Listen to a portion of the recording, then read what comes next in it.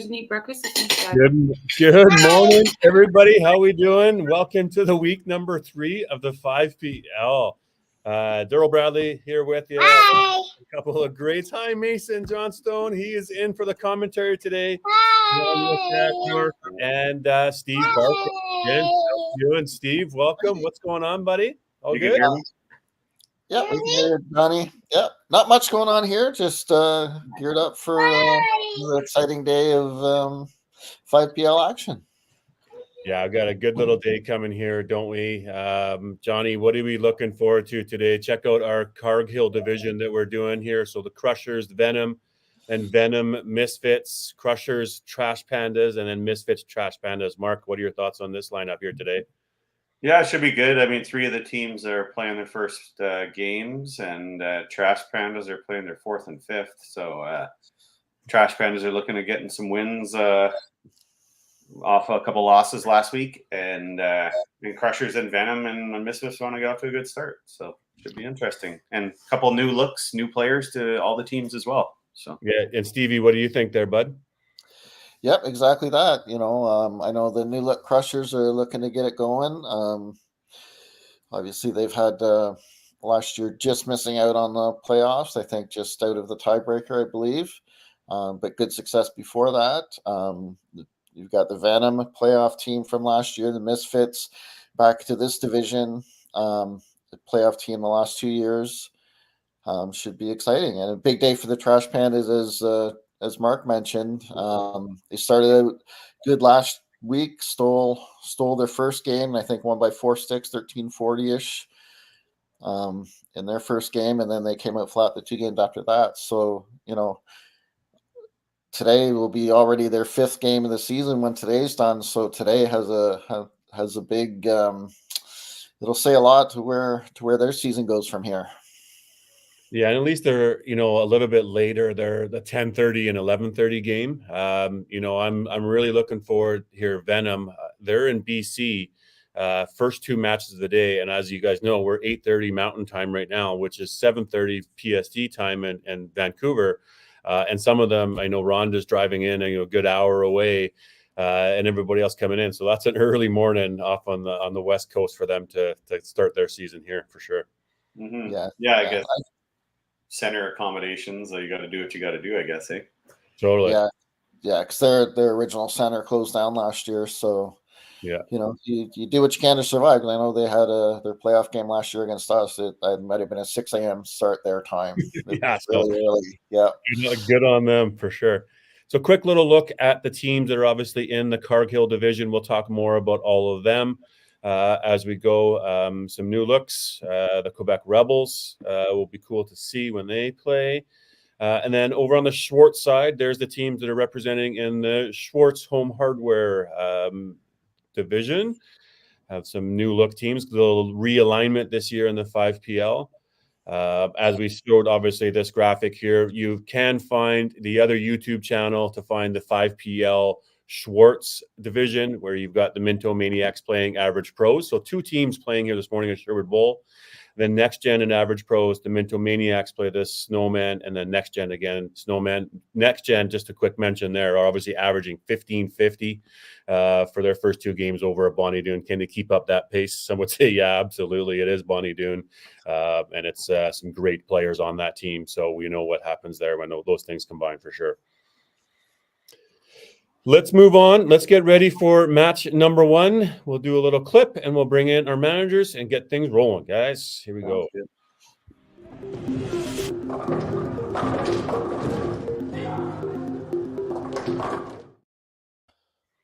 All right. So we'll bring in Rhonda and Harvey Potsa that are managers for that this morning. Rhonda, we did mention you obviously in the prelim there being out on the West Coast playing early games. All right. You mentioned this. How you guys feeling out in the early morning? Oh, I mean, it's good. It's only you only play 6 times out of the year, so it's not like you have to do this every Sunday. So everybody's good. They're here. They're ready. Yeah, the lanes were ready for us, so it's all good. Yeah, that's the main thing, right? And you had mentioned too, no more handwritten scoring. Now we have automated scoring as well that we can all Yes. enduring pleasure to watch. Yes, you'll be able to see our total, and we're not all going, what do we need? And Harvey, over to you. You're in your office at home. You're going to do the manager from away this season for the Crushers. New manager role for you this year. How you feeling about that? Guys are all good. What's the vibe there? Yeah, well, it's as far as the team goes, I know them all, and I know them all pretty well, so that's not going to be an issue. It's a little different with me being technologically inept, but it seems to be it'll work out okay. I'm actually looking forward to it. Really looking forward to it. But, And much of an adjustment for you, Harvey, doing it remotely and also with two fills as opposed to the normal one you would have in the Open or none in the Masters. no, I'm not. I'm not too concerned about that. I try to read the match pretty closely, so I understand how it works. I try to. The only difference is the body language is a little difficult to do from remotely. So, but I think I've got the screen is really good. The picture's really good. I can see things, so I'm actually looking forward to it. Do you have like a guide, like the person on the bench to contact or to communicate? Or? Yeah, I've got them on FaceTime here, and I keep in touch with them. I've got it over to my left, so I'm kind of set up if I need to say anything or ask any questions or do the pulse, so it should be okay. Yeah, and we've seen that obviously. Other people in the league, obviously we think about Desiree Titgat that does it often from Calgary as well with the next gen, and certainly has worked out for them winning a title here last year. So that's the uniqueness of the 5PL, that you still can be part of the team and still be part of the manager role, doing figuring it out. Absolutely. Actually, I'm looking forward to it. It'll be something different, and we'll see how it goes. Good stuff. Let's move on to some lineups, and let's look to get into some bowling stuff. Rhonda, I see you've got yours up, so if you want to intro your team, that'd be great. Please. Absolutely. So we got Jesse leading off, Dakota, Mike, Bob, Maddie, and we have Aaron and Marco on the bench. Perfect. And so just there, as we were looking at it, Rhonda, you're also as an eighth player. Is that a little bit more? Are you going to be looking to play, or are you looking to be more of a manager? Or is that? I will be managing unless I'm needed. Yeah. Gotcha. Yeah. So if the 7 of their players are here, then that's who plays. Yeah. Right. And of course, playing at Scottsdale this year will be a little bit different too for you. Yeah, absolutely. And Harvey, how about for the Crushers? The rebranded Crushers and a couple of adjustments. Yep, we got Dexter leading off, then Katie Rayner. Tim is third, Carrie is fourth, and Matt Schultz is fifth. And we have Kate and Gary Baird as subs. Perfect. And that is your roster there. Of course, you mentioned Harvey, your manager, continuing to bowl, just going 7-player rotation this year. I'm sure we'll chat as we do commentary. So we're good to go, guys. Good luck in your match, and we'll chat with you at the end. Of course, remember, after the 5th inning commercial, and you're allowed double pull in the same position if you need. Awesome. Okay. Thank you. Good luck, Harvey. Yeah, good luck. All right, we'll go there. We'll go there. We'll go there. We're in, and we're in, guys. Oh, we don't need that one up. We need that one up. Yeah, I'm looking forward to this, guys. Obviously the big change with the Crushers, we didn't talk too much, Harvey. There's obviously Adam Weber is out over on the next gen, being filled by Matt Schultz that's come in, and no more Victor Fulbert. So, Steve, what are your thoughts on that little lineup adjustment? I don't want to cut Mason off, but no, it's interesting. Obviously, the rough part, I'm not sure the details, but losing Adam, but then you pick up a guy who's also accomplished a ton in this sport, right, with Matt Schultz. Yeah. Obviously, Matt's familiar with all these guys as well. Third team 4 years, but we know that he's, an exceptional player and typically likes that little bit of an anchor role. Again, certainly a good fit with that team. You gotta go. Yep, and Matt averaged 301 last year with the Misfits for his 80 frames. So obviously, not too many times you can lose a guy like Adam Weber and not Yeah. if anything. Yeah, and he's I think from what I hear averaging 300 at Sherwood Park here on Thursday night. So there's some pinfall to be had for sure. It'd be interesting using lane 16. Nobody's really used that lane for Good point, Mark. at Sherwood anyway. Yeah, so does that mean that the average pros, again, if we mentioned that you're watching that other stream, are they down? They must be down on.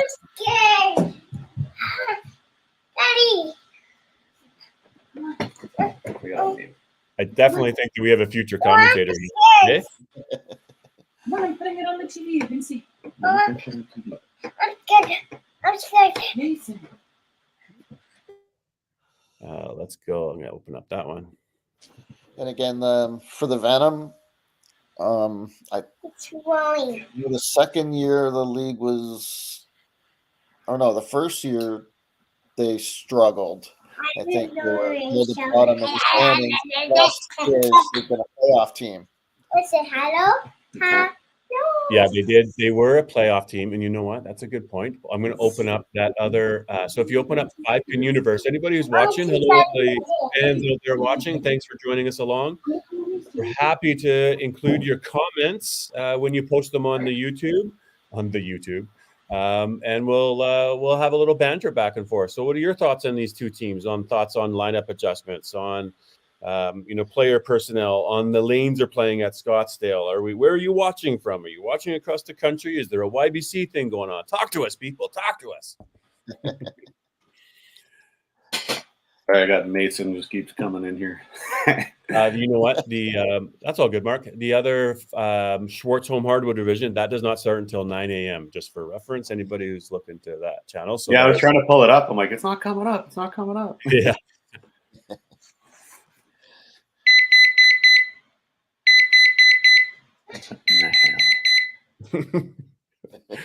Mark's got all kinds of sounds going on over there now. I love it. Putting on the alarm clock in the spare room. Oh yeah, time to wake up over there for the weekend wake up. So Venom played Mayhem in your playoff round last year, Steve. So you've got some experience on that, and Venom did win that first match against you guys. Yeah, it wasn't high scoring by any means, but like both teams threw very well and just couldn't string anything. Came down to basically the last frame. I know Ian McLean threw a really good shot for a corner that would have given us an extra ball in the 10th frame. I think we ended up losing by 7. Yeah, the score wasn't very high, but it came down right to the end. So that was also, like I said, I think the Venom started at about 6 a.m. their time, and 2 of the players got in a car accident on the way to the lanes, and it was Man, yeah. It was in question whether they were going to be able to have 5 players available, and they came out and they showed up and they played great. And I want to say, I know they ended up losing to Next Gen right after that in the next 2 games. They did. I want to say that they threw a pretty good score up, and Next Gen just, you can shoot 13 and a half against them and lose by 200. So yeah. Well, they're a solid team. Some great players out from that area. I like the move for them to Scottsdale. I feel that's a little bit more, where regular tournaments play, but maybe that's just from our old affiliation with playing out there at the tournament. It just seems to be, more things happening out there. Maybe the pinfall wasn't quite as good, but again, I think it's a good fit for the group. I think Scottsdale is more interested in open play these days. Scottsdale is? Yeah, for sure. Yeah. So I was actually surprised they were able to make it work. Well, I give obviously credit to Rhonda and Venom Industrial, her as title sponsor of the league. Let's give her lots of credit, obviously, there. But for just making it work. And, we'll come in at 7:30 in the morning and we'll be done by 9:30. So you can have your 10 a.m., I think that's pretty admirable of the group too, just not just Rhonda, but the rest of them for being able to, deal with the obstacles and make things work to be part of the league. Yeah, because their regular center closed down at the end of last year, and they had to scramble to find somewhere. And then I believe Scottsdale has had an existing league there at 10 a.m. on Sundays for a long time. So they have to really squeeze in there in the morning and get out. Yeah, the whole 10 a.m. on a Sunday league. That's not really heard of very often. Yeah. No, not these days. No. Okay. Yeah. That's why I started bowling, so I could go to bowling tournaments and miss church. So some good starts here from the 4-5 for Crushers. Well on their way. I like that little, Kerry obviously finding his game. Nathan, He can play 4 or 5 there. what are you doing? That's some power down at the bottom, isn't it? Those two guys for sure. Well, and some of these teams are so deep that there's players that on a normal team would be playing the bottom a lot of the times. But again, the teams in this league are just so deep top to bottom that you'll fit in wherever you're needed. And Dexter is just a natural lead off with his pace of play. One of the faster bowlers out there really can get up and be going. Even if the other leadoff bowler might be standing up there first, Dexter seems to have his ball delivered and thrown and back to his players before the other person's even thrown the ball. So yeah. So I wonder how first game of the year, how long the leashes will be for as far as bowling. Well, both of them have 2 subs too, ready to go, right? Yeah. I wouldn't think very long. With both of them having 2 subs available, maybe coming fourth. Mommy, I'm muting it. Fourth frame. I don't know how I'm going to do this. I'm just going to have to stand up in front of the fucking door. Yeah, I know that's something I debated with myself last week because we only had 1 game, and being the first game of the year, you want to get as many people, as many shots as possible. But you're also, the bar in this league is set higher, even more so than the Open, right? The Open, someone even on a 240 pace, you're doing okay. But here, if you've got 80 in the fourth or worse, you're even 6 behind. Tim laid that one down. Daddy, I like bowling. What made it work? Daddy, I like bowling. Oh, here's a comment. Daddy, I like bowling. You like bowling, guys? Love it. We've watched you bowl before, Mason. I'm going to see you be a big star someday. You went bowling last weekend, right? Here's Bill Brooks. Good morning, sir. Pro League before you challenge zones. Okay, you challenge zones out. I like bowling, right? Got you in there. I like bowling. And then Michael Dix, welcome to the show. Not many lanes left in Lower Mainland. They're a good quality. Unfortunate spot. Unfortunately, across the country seems to be Daddy. common. No, Daddy. No, Daddy. No. Still talking about the youth challenge there. It's amazing how many youth I know in Ontario follow the 5PL. Yeah. And I hear a lot about it because we're the only Ontario team. Well, Ontario team. But even at our bowling school in the summer, a couple of the kids that made English finals, so we did like little bios and introductions for them. Yeah. One of their goals was stuff like making the WCBT finals, playing in the Regina Classic, stuff like that. Might have been because my computer volume was on. Did you watch this haunting house? So this content is reaching the young people out there for sure. Did we just freeze there? Oh, we're back.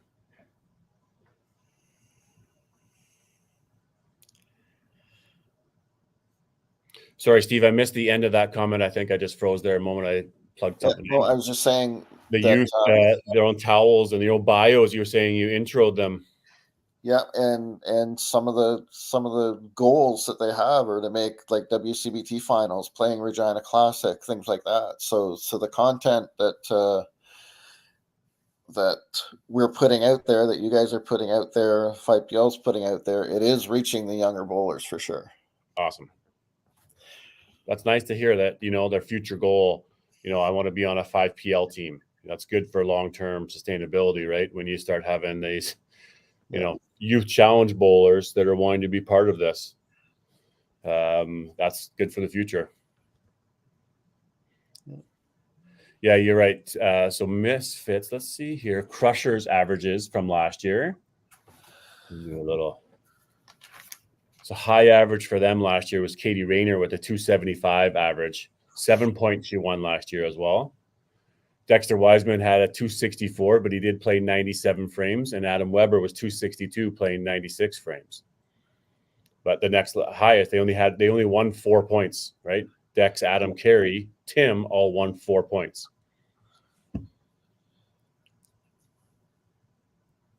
Yep, and then obviously, Carey 257, and then Tim, Gary, Caitlin struggling a bit in the 230s, and it's a tough league, Yeah. and it's such a small sample size, right? Because you're talking a whole season, but you're only talking, for a lot of players, 50 to 90 frames. Recently 5 to 9 games, base your stats on the whole season. I know it's tough, isn't it? That's the whole, you've got 12 teams or 12 games, 11 games, one low game sort of affects you, but also one high, it's that whole, you start to take a bit too much stock into probably the stats because of the short sample size, but that is reality of where we're at. Yep. And almost like a relief pitcher in baseball, a couple bad outings early in the season, their numbers get so inflated, it's hard to make it up.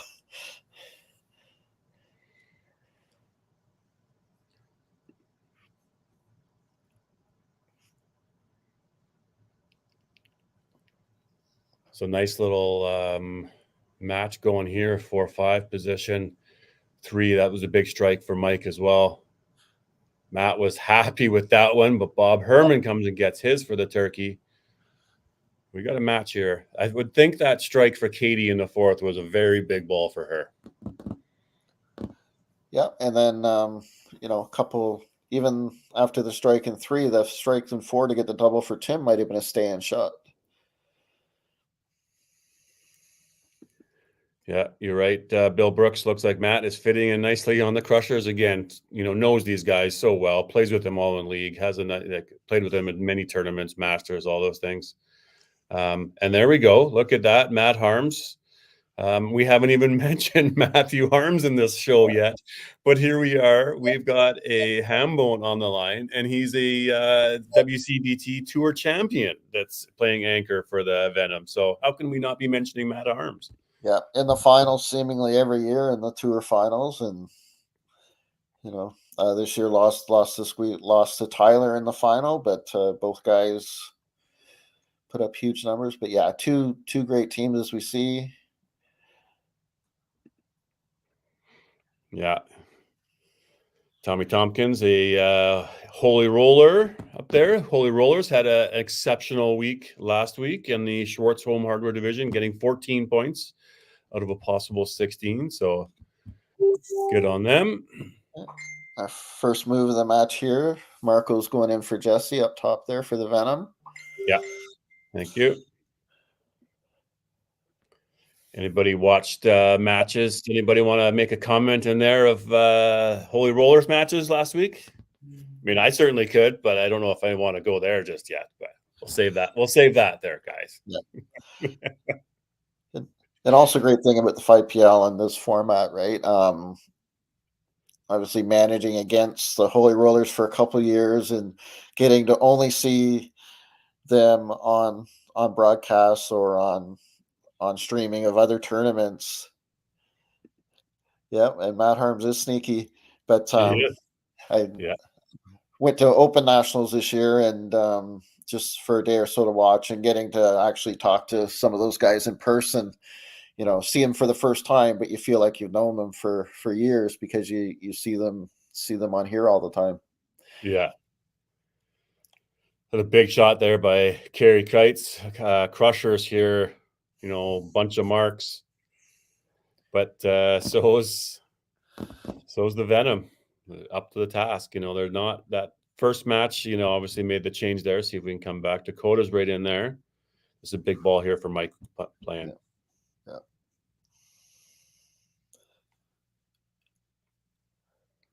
Splasher there. Both teams on fire. Ooh, great shot. Little thing cut through there.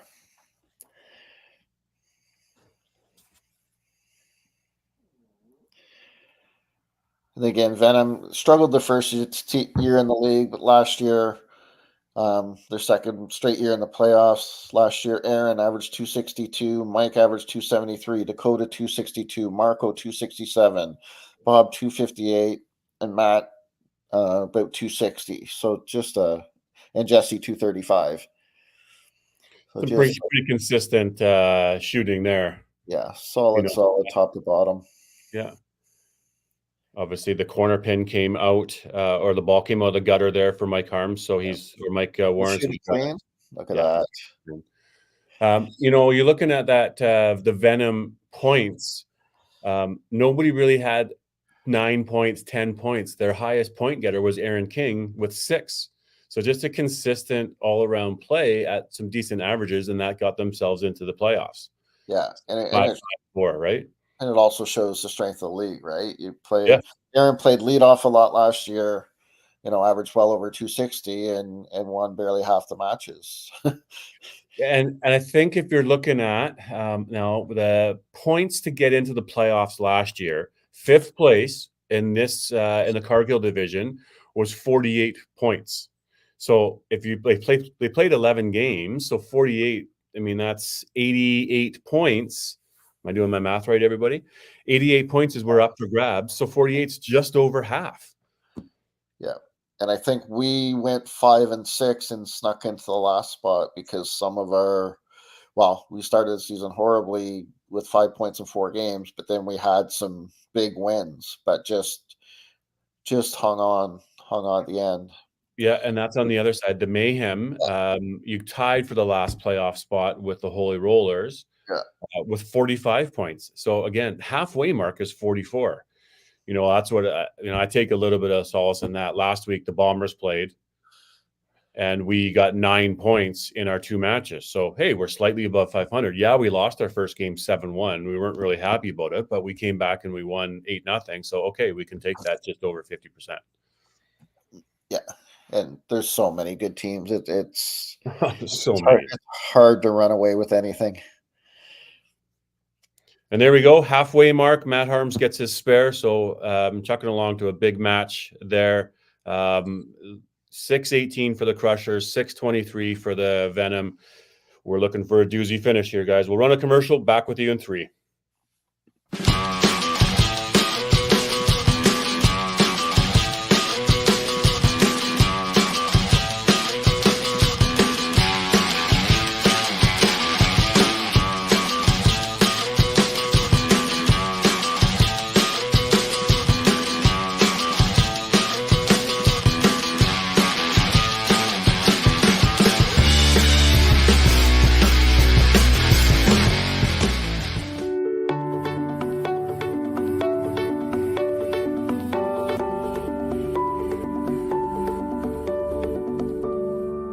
Cargill is proud to be supporting a truly Canadian sport like 5-pin bowling. We look forward to watching some great competition from many competitors and bowling centers across our country. With hundreds of locations across Canada, Cargill is committed to helping the Canadian farmer thrive. Whether it is selling commodities, getting agronomic advice, fertilizer needs, crop protection, and marketing expertise, Cargill is here to help. So please enjoy this bowling. Thank you.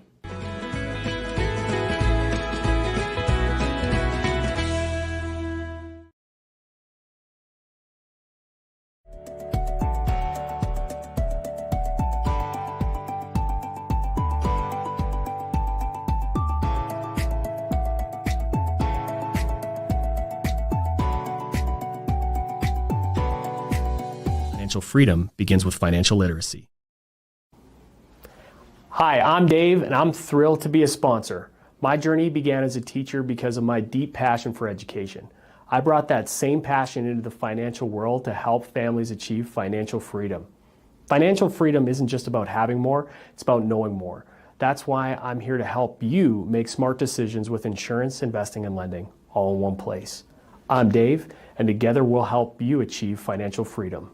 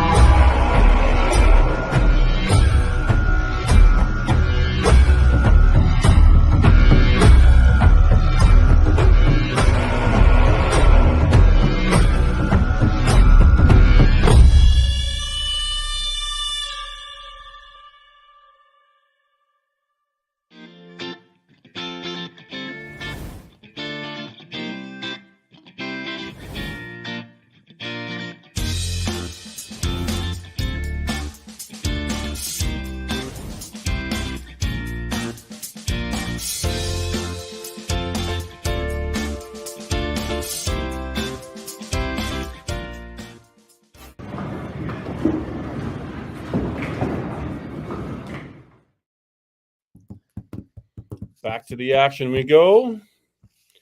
Gearing up for a second. I like the commercial break. Steve, what's team's thoughts and your thoughts on that little break at the half here?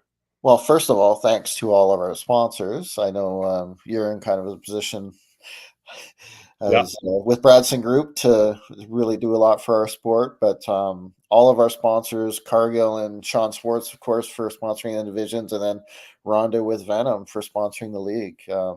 It helps a lot and makes it such a professional product. From a bowling standpoint, 5-frame break usually just a chance to, from a manager, to kind of relook at all the scores and the situations in real time. I know some of the players like to stay loose, which you can in this, and throw it the side. The people on the bench obviously will throw a few more balls. Mm-hmm. And I don't think it's much of an adjustment. It's almost like the equivalent of an extra frame off time-wise, maybe. So, I know at the start, I think some teams found an adjustment. I think as people get used to it, it's no big deal. It's a time to make a quick run to use the washroom if you have to, whatever. Yeah, I think we certainly something that we've gotten used to a bit, and that 3 minutes, it's only 3 minutes. Like you said, you're probably 3 minutes before you shoot your next ball anyway. So it really is one more frame, but, a little bit of a breather, little time to, go off and do your thing, or just sit and, make a joke that maybe you wouldn't, it's a nice, and you're right. The being able to throw the balls on the side, the uniqueness of the 5PL and what the 5-pin universe has built here for sure. That's an availability to do, right? Yeah. I'm here for a minute anyway. Yeah, we got you. Good. Yeah. Just have a little toddler that doesn't want to. Yeah. He wants to be on the show like Daddy does. Yeah. Nice little coming out of the break here. Venom obviously 3 marks, and Tim continues his. So he got his ham bone there, guys. I missed you. Tim? Yeah, he started off slow too. And that's always the conundrum from a manager standpoint, right? Tim, rough start for 2 frames, throws a strike in 3. Even if he punches or misses in 4, he might be done. Yeah. But now he's on a 4-bagger going forward, has a chance at a big 300 game when, at the end you could have pulled him in 4 frames potentially.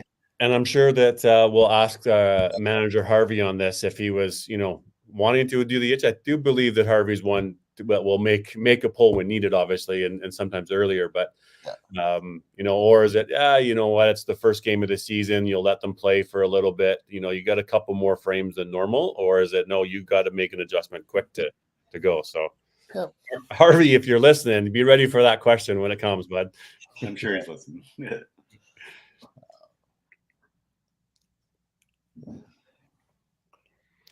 Great frame there for both teams. Mm-hmm. Well, I don't hear any screaming at the moment, so we're good. So 728 there with those couple of doubles by Tim and Matt Schultz. Added a few extra points in that frame, some gainers. And both systems look to be counting right up to the ball, so there's no surprises with counts, I don't think. It would look like he yanked that over. Yeah.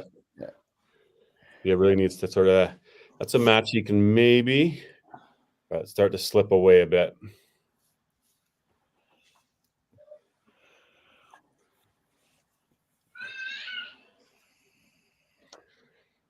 And they're all still relatively close. We didn't get the push though. Here's the Katie. Okay, so opportunity there, obviously going or advantage Dexter in the one hole, but now potentially you got Dakota here coming in. Get some gainers on Katie. Yep, in that match with some strikes. It's kind of nice to have all the marks added in.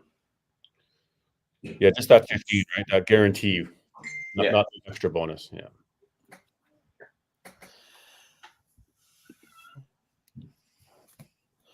Okay, so Aaron's going second ball. Kate went in for Katie there. Yeah.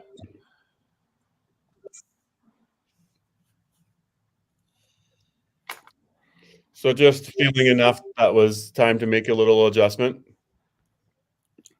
Yeah, so Marco comes in, throws a strike, and then opens the next frame, and then so this is where we're going to see the three players playing in one lineup spot with the double pull. Interesting. I mean, if you're going to do it, you don't want to do it like in the 10th. Right. Yeah. Yeah, and a little more freedom when everyone else seems to be rolling well now, right? Dakota's on a double. All the other games are solid.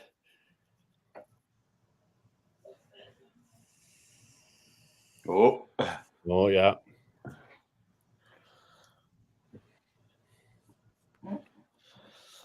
And that's also kind of Aaron's natural spot. He played leadoff a lot for them last year and played really well. So slotting in up there where he's kind of used to it.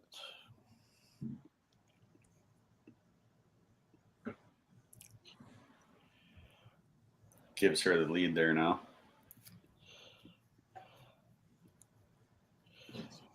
Mike's going to need a straight mark here, I would think. Running away all of a sudden.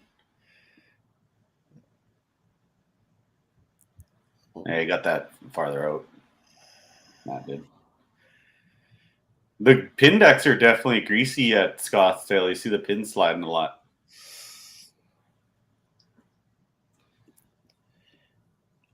Yep, Mike showing us a number of different ways to leave a right corner. Oh, didn't get that one out.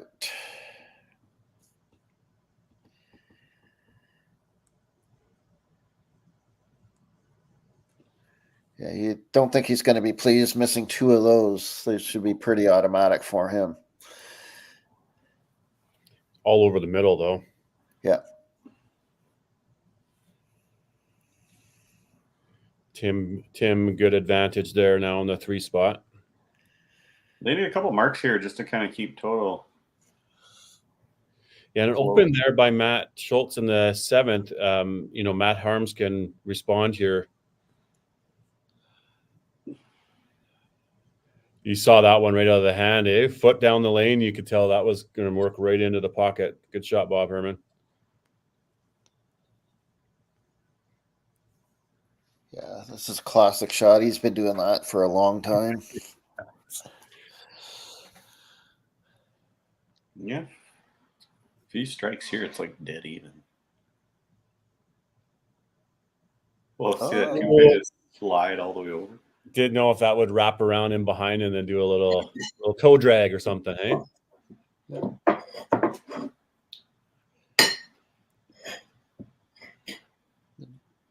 As we mentioned to you, right? Dex being a natural lead-up bowler, he's ready to go already. Yeah. I've been saying it for years, though. In Pro League, people go too quick. Yeah. I'm not saying him, but. No, but that's a good point, right? Because ideally that's what you want, but you don't want someone getting out of their own natural progression and pre-shot routine to try and get up there first. Yeah, exactly. Oh, Great shot. Blew right through. yeah, that one's still there, but Dexter's got a handle on that for sure. Marks help though. You get a few marks. Yeah, great shot for Caitlin off the bench.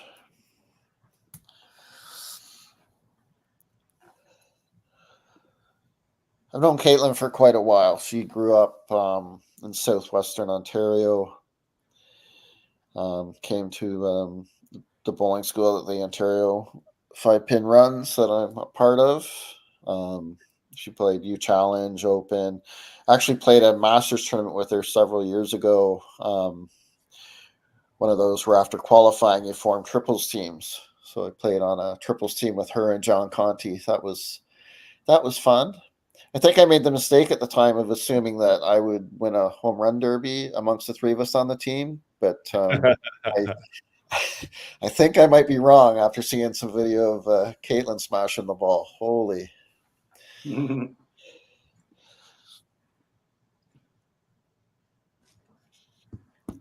Yeah, I like what you do, Steve, with your open teammates list. You know, keep a running total now as a coach, and it's kind of just little things that people keeping track of. Big shot there, boom. Mike and Carrie. Yeah, I started doing that several years ago, more for my own, just realize how lucky I've been to play with so many great people. And if you don't learn something playing with great players along the way, it's your own fault. That keeps him ahead. Big one there. Yeah, he's 20-ish ahead. With a double punch for Matt Schultz there. That one looked like he threw it really well. It just came up right on the beak. Yeah, a little more angle coming in, but still finished off right in. He probably just gets those out a little bit too far, and he doesn't have time to hit that right side. Yeah, coming all the way across. Yeah. Chop off for Matt. The total is going to be really, really close here. Yeah. Crusher's heading to 9 with 3 strikes and a spare. It's all about the 10th now.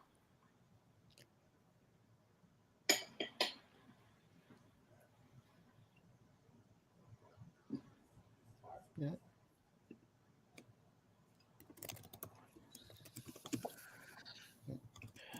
They each got a lead in a couple, and one of them's close.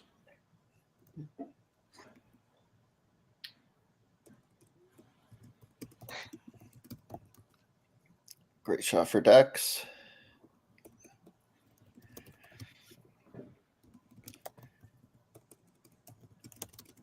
So that'll give Dex the advantage in 10 of just being able to freewheel to pile on totals, right? Won't have to worry about the match at all.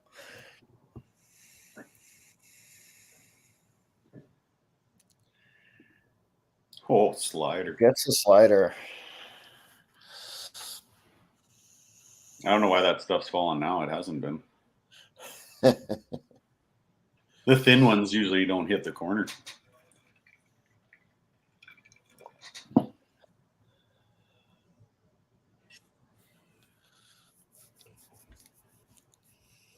Just doing a little work on the cameras for the next match, guys. So I'm sure you got this.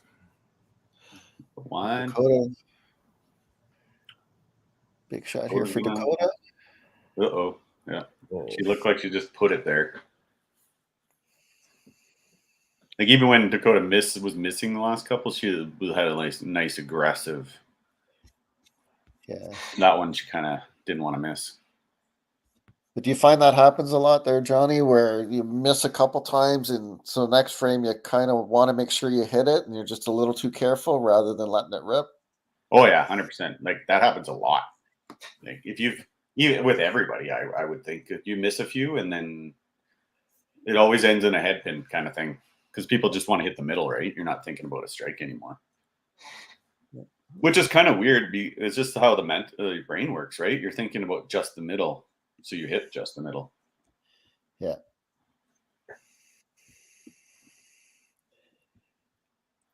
Carey gets the power chop, spares it. Oh man, they're right into the match to being going to be up 100 and some in one frame or more.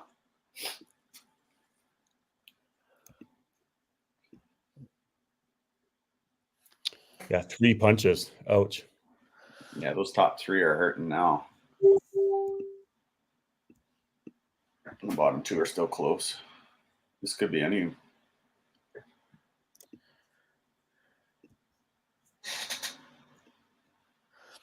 Saw in the comments there, Joyce, who's from Windsor in Southern Ontario. I think when we were talking about centers closing down, Windsor, for those that don't know, right on the southwest border of Ontario, across the river from Detroit. Their last 5-pin center closed down. So now all the bowlers there have to travel at least 45 minutes, I think, either to Sarnia or to Chatham to play. How many people are in Windsor? Really unfortunate. I want to say Like over 100,000. Like, it's a good. Wow. For it not to be able to sustain itself, it's probably poor management. Sorry, but Well, it's. I think it was a. I'm not trying to knock anybody, by the way. No, because and the owner of the last center there was Mariano Marconi, who was on the Bowl Canada board for a long time. I think he just wanted to retire, and I'm not sure. Yeah. The price of properties, it's just. Yeah, that's typically what happens. Do you ever want to all bust the your ass boomers to try and keep something going, or basically get enough to retire? It's hard to. And again, I don't know the particulars whether that's what happened there, but. Well, that's what's happening is all these boomers are getting old enough or old, and then the land is worth more than the bowling alley, so they sell, and then it gets flipped into something else. Yeah, just because of money, and I get it, but that's ultimately what it comes down to. And then someone buying a center or wanting to buy a center, you have to be young enough to be able to pay that back in your lifetime, right? So yeah, that's a challenge. Okay, we'll jump back into this and start adding some scores in, guys. I mean, Dream Crushers have a big advantage in pinfall here, but I mean, you chip away. And a little over 200,000 people in the Windsor area. So, yeah, there's no way that it wouldn't be able to sustain a 5-pin bowling alley. Yeah, it's got to be property values. Yeah.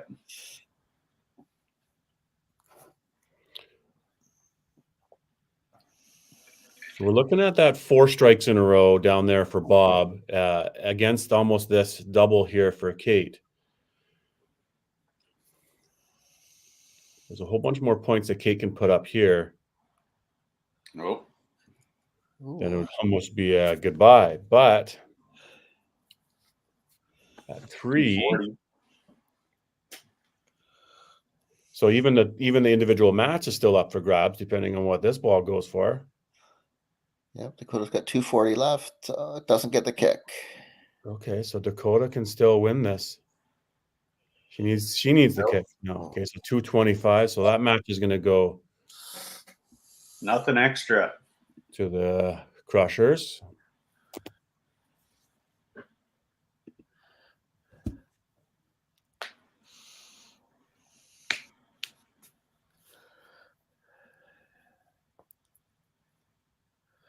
Man, you're gonna need that pinfall. You get another 17 points there. You're 1182. You're down by 35.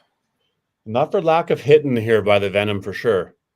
In the 9th, the 3 head pins there. Dakota spared her misses there before, but I mean, looking in those last 4 frames, really, there's no misses, so you can't really fault the team for not throwing the ball. 5 frames, really, their misses overall for the game was you can count them on one hand. Yeah. Yeah, they missed more corners than they missed the middle. It's a 90% hit rate. Yeah. Okay, so this one here again will go to Crushers. Yeah. And Crushers just played solid. Those top three just hung in there, played solid. Kate coming, obviously good move. Nice double for Kate to come play. So that's some thought process for Harvey when we ask him. Is that 1180? Yeah.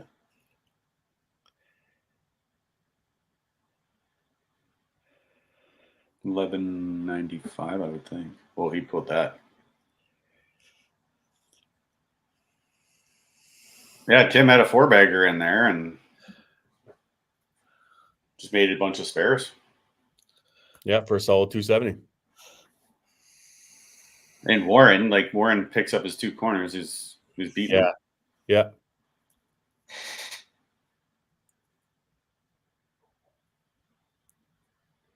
It's a big for team total there for Kerry. May not win his match. Yeah, I was going to say, if they open up and the other guys mark out, then they can get him in total. It's tough. Well, you obviously have to get this one. He's 297.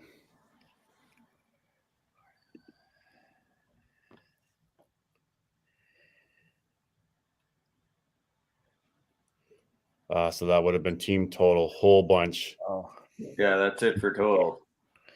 Yeah. He'll get his team, his individual.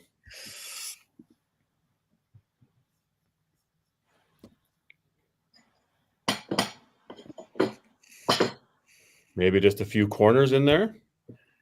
Second half again. Look at that couple of corners and couple of headpins. Untimely for Venom. yeah, missed a couple corners. That little string of headpins to start the 9th frame.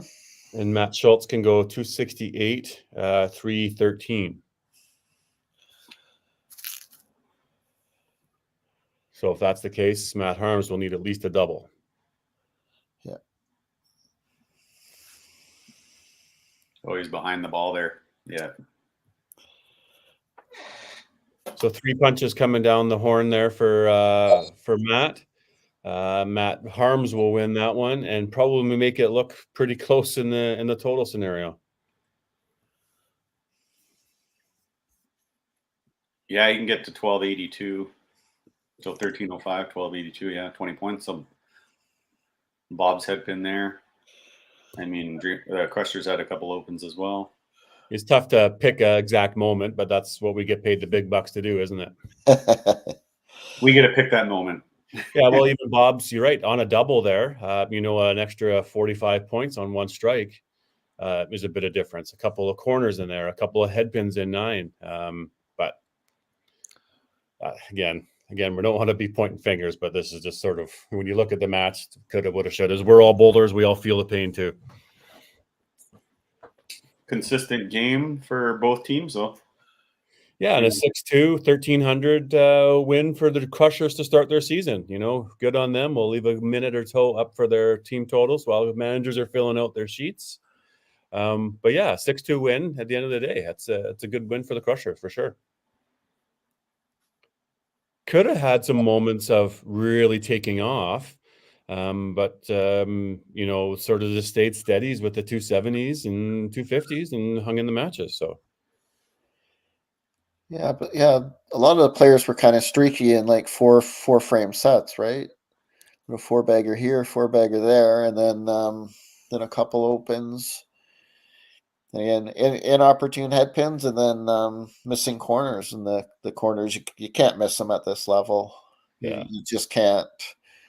Headpins are obviously going to happen. You just hope they happen early in the game, and if you're going to get 2 of them early in the game and together. Yeah, they prove a little costly, don't they? Yeah. We're going to back out of there. We'll bring in our managers who are ready for us. Here's Rhonda and Harvey. Thanks for joining. I said wait a battle till the end. Just a minute. I got to do my interview here. Yeah, so we'll go there. Harvey, what's the message to the team? Obviously, way to battle to the end. Exactly what you were saying there. Yeah, it was. It was tough because they were pounding in the middle. They just got a lot of plows and kind of consecutively and in bad spots. But we were we were pretty consistent. Missed a few spares in that. But a couple of them struggled out early out of the gate, so it was good. Yeah, we were wondering, obviously, being managers on this side, of when you were going to make a pull, and if maybe Katie had one more ball in the fourth, but she threw the double. Ultimately, you made the change in the seventh, and then Kate came in and threw 2 strikes in 8-9, ended up making a difference in her match. But were you close earlier on, or did they all have a little bit of a leash? Well, I was very close. Katie had one more ball, and actually, Tim had one more ball in the third frame. Yeah. So they both threw strikes, and Tim got it together, and yeah, ultimately I thought it was a good time to pull Katie out and put Kate in. Yeah. And Rhonda, tough finish for you guys. We were mentioning that you were all over the middle. I think you only had 5 misses in the game overall as a team. Tough headwind to 9, maybe a couple corner misses. You fall short. You could probably pick where and how, but a close match for your team. How are you doing? Well, I mean, you take out that first line too, play 3 people in there for 174 as well, right? So it is what it is. I mean, it was a big shot for Bob, and he knew it, and that's a strike, and so it's a whole new game, right? So it was close. It was close. I just want him to be close, come in the last players and have a chance, right? That's where it's also tough at this level, because Bob threw the 4 previous shots to keep you in the game, right? Exactly. And then it comes down to his fifth shot. This, at this level, right, where you got 3 games there, basically 260 or higher that didn't win matches. It's a tough league. Absolutely. But I like the attitude where you say, you want to just have the chance, right? Just give me the chance. You don't want to be blown out by 100. You have the chance. So those are meaningful moments to learn from and to be able to grow from. Like, you have the chance. How do we do that next time? Or how do we, the same scenario. So, yeah. And tough on you, obviously, to make that double pull in the one spot. Marco came in through the 1, and then I think Mark had made mention he had a bit of a yank, and then you had to make that choice and Aaron there. So now obviously you got some thoughts for next game coming up, but tough job on the manager. So we feel Yeah. Thank you. Yeah. We'll wrap this up here, guys. Crushers win first match 6-2. You guys do have another match today. Venom, we'll let you do a little regroup. We'll run a commercial, give you a couple moments, and then you are coming back up against the Misfits. So 6-2, match number 1. We'll see you again. Good first match, guys. Yeah. Thanks, Rhonda. Good luck. Yeah. Thanks, Harvey. Thank you. You too in your next game. Thanks. All right, gang. See you in a minute. Thanks, guys. Thanks, Herb.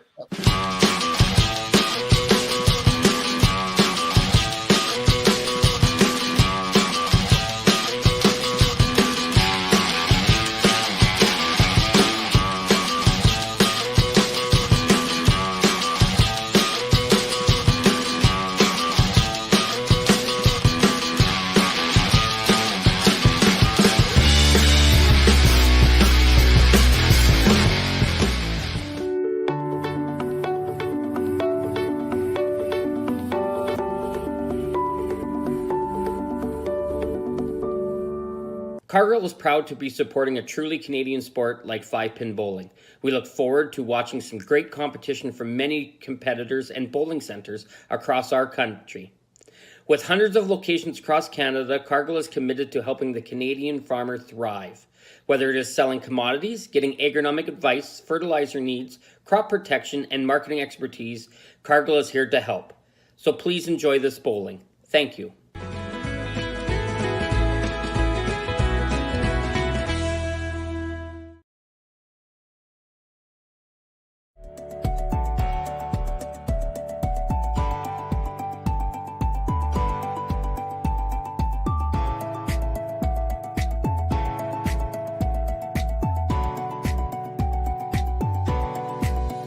Financial freedom begins with financial literacy.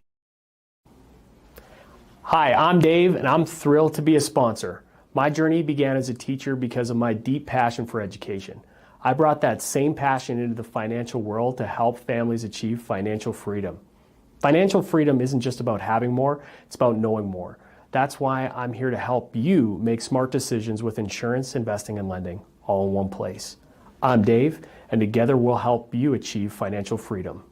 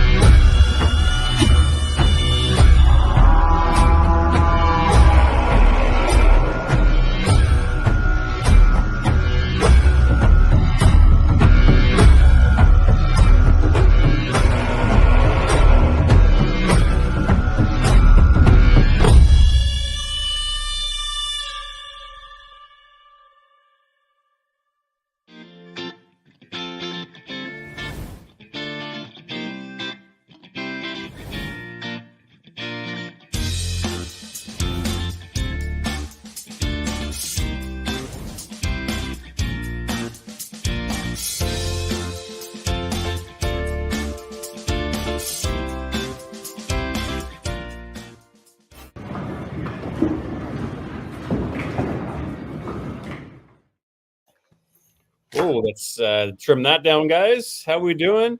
I see the quick comment here during our show that just putting out there, Kyle Young. He's commentating on the other show. If you want to listen to Kyle, he's over there. The pros have started hot. Yeah, I actually got that open right now. They have a really good score going after 5. And just realizing that the pros are playing on lane number 14. So at Sherwood, where Crushers just played on lane 16. So we mentioned it a couple weeks ago, guys. The Quebec, both teams, I believe, played at the same center, and just what the camaraderie and the closeness that they could be able to work off of each other, being in different divisions. No competition there. Maybe a little bit of friendliness. Let's build a bigger environment. Well, typically in the past, every time we're playing at Sherwood, you're always playing against, or you're in the same division, right? So there's that weird tension going on. Yeah.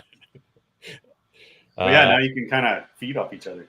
It's good. It's good to see some big scores happening over there. So checking them both out. Hope everybody's dual screening. Let's go to match number 2 of the day. We'll tee up.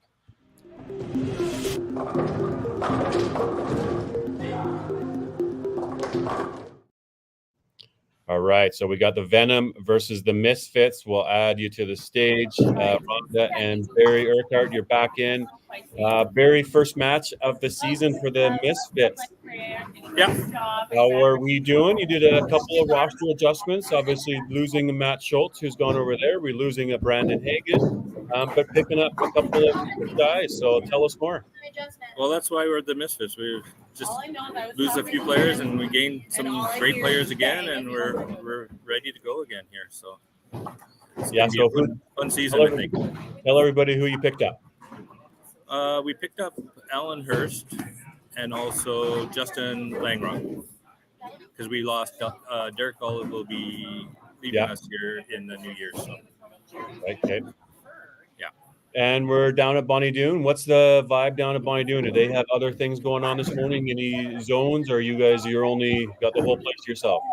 Well, we have Special O on the high side there, and then we have Next Gen a few lanes over from us, warming up right now, getting ready for their match. So yeah, so there's another environment where you've got so people quiet here. So yeah. And of course, Next Gen's on the other pool as well. So no competition here between these two teams. Good. And Rhonda, few-minute break in between for the Venom. A little quick regroup. Got your thoughts together?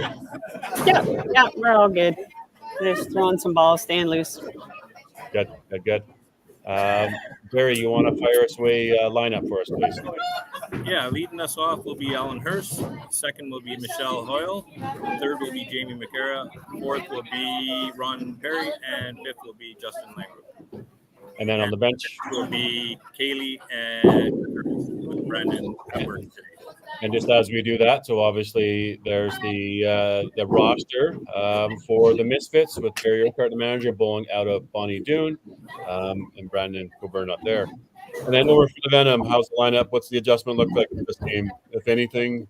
We are going to have Aaron leading off, Jesse, Mike, Bob, Matt, Harms. Well, not too much of a difference, just a small little toggle.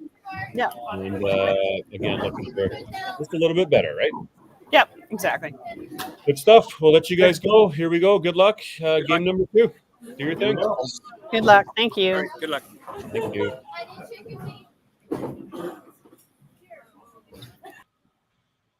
All right, so match number 2. We'll just transition this guy here. Looks like Venom camera.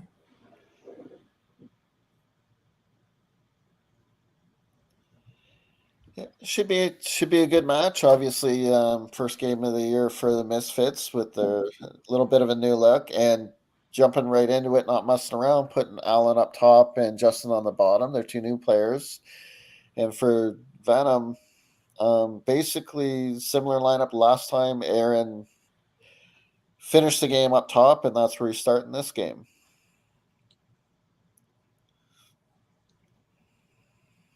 And Dakota going to the bench. Yeah. The bottom 3 the same. And again, close match last game. Just a couple shots either way. Alan's a Pro League rookie, and Justin would be as well. Rhonda's just messaging the hoop. I don't know. I don't know.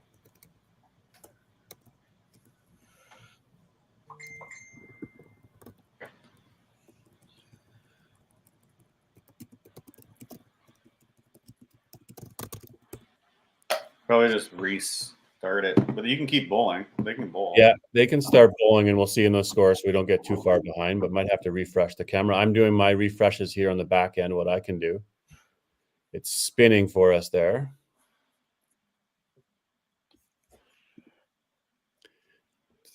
For the lane camera, you might have to just refresh that one.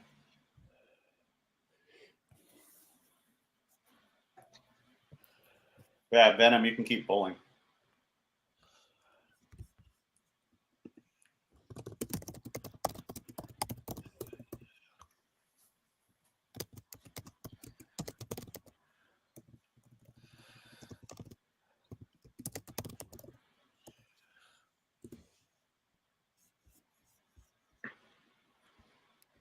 This is the old technical difficulties every now and then there, gang.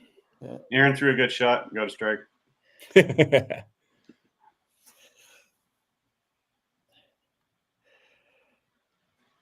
Yeah, 3 missed spares to start for the Misfits, and that could be a sign of, first game of the year, a little bit of nerves, trying to get your feet under you. Yeah, for sure. I got power banks if we need power banks. I don't know if she says it's on there.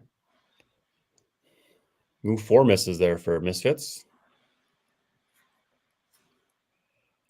Did you refresh on your end, Daryl? I am, yeah. So she should just exit out and go back in. Just for the lane camera. Yeah.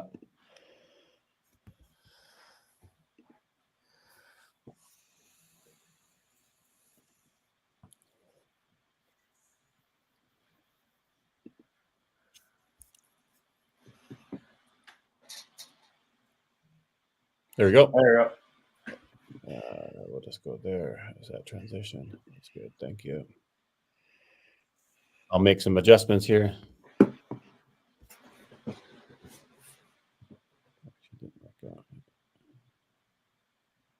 I'll adjust.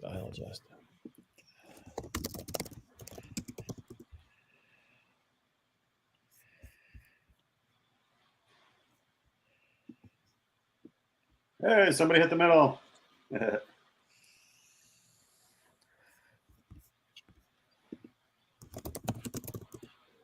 All right. We'll just do a little. Where are we there? We're live on there.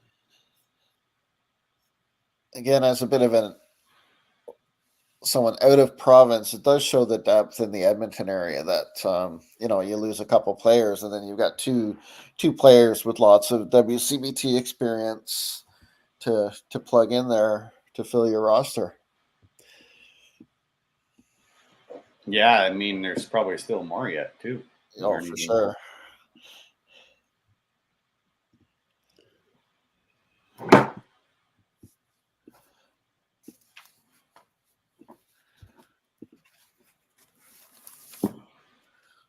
Yeah, I always say 4 marks.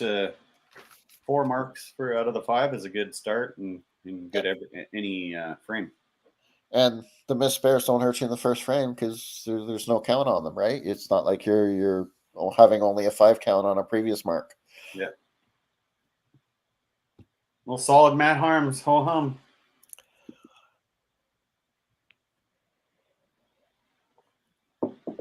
Just steady.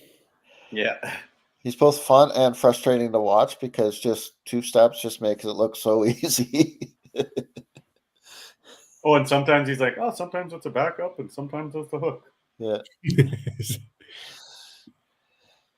But he just like rolls it really well, right? Like, because his strike percentage is quite high.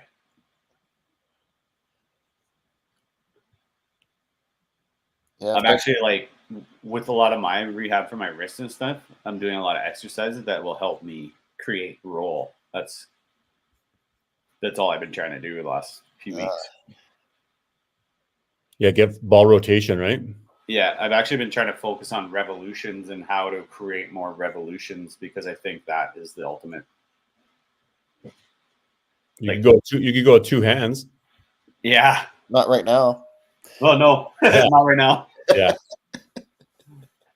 Not after you Dustin Pennered it with some pancakes. Yeah. My pumpkin carving career is over. Literally 2 minutes before. Now nobody cut themselves. Please be very safe. I just got the top off the pumpkin. That was it. It's feeling a bit better today, but yesterday was hurting bad. I'm gonna go like this. Good shots. The angle there cuts off their head. We're just going to do a little adjusting here, guys. This is what we do in the tech world. We just sort of make them adjust. You talking about Misfits? Yeah. Oh, yeah. Yeah, just the camera angle of them. It's at their body level. It's not higher than their body. Like you want almost the camera at the height of. Anybody wants to know a camera setup, go and look at the average pros over there again. Look at all of us talking about the average pros this, average pros that. Boy, getting a lot of airtime out there. But their camera setup is perfect. I just saw a martini pop up on the screen on that match. Oh, yeah. That Michael was not. Wist. It was not for the average pros. It was for Michael Wist, the Mintomaniacs. The average pros are still ahead, but it's the total's super close. It is because of that 7-bagger. Yeah. Wisty's keeping it close.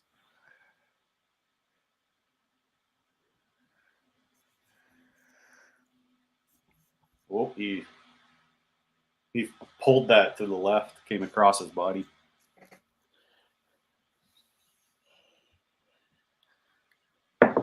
And I think we talked a little bit about some of the roster shakeups in the league and with the divisions kind of realigning and stuff. And I think Julie's going to make a huge difference for the average pros just from a depth standpoint, right? Not even looking at the fact that she's female. She's just that strong a player. Yeah, 100%. And I honestly think like Sue's having a good game over there. I think that might take a little pressure off the other ladies too. Yeah. Yeah, she's having a big game.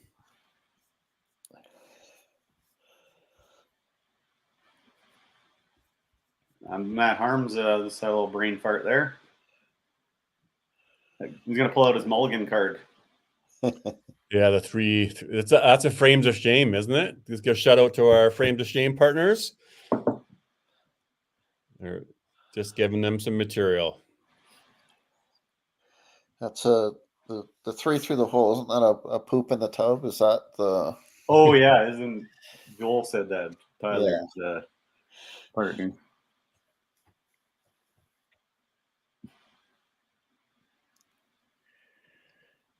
And I had to jinx Sue. She punched after I said that.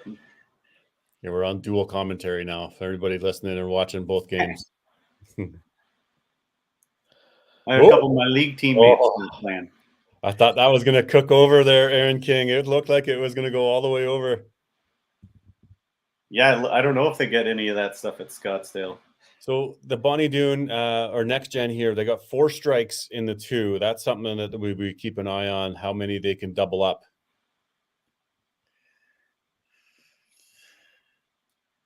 Oh, Michelle got one. That was a kind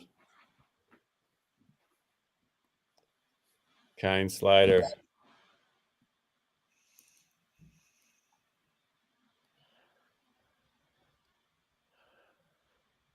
It's fair for Jesse. Yeah, Jesse throws such a nice, great shot when she gets that good extension like that one. Great shot there by Jamie. That's Jamie's spot there, right in that right pocket coming in. Bit of a, Bob Herman throw for Jamie. Yeah. Coming in. Well, Mike knew it there. He was just hoping it would clip the middle. Yeah, might have been one of those. I mean, Mike's obviously been a great player for a long time. Might have been one of those start with a double. You want that third one a little too much. Yeah. And just rushed it a bit. Yeah, because the old double head pin it's like such a good start, but it's nothing.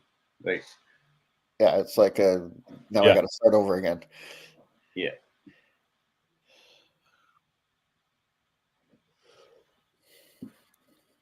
And especially if you do something stupid and don't pin it well and get left with like 69 in the third, it's like I started with a double. I literally did that the other night. Okay, so Mike Wist did not throw the 8-bagger. That match is extremely close now. Brandon Hagen in the 9th. He punched a head pin, and Mike chop off. So now they're about tied going into 10. Lonnie's got a double. You got a way faster feed. I just saw the chop. Oh, is that right? Yeah. I'm just watching YouTube on that side. I'm not in StreamYard on that side. So. Oh wow. Yeah. It's quite a bit of a time lag. Yeah.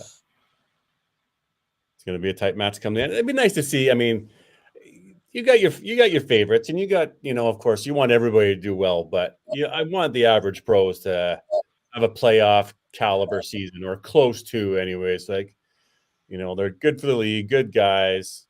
A little tinkering with their lineups and their, rosters, but OC and Lonnie goes and punches in the 10th frame on his double, so bit of an advantage to average pros. Man, Henry's almost got his triple from the other night, Thursday night. He was mad. I don't think he cracked 600, but just shows you, right? Like it's a different day. Little stall tactic here against Matt Harms or something, but that's probably not going to phase this guy. Little tangle over there at Scottsdale.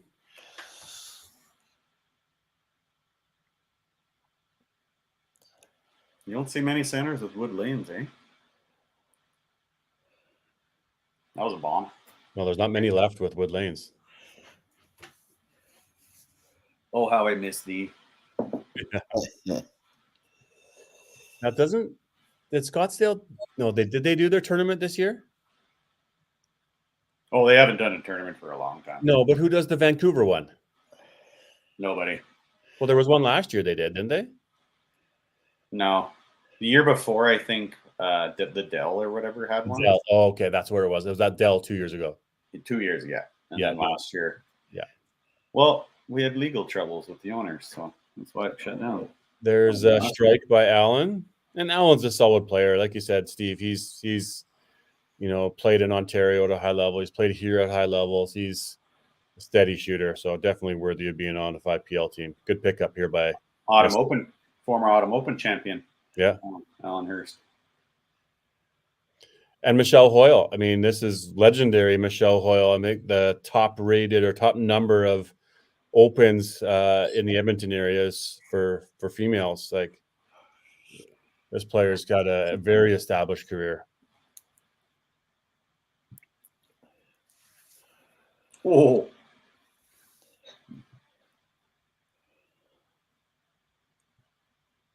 Better shot for Jesse for a cleanup.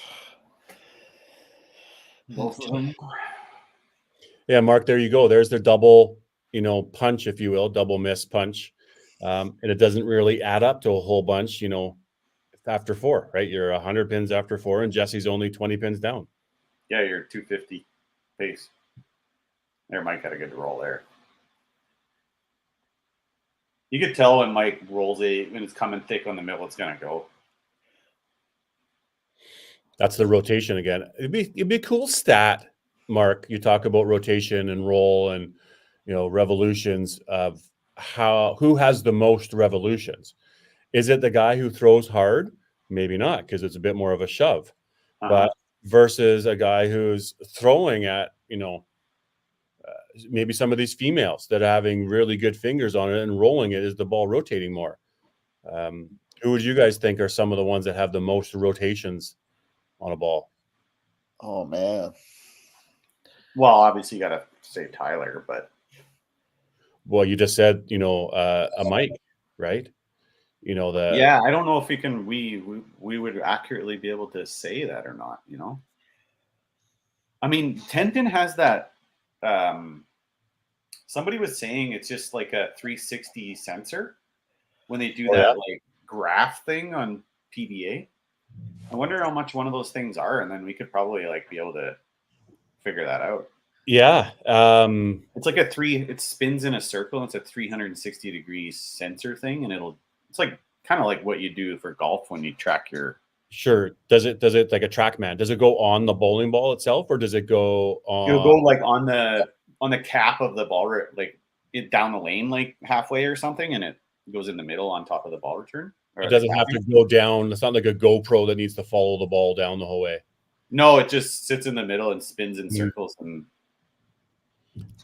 figures everything out, I guess. I don't know exactly, but it would be interesting for 5-pin because there's just so many variables, right? The speeds people throw, whether someone who throws it fairly straight compared to someone who throws a big backup or a hook, even like get really quick lanes where the ball's going to slide more. The ball's not going to turn over quite as much, I don't think.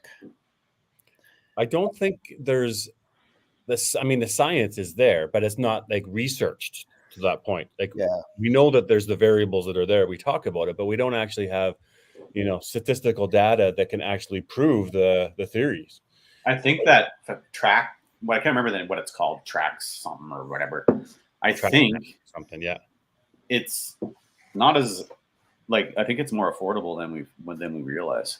I believe Megan Gallicano, her spouse was into software like that, maybe in the baseball world. Baseball, yeah, maybe. You want to put him on the spot, but I believe that was the starting point or something. So I'd like to investigate that further. Or somebody, like anybody wants to figure out some stats. We need to see the science on rotations and, so then you can prove, and as from a coaching standpoint, you can teach young kids, and even from a developmental standpoint, from these, youth zones. Hey, look at the rotation. Look at again. We talked about Lucas McDonald down in Calgary throwing with two hands. I think this is part of why we've talked about this sometimes. The Jason Belmonte, if you will, of 10-pin, of 5-pin, right? So. Anybody's watching over there on the other division, very close match. Michael Wist, 355-9, has a double in 10. Oh, he needed that. Hagen had to get the doubles. And Brandon Hagen would have needed the double to win the team total. So Mike Wist, they're going to win 6-2 for the Minto Maniacs with a 1,400 versus 1,400. What a match. That's 5PL for you, team. Oh, average pros. Oh, so good. 1407. Yeah, Wist split on his last ball for 395. Wow. Or chop, sorry. Yeah, he had a shot at 4. This could be a stand shot for, I think it is. And we're going to see a move in Dakota, maybe? For the Misfits. Yeah, it'd have to be. Up.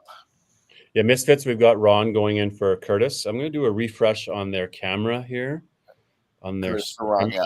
Good there. Yeah, Curtis is coming in for Ron. And we probably have Dakota in for Jesse, too, it looks like.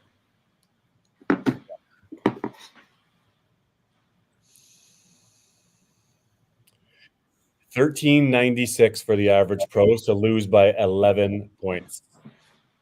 And take two. 318, 298, 266, 252, 262. Losing to a 395. Tough crowd.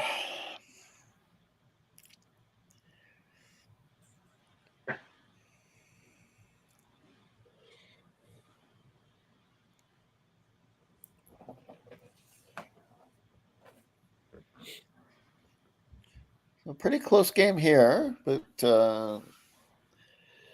53 ahead for Misfits. But some marks coming up here with Mike and Bob's double account for the Venom. Just missing the middle a lot. Yeah, too many misses here we're watching, right? Last match, the Venom, I think we said they only missed 5 times. They've got, a few here. But certainly Misfits would be tightening that up quite a bit. Like, we got to hit the middle here at Bonnie Doon for sure. 1 for 4 for 5, 2 for 5, 2 for 5, 1 for 4, 3 for 4. It's just, I think you're a 90% percentage is where you'd want to be, high 80s to 90%. Steve, that'd be about right from a coach perspective. You'd want your team members to be. Yeah, at this level, you'd expect 80, 85 for sure.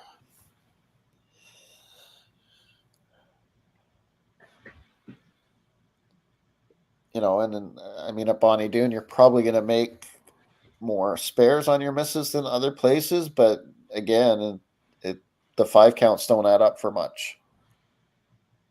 Whoop. There's his warm-up ball. Yeah. Yeah, your 20s don't really add up, right? That's a whole 200. No, and we've seen it in the last 2 games, right? Where basically almost 1,300 loses on 1,400 just lost on the other side, basically. So,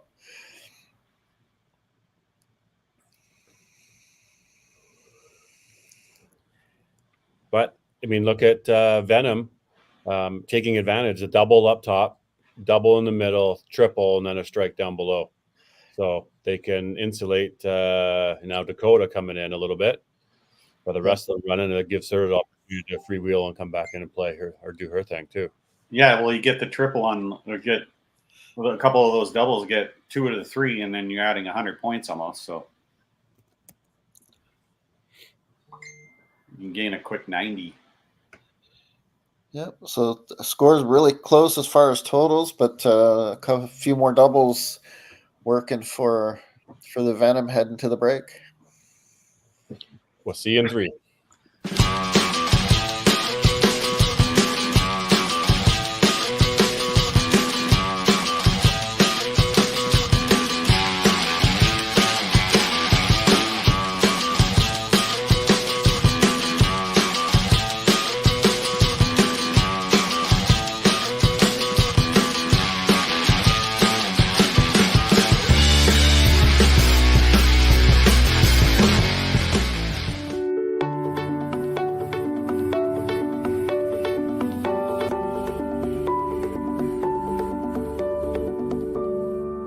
Cargill is proud to be supporting a truly Canadian sport like 5-pin bowling.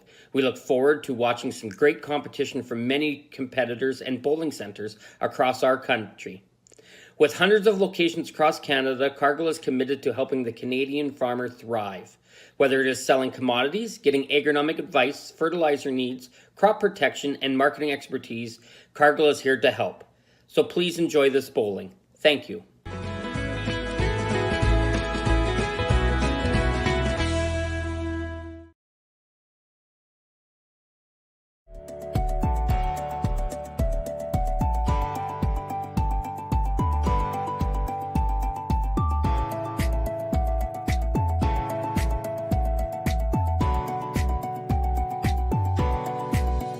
Financial freedom begins with financial literacy.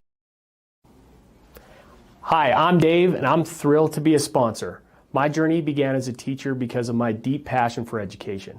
I brought that same passion into the financial world to help families achieve financial freedom. Financial freedom isn't just about having more, it's about knowing more. That's why I'm here to help you make smart decisions with insurance, investing, and lending all in one place. I'm Dave, and together we'll help you achieve financial freedom.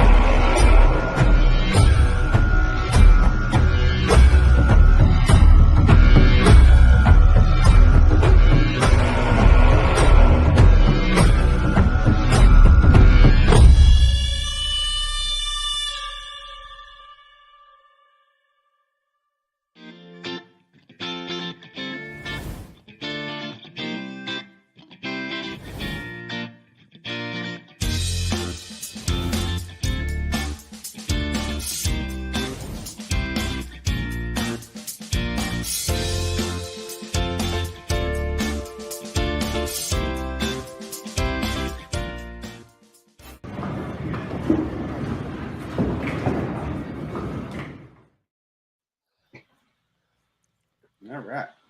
All right, we're doing good, guys. I got a little adjustment here on the scoreboards and stuff to do, but we got things rocking. Good match so far. Pretty much dead even after 5. A little bit of an advantage with some doubles on the Venom side.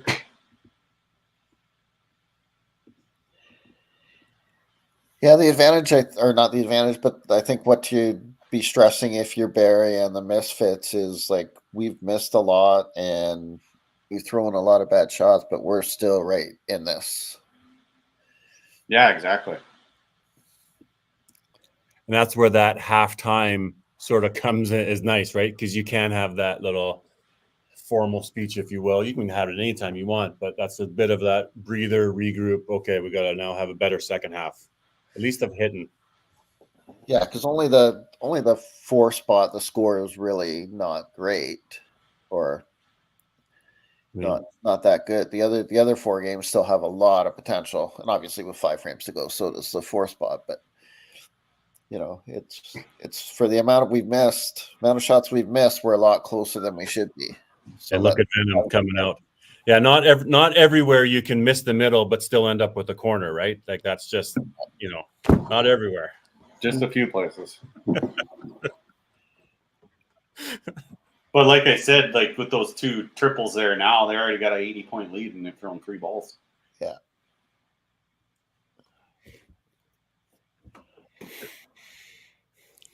But they're hitting. Oh, and see, like, the camera angle is set up so good for a Bob Herman highlight reel. Yeah. Right? Just coming in from the side. You can just like watch the ball going in. Yeah. And he's walking it out to the left too, so it's perfect. Some would say that looks sexy, Bob Herman. It's like you're sitting on his right shoulder. Yeah. Right. Another one. Oh yeah, Venom is just going. Yeah, and Matt Harms even had a little chirp for the camera there. Did he stole the Tompkins Gator there? Yeah. Look at this, 5 strikes for Venom. Yeah, huge for him, and 4 doubles. Yeah, that was a good ball, Jamie. Wait, like if you're a Misfits, you're on your lane. You don't even know what's going on over there. You're just throwing strikes as best as you can do. Yeah, I mean, if next 2 guys throw strikes, then it's it's lead into 50. It's a tough thing because I'm sure all teams are now at this point watching their games in behind, whether they have a monitor in behind, where they got a big screen up top. It's some way you should be having somewhere watching your opponent. So, you know, you kind of have an idea what they're doing. You're really not. I mean, even though they're not bowling next to you, you're not blind, and you don't know until like the 10th frame. Like you know what's going on. So there's a bit of gameplay out there to be happening. Yeah, I don't like it up on the top monitor myself. Yeah, agreed. I like it just we have a laptop in behind the pit. I like that better. Yeah, and just small enough to be able to check in, but not too big that it's like that's the focus. Yeah. Great answer by the Misfits there. You know, 2 chops, bears, and 3 strikes on the bottom. It's a great frame out of the break as well. Yeah, exactly. They're still in it. They open up a few of those at the end, and all right, now we got to get our poop in a group. What does Mayhem do there, Steve? From a visual sim? Yep, I was going to chime in there. For the most part, I like it because Jeff puts it right on the monitors on the pair beside us, the YouTube feed. So, in a way, you've got more of a ball for ball, feels like a real time match. The only time I don't like it, you're running into a team that's getting hot with some strikes that are a little suspect that get frustrating to watch. Yeah. I think that's going to happen live anyway, but that's the nature when you're at two different centers, right? We throw because we don't like John on our team will get the odd 7 count, but we really don't get much in the way of kickbacks playing in the middle of the center like we do. But you're running into places where your opponents are turning head pins into chops, or you think they got a chop and it turns into a strike. It can get a little demoralizing seeing it, but from a standpoint of making it feel like a real-time match, I like having it up there.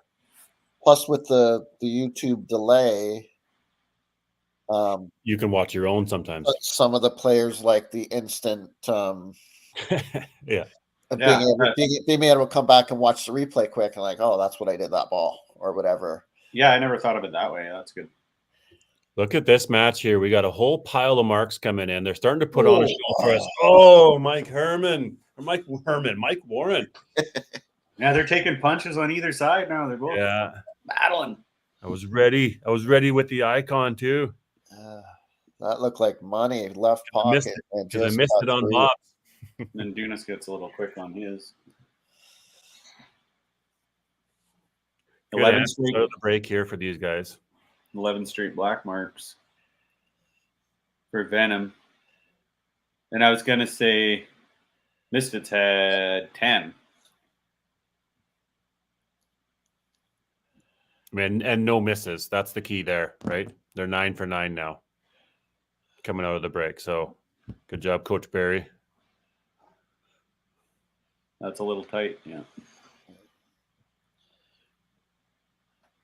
I think that's my fault because there's twice now that there's been ham bones out there and I missed the icon up there. So, if I was on my game, I'd be, real time making sure they get their wreck when they throw it, right?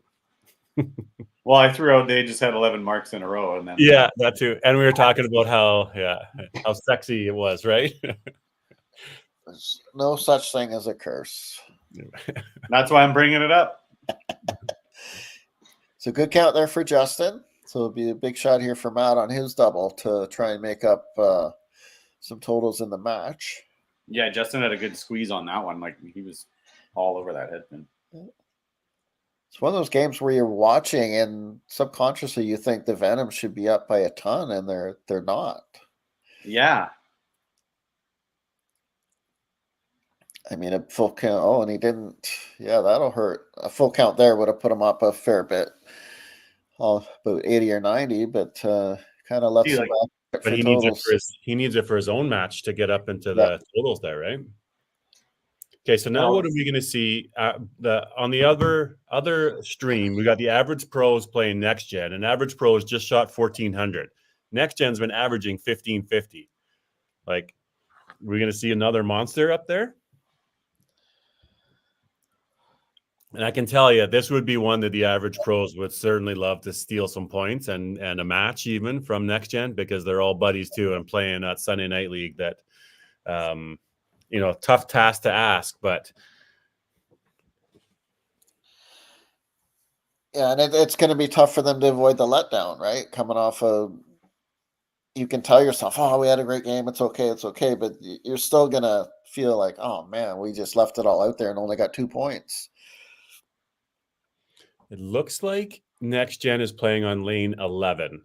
And of course, we got Misfits here on lane 19, I believe. So.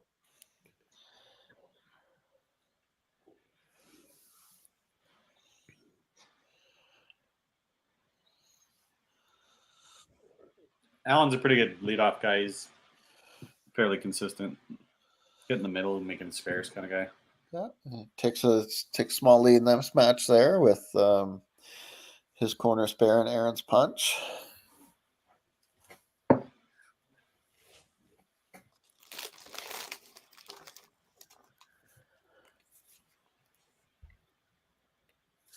Good job for Dakota off the bench there. Michelle solid. This one's going to go right down to the end here. Yep.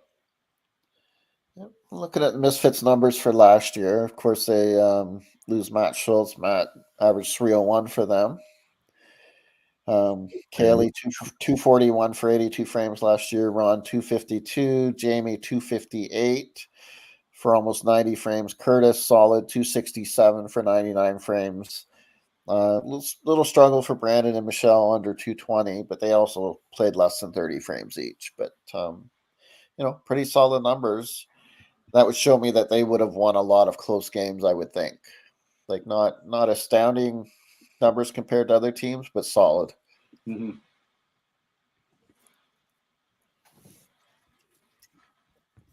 Who's the high on the other side?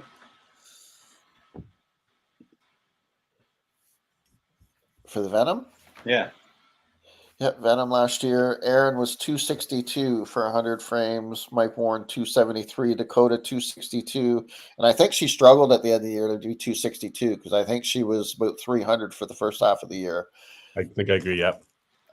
Marco 267. Bob 258. Matt 259. Jesse 235. Well, those are solid numbers, dude. Yeah.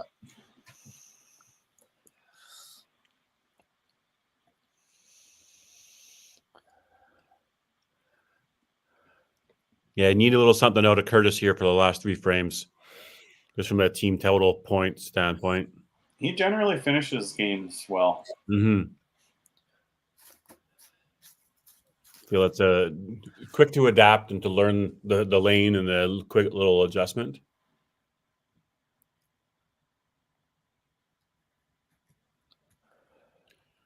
So Henry is playing Ty in the leadoff spot on that one.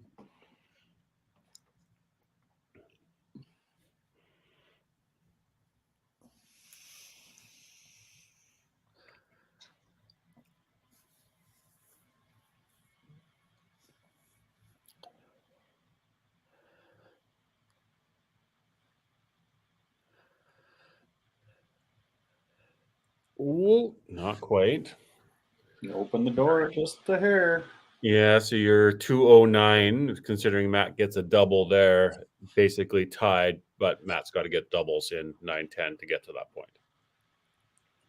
Well, ball and a half-ish down. He kept the math easy there by only hitting the deuce, so 50 cents difference. Yeah. 9th critical frame, 9th frame, last one. Venom, 3 head pins, remember, 1, 2, 3. And that computer, they keep on nicking that, so we'll just keep on adjusting that. There's 1 strike.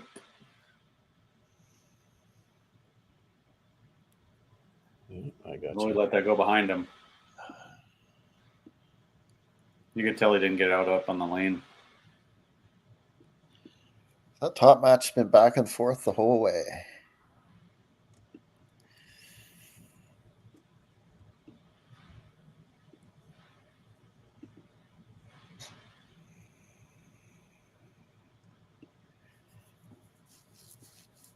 Second one is looking like a Michelle.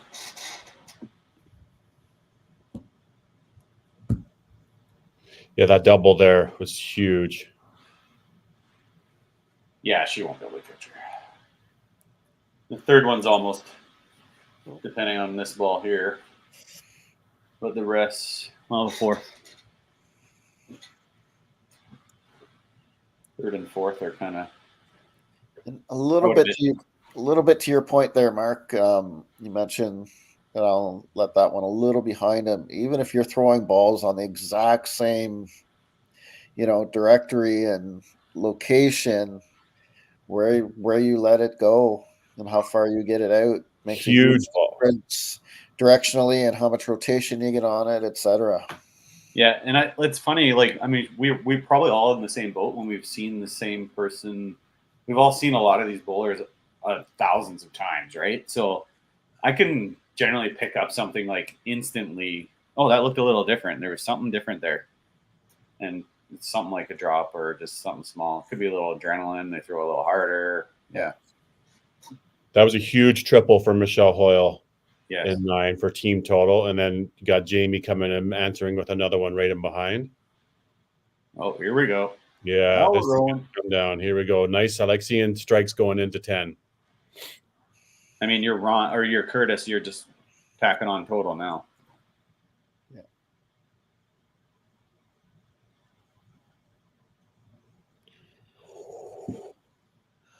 Okay, I so think that's yeah. I think that's your mindset as a if you're coming in as a filler, a sub. You know, the match part of it is just bonus. You're trying to throw as many pins and get momentum back for your team. Oh.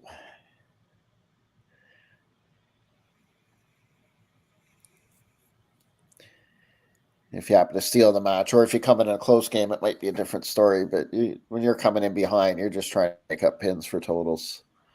There's a big difference when Harms ain't falling over. And that's a big spare though to go into 10 with rather than an open frame where you still have Justin to throw here in the lead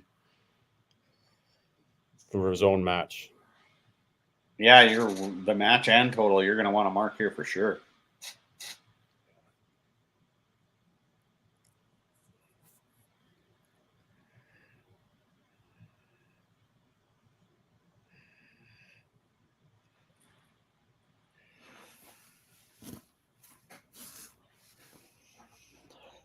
Oh, Ouch. so then they come in with a 3 head pins in 9. I mean, he could spare that. Yeah. Good. There were some lanes in Bonnie Doon in the past. Well, it might be still now, but this is where you'd throw the 2-pin, not at the side.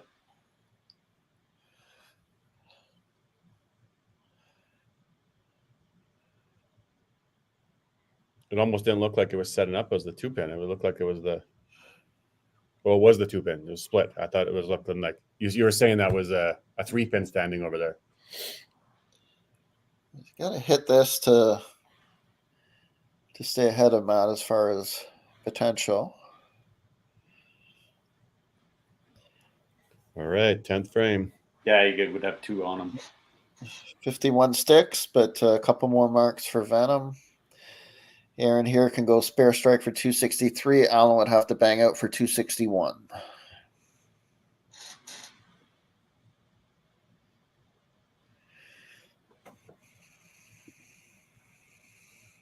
You both threw good shots. Yeah.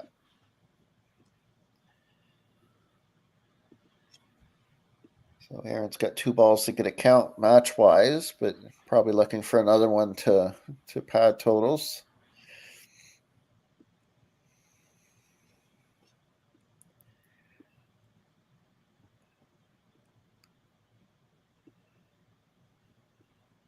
Ooh. Almost the same spot. Maybe that one's a little thicker. Yeah, that's similar from the other side, but Mike's shot that he cut through the left side looked like it had plenty of pocket and still deflected to cut through.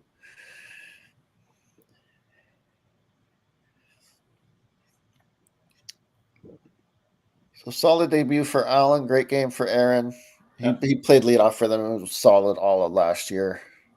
I mean, both guys had 2 head pins. Aaron just had a couple, like a triple and a double in there. That was probably the difference.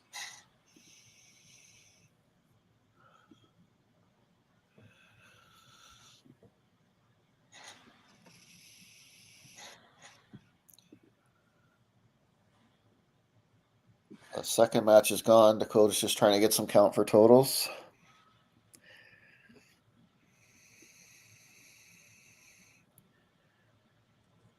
The third match, Venom are ahead. Still could get interesting potentially. Fourth match, they're well in hand. And the fifth match, really close. Solid game by Allen. I mean, as a leadoff, you want to just get a lot of marks and be positive and hit the middle. Yep, just the miss in the first frame. Other than that, the two punches only his only bad shots. This is big here. Looks good.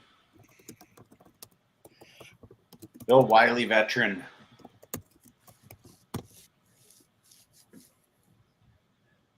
That was a must-have. Yeah. It might not matter here if they Mike and Bob run it here.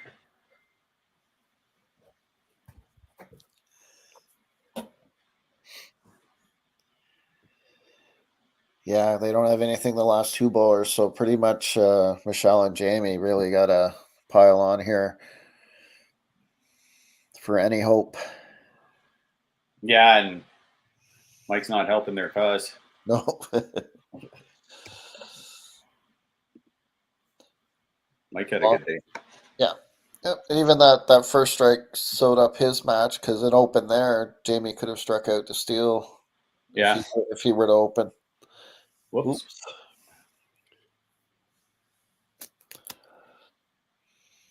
This is big for Venom, obviously, with their fortune in the last match for them to come back and be able to do this in the day is something to take out of the day, right?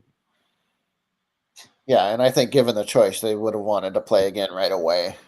And I think yeah. There we go. I got the ham bone for you. What did they end up shooting? 13 for the first game? I think it was 1250. I didn't write it down, but it was pretty. It was. I think it's 1270-ish. Yeah. Yeah, so not not a bad one, but not a good one either. Yeah, that's plenty there now. Bob had a good day.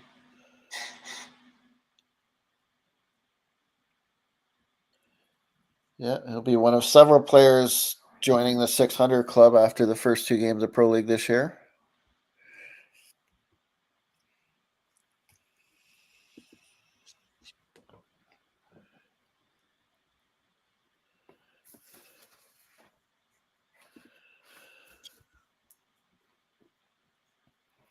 The Misfits are going to have a game off to reload here after this.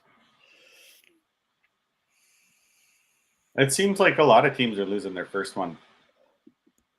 Yeah, let's take a bit to get going. I guess if somebody doesn't have to lose it unless they've played already, but yeah.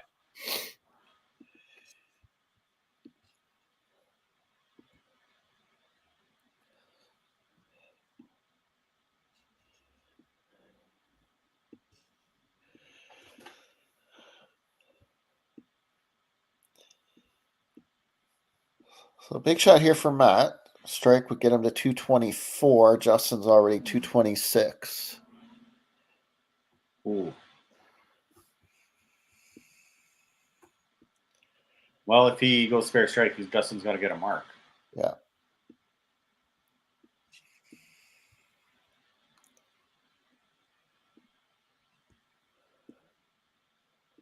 Nope. So is that 2 for Misfits and 6 for Venom?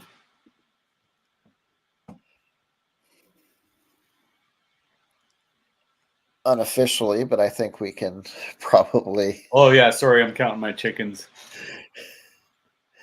I'm never a guy to say it's over till it's over, you know? I mean, I can make an educated guess, though, but. Yeah. Yeah, this one's got to go. Needs 10 points, right? 9. 9. 10 to win. 9 to win. 234. They're going to win total, so we know that's going to there. 1376. Good total. You got it. See, told you. Yeah. Johnny Obvious over here. Yeah. Yeah, I mean, there's the consolation. There's the 8 points, right, for Venom. You're at 50%. We talk about just over 50% gets into the league.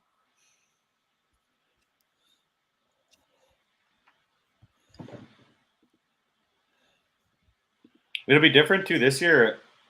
We got one extra team in the division too. I wonder how many. That may or may not change how many points you need to qualify for playoffs, right? Yeah, it's obviously It gonna depends how the shakes out. but maybe by our calculation, it only needs to be higher by 4.25 points, right? So does that push the cut to 53 points? I mean, now we're playing 12 games times 8. We're playing for 96 points. So yeah, I don't know. It might not. It might make it lower, depending on the parity. I think there's a ton of parity. It's if you get a couple top teams that run away with it, whether it spreads out the bottom. For sure. You're looking at the total here. Obviously, Venom with a 1376 is pretty big, but Misfits with a 1277. Hey, that's something to still at least be good with, right? You're over 250 as a team average. You got another game to go. Didn't really get it going either. So it's lots of build off that. Yeah, and pretty solid starts for their two newest members too, right? Alan 256 up top, and Justin, beating one of the best players on the planet with a 269 on the bottom. Yeah. Good stuff. We'll just let Rhonda and Barry come back in and see us, and we'll post-game interviews of this one. Wrap this guy up. So we'll go like this. We'll go like that. Like that. Rhonda's coming in. We got Barry with us. Rhonda will be back in a sec. Once I see her, I'll add her in. Barry, we're just chatting. Obviously, a couple of takeaways from that. You did still throw a 277 or 1277, or a little over a 1250. So, something to take out of that. Obviously, 2 point. We talked in the first half about a number of misses by the team. Was that a conscious conversation at halftime to have with them about not missing? Well, try and get past that 2 in a row. We get 2 in a row miss, and it was tough. Michelle in the second half went with the 4-bagger, which was our best string. Where the other team, they had the 4 baggers, and they had a lot more consistency on more strikes in a row. So good job on them. And solid debuts for your 2 newest members, Barry, there with 256 up top for Alan and Dustin on the bottom, 269. Oh, damn. And a little shout out with them and turn our break. So yeah. And Rhonda, a 6-2 win for you, puts you at 8 points for the day. We talked about just over 50% last season got you into playoffs. So something good to take out of that, obviously, and good team win there. Again, really good performance at the end of the game. Yes, absolutely. Yeah, it was good for them to finish that one off and guarantee the game points. So, yeah. I felt like you guys had a really good day. Aside from the one game in the first game, you had a 174 in there. Yeah, that first line, makes a difference for sure, 100%. Other than that, you guys had really good scores, consistent scores. Yeah. You didn't play nobody was really bad or anything like that. Exactly, 100%. So you guys had a good day. I was 264 plus for the whole day. So yeah. Nothing shabby there. Not too shabby. Yep. and then on the Misfit side, you guys had 1277, just shy of 1300. There's a bag. It didn't feel like you guys had black bag. So he's got it right here. Lots I thought it could have been better, but I said, after getting 2 in a row, and it was just a lot of misses. So lots of build off of for sure. No, that's just the bit of improvement there. So. Yeah, and we had talked about, obviously, seems like a lot of teams are maybe losing their first game just to get their footing behind them. Obviously, Venom did that, and you guys have another match coming up today, Misfits, so you're looking for the same sort of idea. Oh, we're hoping for a better result this time, All right, guys, we'll wrap it up with you two. Decent day for Venom. Thanks for playing. Thanks for being here. Thanks for being title sponsor. Doing everything you do, and we'll see you, Barry, in a little bit. You bet. Thanks. Thanks very much, guys. Good luck in your next match. Thanks. Okay, Greg, back with you in 3 minutes. See you soon. Good job.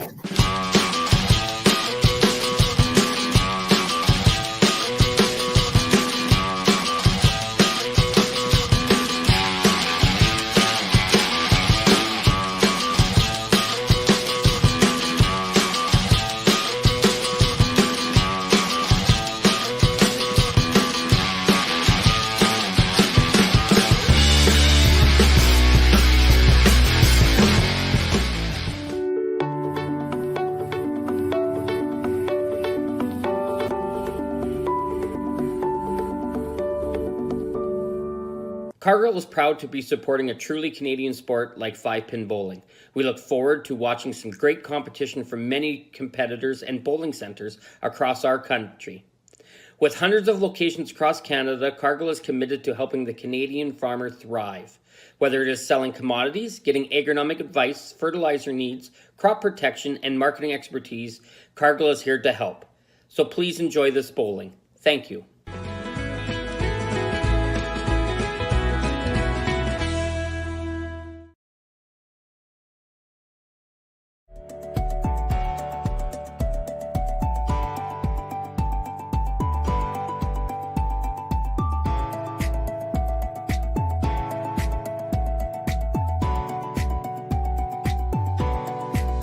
Financial freedom begins with financial literacy.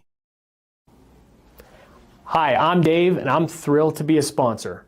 My journey began as a teacher because of my deep passion for education. I brought that same passion into the financial world to help families achieve financial freedom. Financial freedom isn't just about having more, it's about knowing more. That's why I'm here to help you make smart decisions with insurance, investing, and lending, all in one place. I'm Dave, and together we'll help you achieve financial freedom.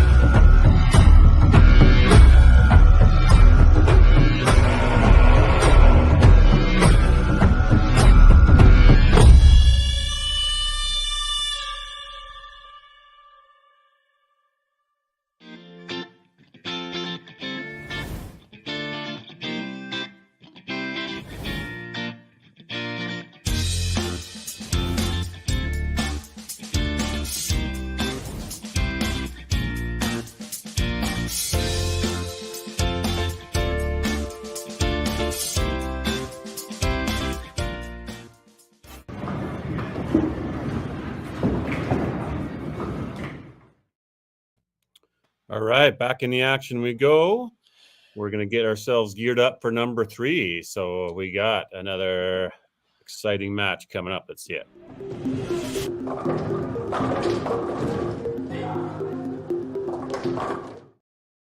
Couple new teams. Yeah, the Crushers back in action. Obviously had a good start with the 6-2, and the Trash Pandas. We mentioned before the matches today about the importance of their match, and here they are, number 4, playing the Crushers. It's going to be a big one for them. Yeah, absolutely. Again, they've got almost half their season played in, the 3 games last week and the 2 games today.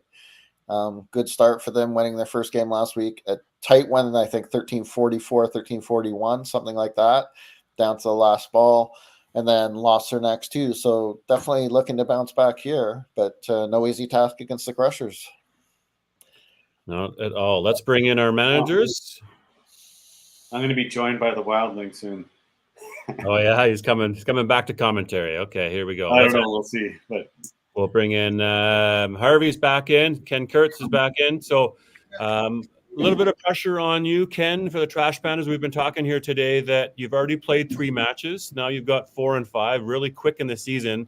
And obviously no easy task playing the Crushers. How's the Trash Pandas feeling this morning?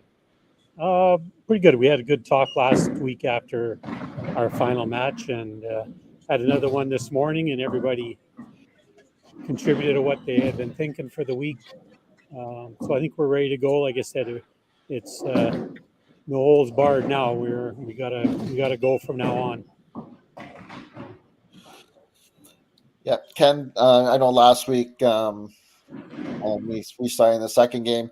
You guys had an exciting finish to steal that first game, and then you felt that, coming off that high and playing right away, there was a bit of a letdown and you couldn't get the same momentum back. Was that part of what the rest of the team thought as well? Well, that's one of the things we had discussed, is that everybody was just putting too much pressure on themselves to keep going instead of, bowling as a whole team unit. So that's one of the big thoughts going into today. So we'll see where we go from now. And then for you, Harvey, obviously the Crushers got the first win, have a little bit of break, and now we're back playing again.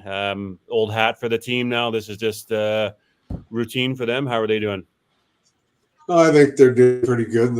I've been watching them on FaceTime here. They seem to be enjoying themselves, and I think that's the key to this. I think you just got to enjoy it, because it's not like a Masters or an Open tournament where you're playing 21 matches in 3 days or whatever. You just have to go play the game you're playing and enjoy it. Can you talk about the vibe in there? Because, like you said, you can only see them on FaceTime, but 2 lanes over, you've got the average pros playing in there. They just lost a nail biter, and now they're playing against Next Gen. So is that the guys building off of that and having a good vibe in that whole place? I have no idea. I just see them clowning around in the pit there as they're practicing. So they seem to be enjoying themselves, and I like to see that. Good stuff. Well, let's get to the match. Lineups, want to fire away? What do we got, guys?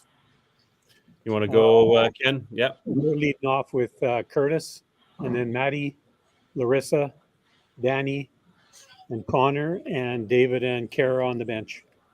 Okay, David and Kara, let's have a quick little look here at the rest of your team.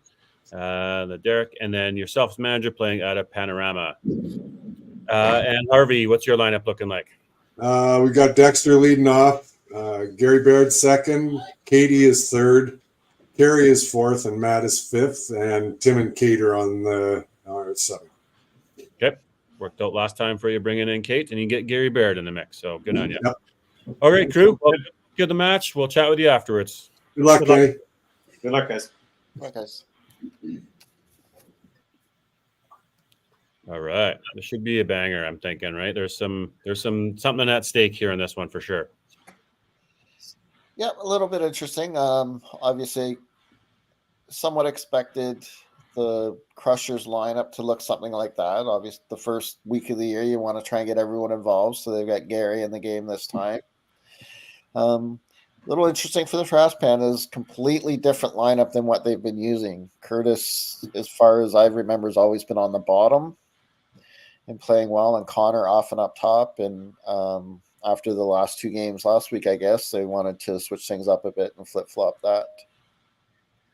I did just do a refresh of their score camera, so we'll see if we can continue to get that a little bit better quality. Uh-oh, here we go. I can hear my wildling, so I'll mute it. Very little adjustment there. In Trash Pandas, of course, they've changed a bit over the years, switching roster and locations a little bit, partially from the Bridge City Bandits a couple years ago, and then stuck kind of with the raccoon logo, which is awesome that they brought last year with the Trash Pandas with their move to Panorama. Yeah, and obviously the Mad Hatters were a bit of a early rendition of the team as well. Right.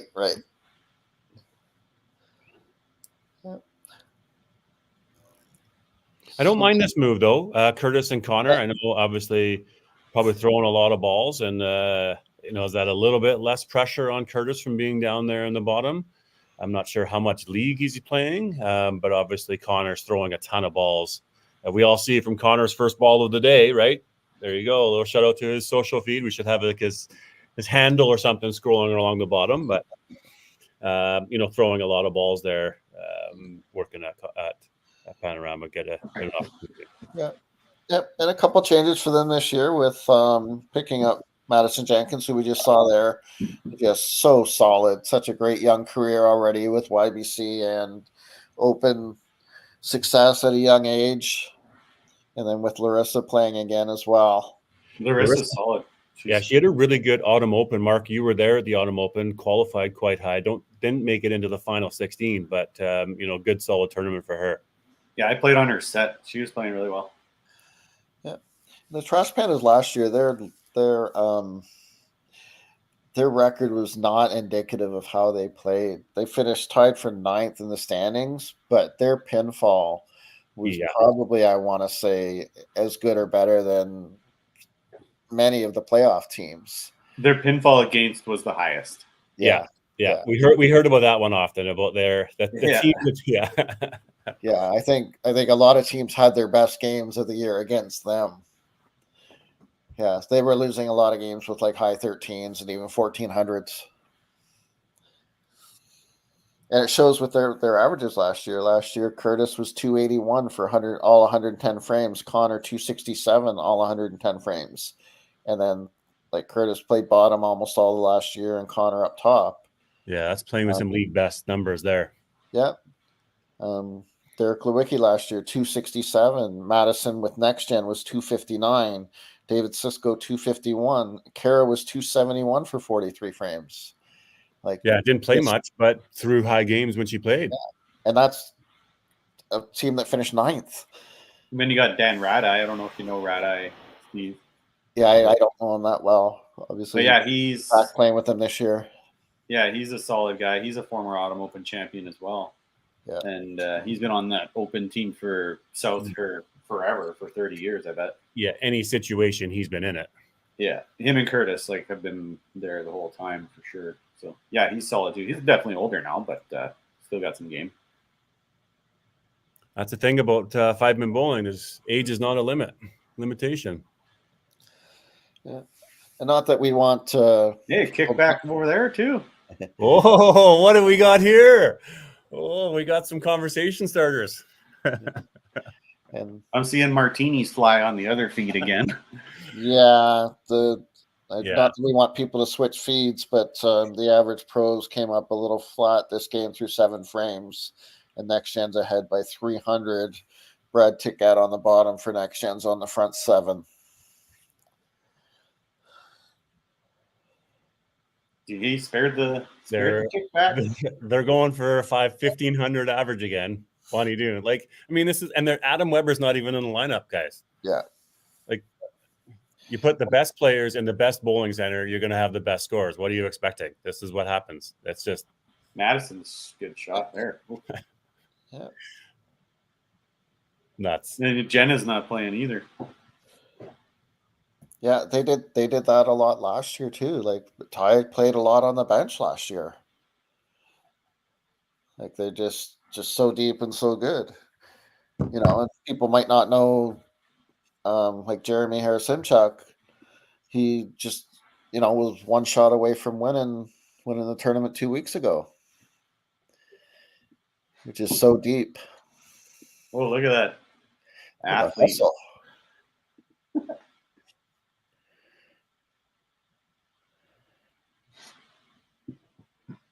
Too bad there wasn't a broom in the walkway. That would have been good. Good thing he's not in the lineup.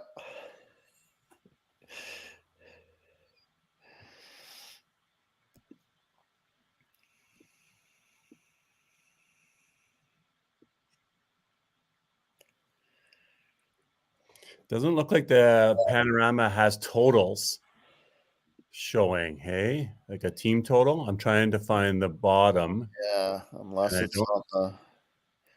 I want to say it was on the bottom last week. I know with the bright white, it can be hard to see too. I can definitely see the scoreboard now, but Yeah, I've got that better, but I'm trying to see if I can find the totals for you.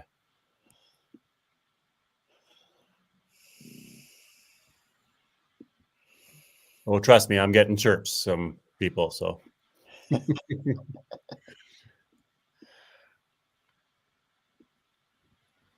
it just has ball speed. I'll ask them to add their totals.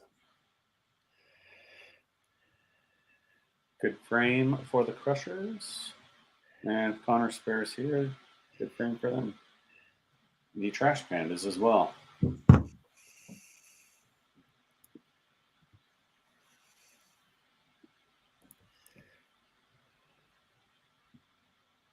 Getting a little quick there, Connor.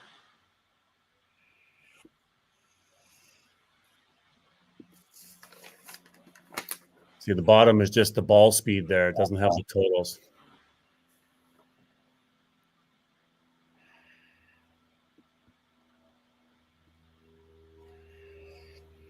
Derek says totals are below the names.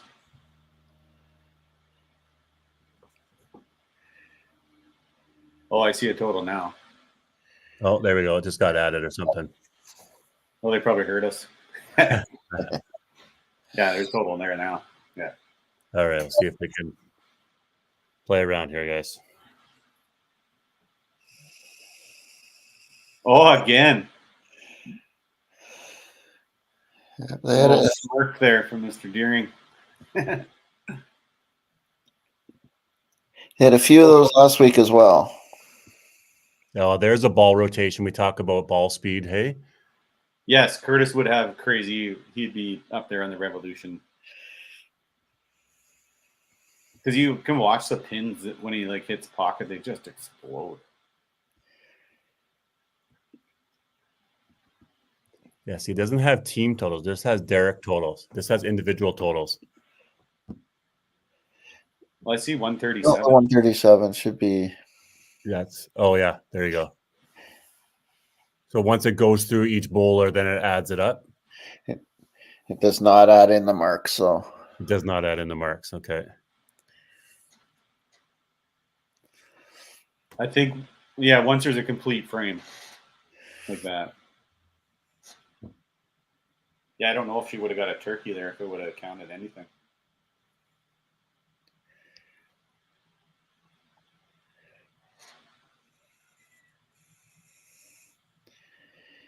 Maddie's another one. Just looks like she's just ho hum going about her business, but so good, so effective.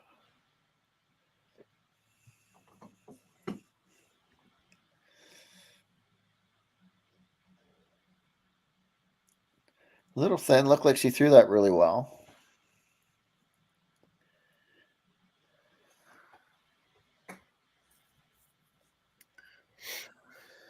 Crusher's got a good game going. Yeah. And again, not to lose any viewers, but Brad's on the front 8 on the other side. He's got her. So reviews out there, if you want to do it like I often do it when the Final Four is on, you just watch the end of one game and then flip to another game. Go back and forth.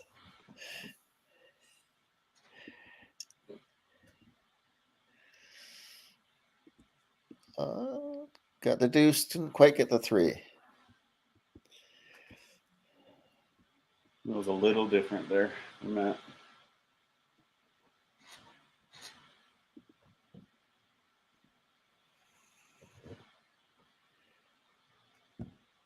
I watched a little bit of the beef bowler there, Johnny.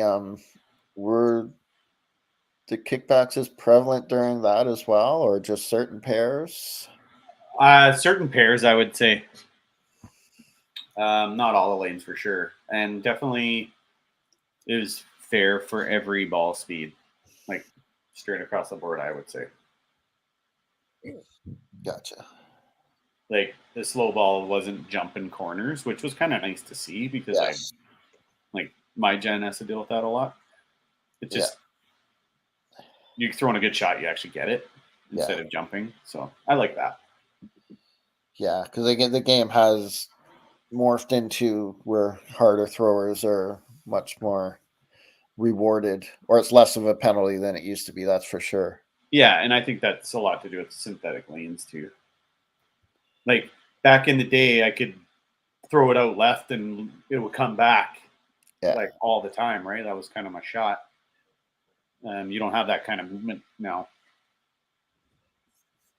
Now it slides as opposed to on wood, the ball would grab and like increase rotation. Yeah, it definitely changes the way oil reacts on the lane surface for sure. Brad Titgat got 9. It didn't look like it was. I saw him walking back. I didn't see the ball being thrown, but I saw his reaction with the shake off. Like, oh, come on now. Yeah, he did like a 2-foot slide. Was falling out to the right. Oh, yeah, they're on their way to 15 plus for sure. Adam Weber came in through a double.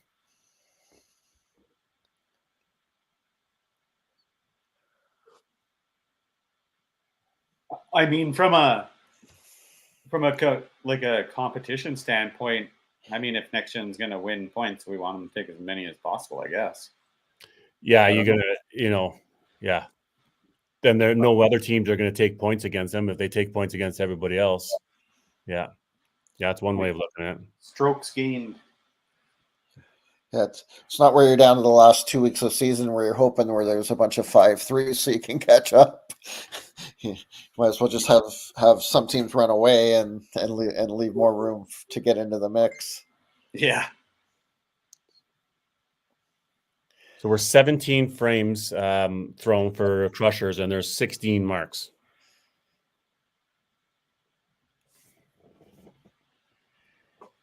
And their only opens are chops where they carry the 3. Well, they have 2 opens, yeah. Yeah, 2 cherries. Yeah. That's got a hand, didn't.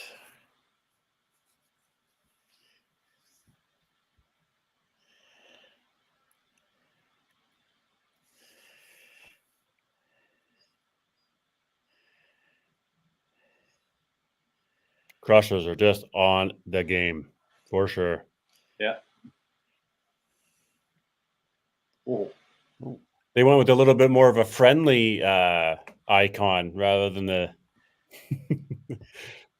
the death crushers. A little bit more friendly, like cuddly crushers. Is that how they're going to be this year? Well, I guess rather than just being specifically crushing dreams, they're just going to crush everything. Yeah. It looks a lot like the Yeti, though. A little bit with horns, almost. I know the Misfits have one of my favorite characters in Abominable Bumbles there, kind of as their mascot, but not too far off, just with the horns. Yeah. Great shot for Dan. 19 for 20 marks. This is a storyline to continue to watch here. 18. They have 2 Oh, opens. Gary. Yeah, Gary, you're right. But, yeah.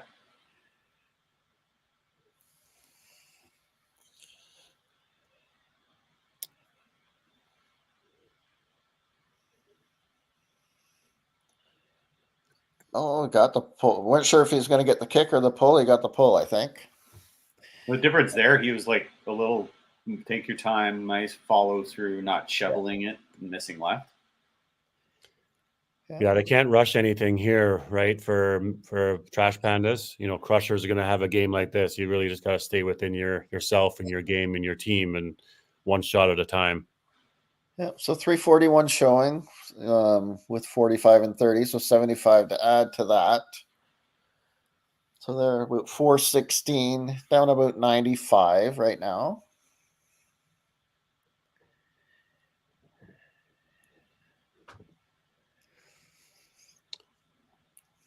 Yeah, Curtis spares here. He's even in his match, and that's the thing about Dex with one head pin and not much count in on his marks. He hasn't really run away on Curtis.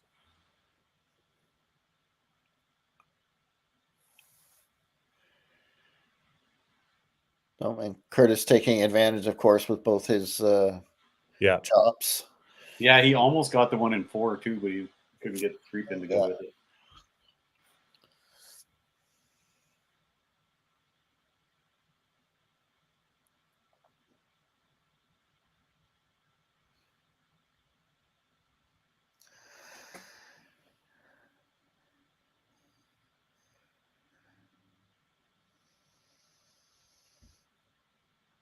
I wasn't sure if Gary, I don't know if it was the feed. It looked like he slowed down, but it might have froze up a sec.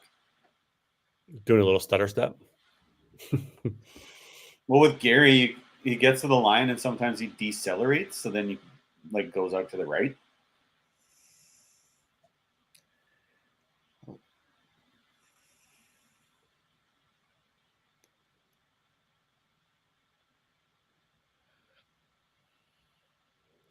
And Larissa spares this 85-115. She's right in her match.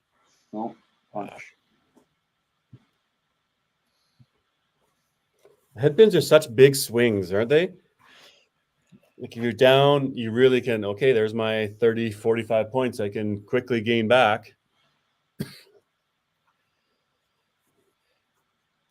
Yeah, such a game changer in count and well, at this level. Psychology and psychologically too. Mm-hmm. And just at this level, right? There's, you know, I think there's a number. What's the stat number on number of head pins per game? You know, it's higher than we think. Yeah, I think for Gotcha. I think it's about 1.8 or 1.9 Mm-hmm. for elite bowlers that hit it like 10 times a game, Mm-hmm. whether 10 out of 11. So you got to expect a couple somewhere.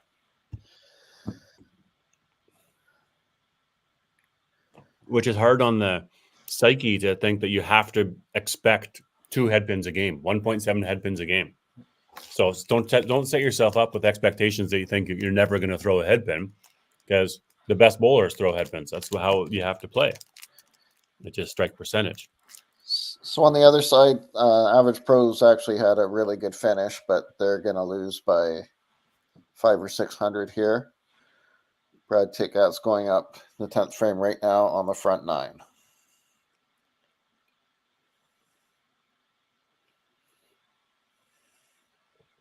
he held the shot. Yeah, big there for Connor for a triple down below, giving some life to the Trash Pandas. I think Connor just needs to slow down and focus a little bit more, and he'd be really good. Well, we'll do a little commercial and be back with you in 3. Now you can jump over and watch Brad throw his 10th. Miss.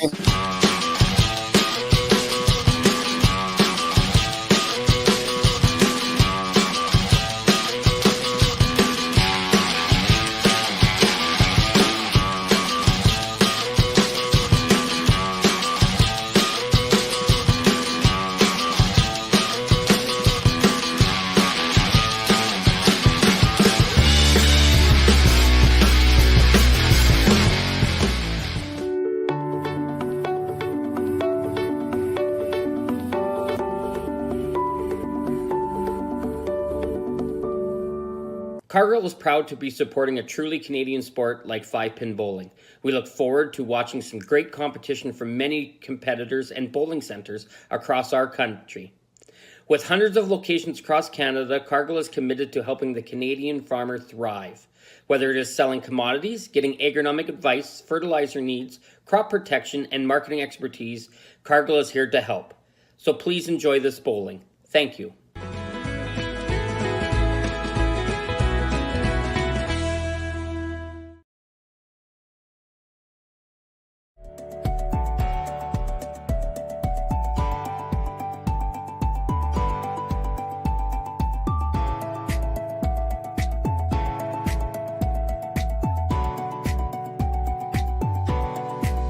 Financial freedom begins with financial literacy. Hi, I'm Dave, and I'm thrilled to be a sponsor. My journey began as a teacher because of my deep passion for education. I brought that same passion into the financial world to help families achieve financial freedom.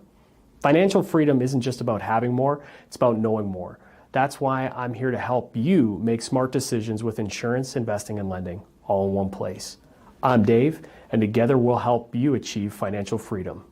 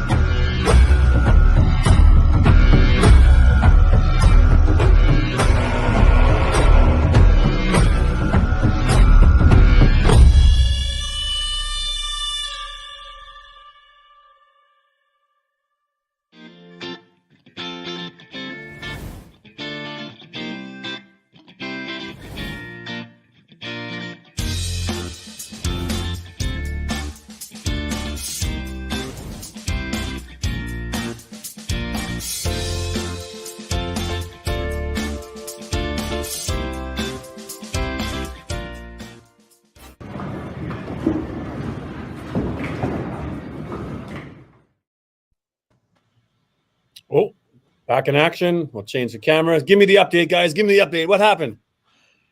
He missed. You missed it. I stopped watching, so I don't even know how he finished. Missed open. So no 400. If he picked up on his last ball, it would have been for 390. And it cost them 1,500. They only had 1,491 to 11-0 something. They didn't even get 1,500. No. Come on. No. And coming out of the break there, thanks again to all of our sponsors. Anyone's looking for merchandise or anything for Christmas presents, anything like that, I've heard good things about this Bradson group. Yeah, now's the time. I think we got a banner we can play along here somewhere once I get the cameras fixed up. It is holiday merch. Get your best 5PL, your favorite 5PL team merch. And if you want anything out of the ordinary, just give us a call. I did some bags for a couple Holy Rollers this last week. And I've done some for the Carnage, so yeah. You can.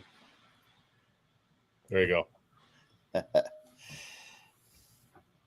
Thanks, Parker. So coming out of the break, Gary Baird doesn't continue his streak, but Curtis does get his. So that top match is going to be close now. Maddie could have an opportunity to back into hers here with a strike, and she does. Just a quick turnaround, a head pin in the double, right? That's all it takes. Yeah, a little bit of message here to, Pandas would be like, got to believe, right? Got to believe that you're good enough and that you can beat the top teams, right? Crushers already believe that. They've already got a ton of confidence, but the other side, it's... Yep, and as I mentioned, like last year, it put up some great numbers, just played the wrong teams at the wrong times. And in such a small sample size of a season, that's too much to overcome. Larissa was strong in her finish there, get the spare. And again, marks not counting into the score until there's completed frames for the Trash Pandas side. So certainly better than it looks for them. Yeah, it's coming in thin on that left for Danny. Who carries thick on his? Thick, good cover though, Carey. Monster start for him.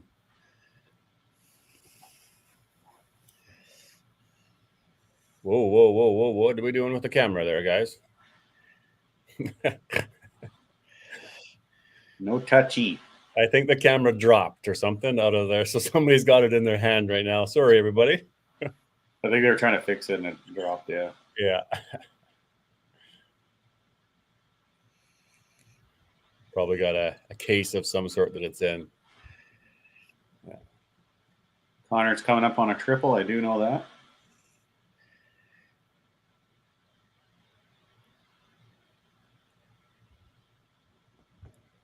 Good bounce back for Schultz on the bottom there. So striking 3 spares to count for the Crushers, heading to 7. Oh.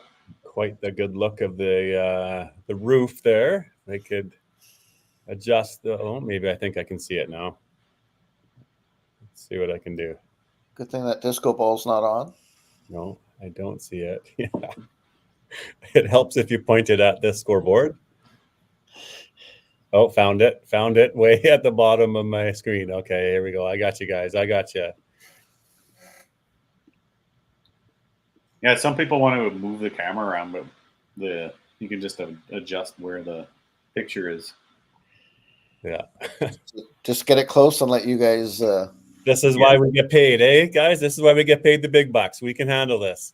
If anybody's wondering my salary, it's 0. Here we go. Oh, looks like a Wiseman for Wiseman move on the other side.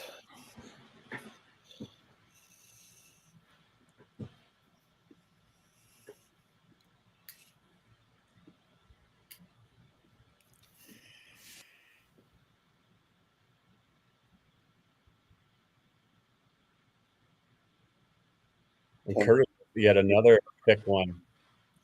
Yeah, he's just that's like an inch, or less than an inch. Oh, just about cleaned it up.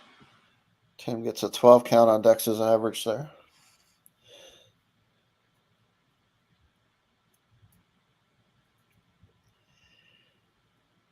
Okay, so Curtis is up by a ball.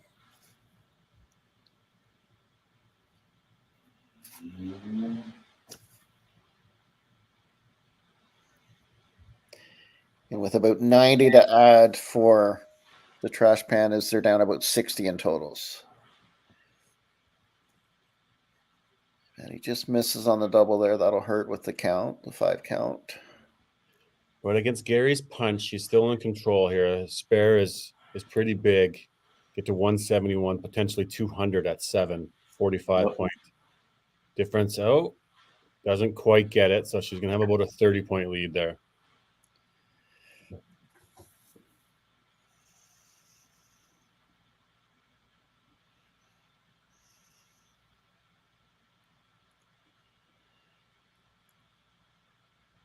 Yeah, it's tough because you get a couple marks there, the top two on the Panda side, and you start getting a little bit of a lead there.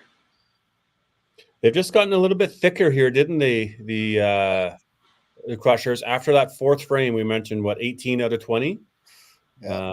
And the thickness of the 3 punches, 1 punch, now 3 punches. And it's loosen the grip maybe for them now. What's the message there, Barker, from a manager to a team there? Not really. I don't think there's a whole lot to it. I think Dex and Katie's game's very similar, where hitting it, couple misses, but just couldn't find the pocket to carry anything. Right? Gary was going along pretty fine, and then back-to-back punches. And a bit of everybody's going to get punches. Look at now, Dan Rada gets one. Just loosen up a little bit, loosen your grip maybe. And then Carrie's trying not to punch. I was going to ask you about that, Mark. Does that come into play with you a lot? Like, if the previous players, you obviously want to break the streak, but you also at that point, you got a strike would be nice to turn the. No, I go up there and try to throw a strike. If I punch a punch, whatever. I mean, I could punch 8 times, or I could get 8 strikes. So just go up and try to get a strike, really. So here's David going in for Danny. See if a little different look, maybe a few couple marks coming in. Ooh. I mean, Danny didn't play too bad. It just had 3 head pins spread out. Oh. Said that left a couple times.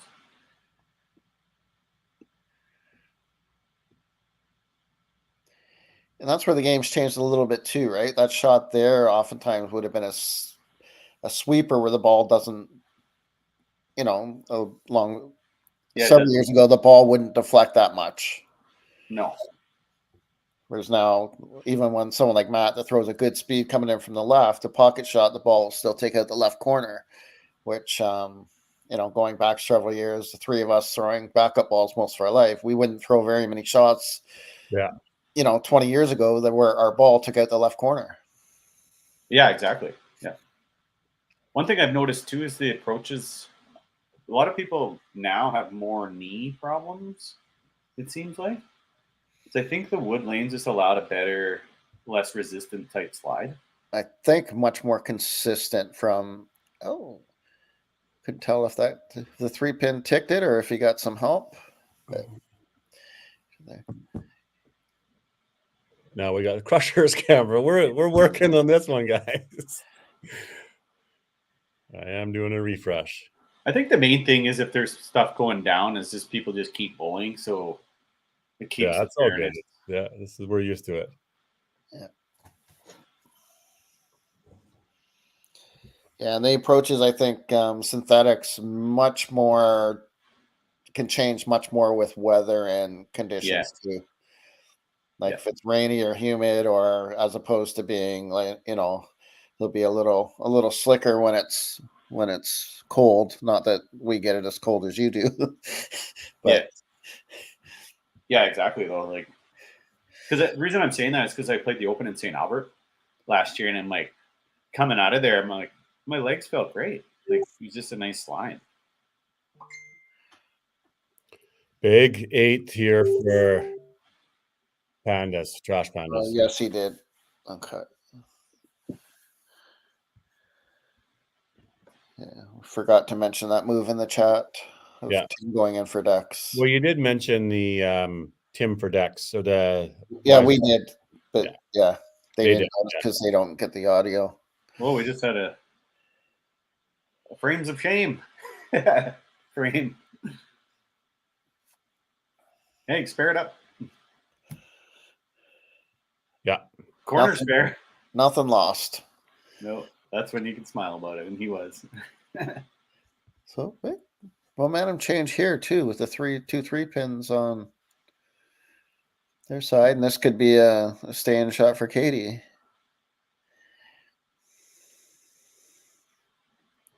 Yeah, what do you do here?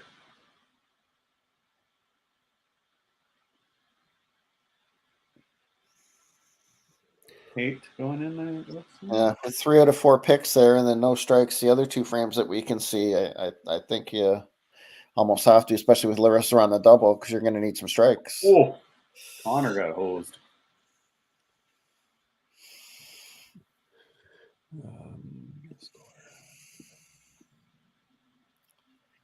If I can't move that back a little bit.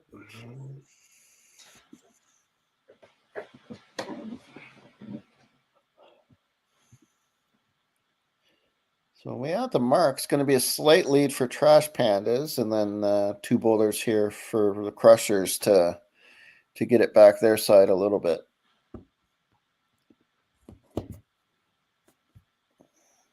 Ooh, pulled it.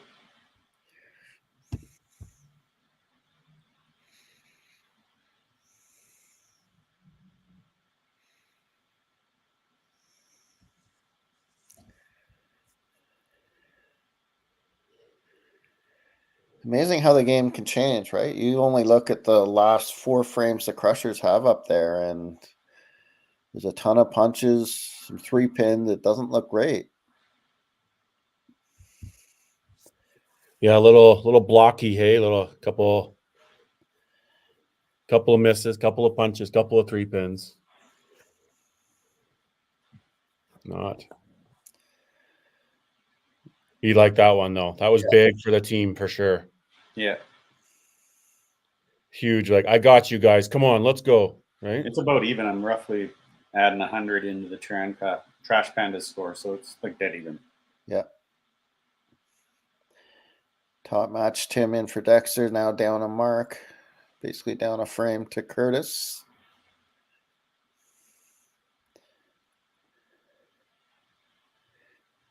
Ooh.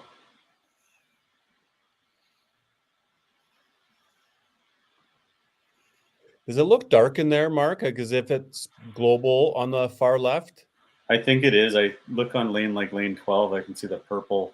That's what I thought too. So their shadows in the back are dark, and they must have parties in there as well that doing similar what Bombers did last. Actually, you can tell because Tim's all dark. That's what I was thinking. Yeah. I think they start the global at 11 right when they open. There's a juicy one from Curtis. Oh, I missed it. Little friendly kickback. I think we might have to start talking about Panorama here. Well, that was only fair. It was there. It's a strike. It was something. Oh, that was a splatter. Oh, good shot for Gary there. Yeah. But even Curtis's game, right? He's got he did. 2 picks turns into 7s, 2 turns into chops, and 2 strikes with a bit of help. Well, the revolution, like we talked about with this ball, it spins off that middle and kicks that 3 pin back up into the pit. That's where it does come and get the breaks, right? The kickback. That's the type of ones. The end over end wouldn't get those kicks. It's the backup rotation, seems like. Big shot for Kate coming in.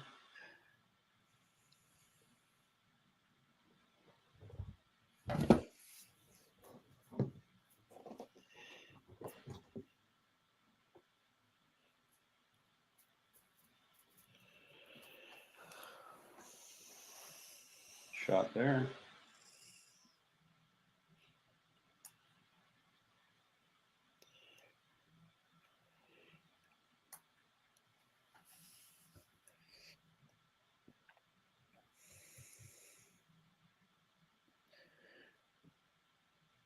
Solid half. That'll keep her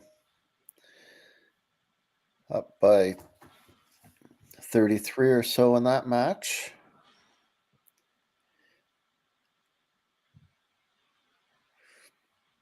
David don't mess around, eh? No, he doesn't. He doesn't take a lot of time, and Schultz got roasted on that left side again. Little thin on that left.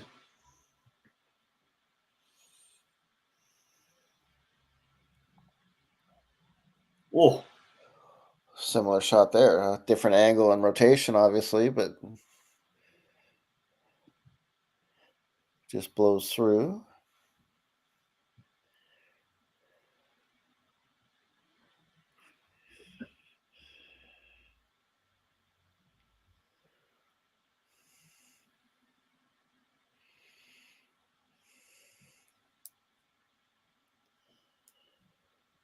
So total's close, but only, match-wise, only one match in the Crushers' favor. Just that big lead in the 4-hole. everything else is really close. Yeah, he didn't get.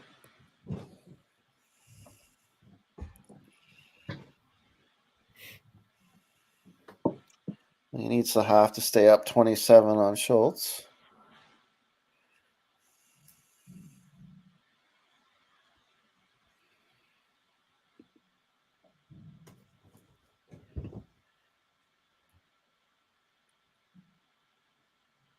Now we'd be up 12.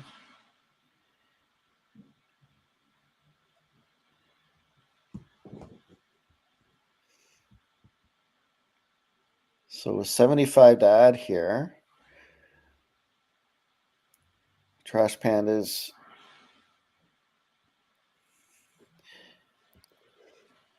1067 up about 40. Be a big 10th frame here. Yeah. Marks are technically even, I guess. Let's criticize a double. Yeah. But nothing on the bottom two spots for the Trash Pandas. No. So this shot's big.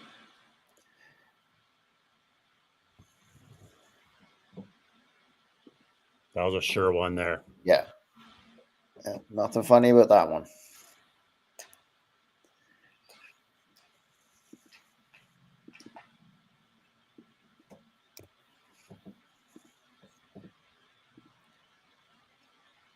So 140 for 7 for Dex, and then Tim's got to clean up here to get the total score to 195 with the fill ball.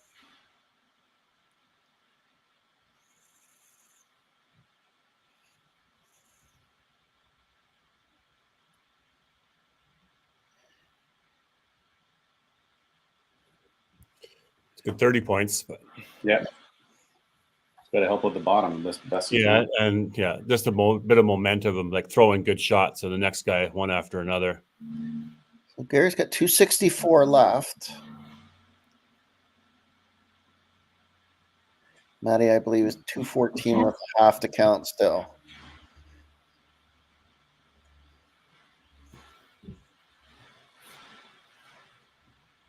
Ooh. Bomb. I don't know. I thought he got away with that one a little bit. Well, I think it wasn't, but stayed to the right. Yeah.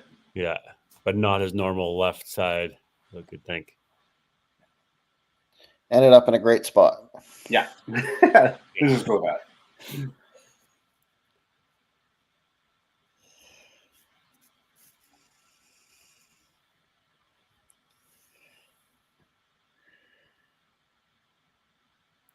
Those no marks at the bottom are pretty big. Yeah. I feel like. That's why that's a big shot. That's a huge shot for Maddie. That's the Gary shot that we know. Oh, Maddie, that was monster. So 264. She's already at 259. Yep. If she'd gone miss spare strike, we could have had a potential tie, but she messed that up. Yeah. Probably the way she wanted to. Oh, we did a little. I keep bumping that. I think this must be on the table or something. Just nicks it.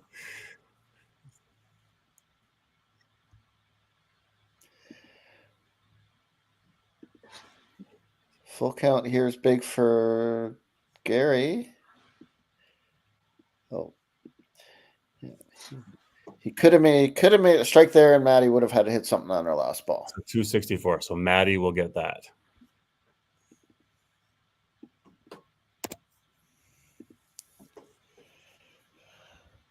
So a huge shot here for Kate as well. 248 left if she goes off the sheet. She's got the first one. And Larissa can go spare strike corner for 259.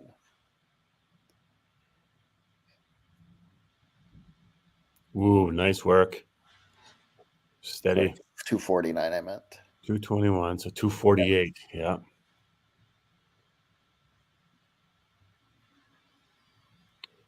So now you're Trash Pandas. You got no marks on the bottom. You got to get everything you can. Yeah. You got Carrie and Matt over there.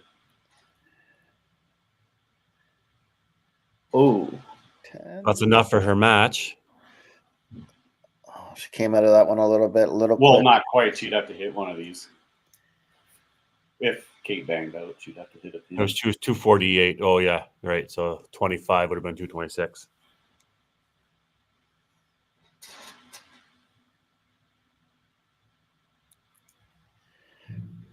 So 251. So there's 3. I mean, it could be 5-3, could be 6-2, could be 4-4. 250. Could be 4-4. Yeah, 250 or that's more of a likely. Ooh. Another power shot for Carrie. You must have threw that harder because that looked like it was in a good location. But there's no bounce back in those 3 or 2 pins back into that pit or back in that head pin back in there. Oh.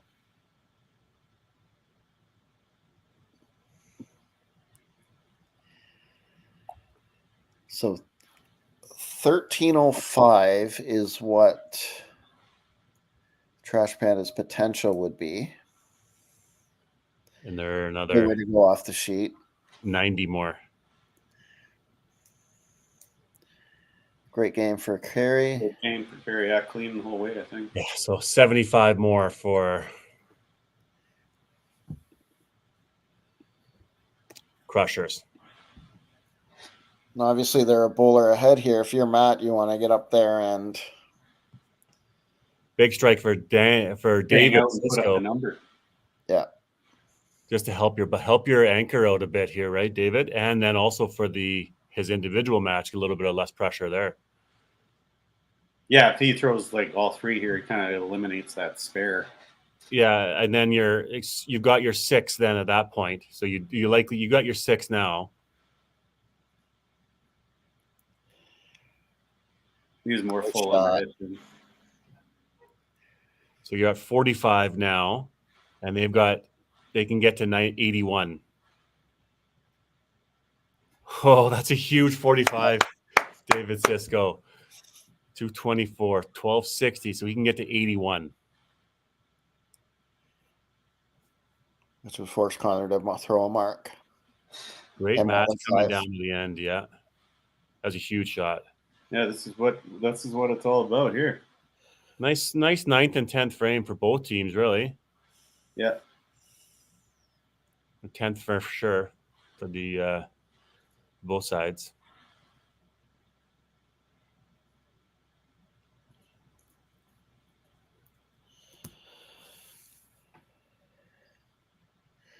Great shot. Miss. Oh. Miss. He needs the spare. So that's 65, 66.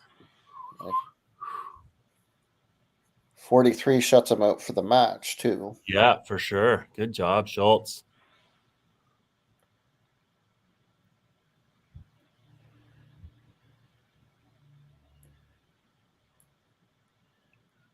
Oh, this. Wow. Oh my goodness.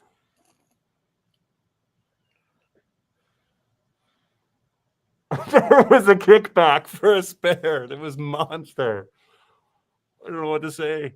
Well, if he gets a 7 now, even. Yeah. The 7 would shut them out by 1. Yeah, a pick and a kick would do that. Both going at the same time. Pick. Oh no. It didn't matter. Pick and a kick. Not with Matt's. Not with the match, yeah. Not with Matt and Chop. But it would have been by 1 if Matt threw that strike. Unreal. 6-2. 6-2.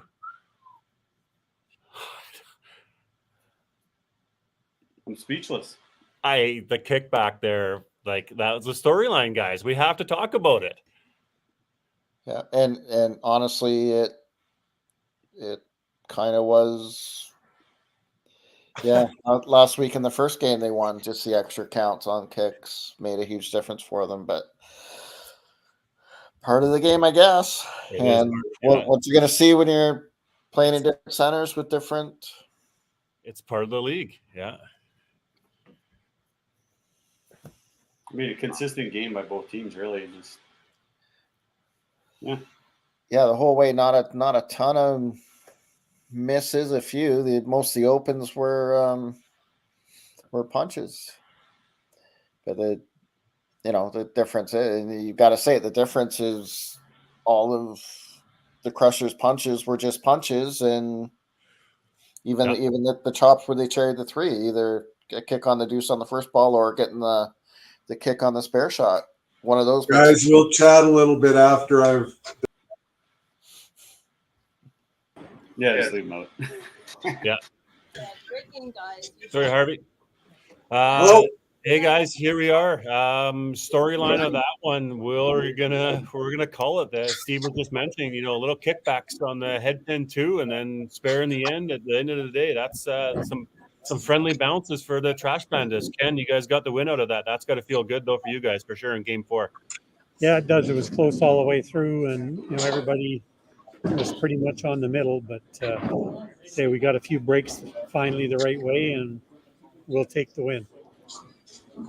I mean, what a match coming down to the end. I mean, it was, shot for shot really, and down to the 10th frame, guys throwing what you need to do. So good on them for sure. A good 9 and 10 for both teams, really. Yep, and it set up interesting because one team had more marks at the top, and the other team had more marks on the bottom, and came right down to, not necessarily the way you want to see it finalized, but you'd like to see it come down to the end either way.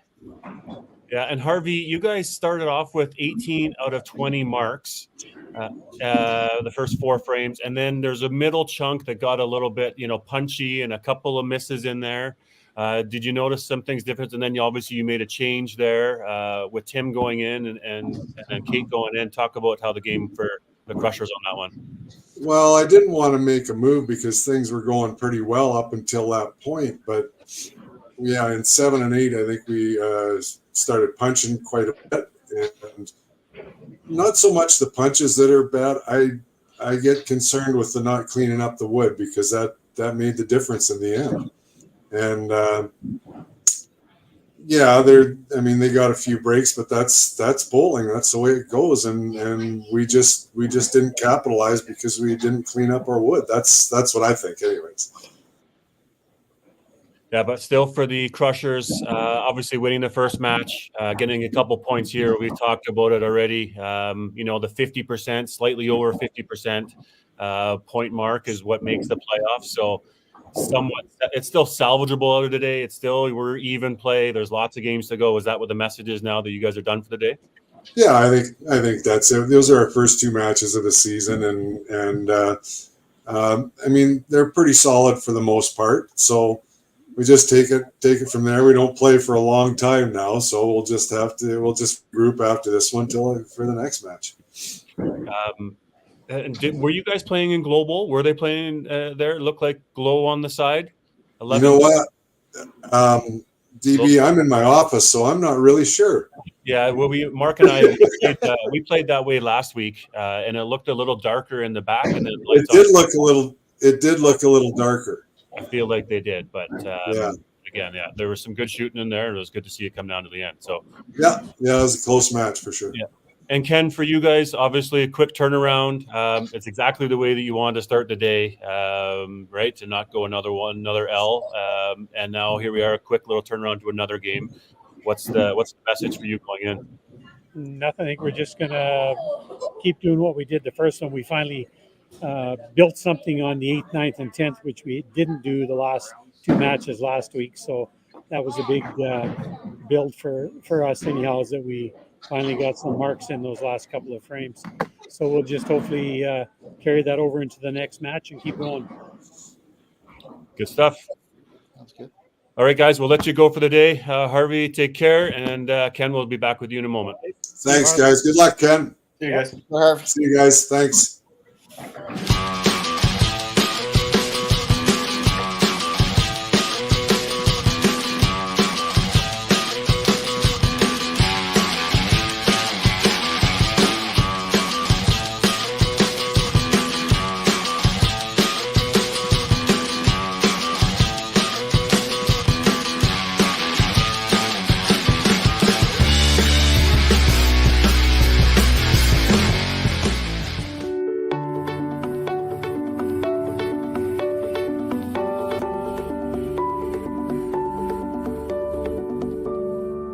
Cargill is proud to be supporting a truly Canadian sport like 5-pin bowling. We look forward to watching some great competition from many competitors and bowling centres across our country. With hundreds of locations across Canada, Cargill is committed to helping the Canadian farmer thrive. Whether it is selling commodities, getting agronomic advice, fertilizer needs, crop protection, and marketing expertise, Cargill is here to help. So please enjoy this bowling. Thank you.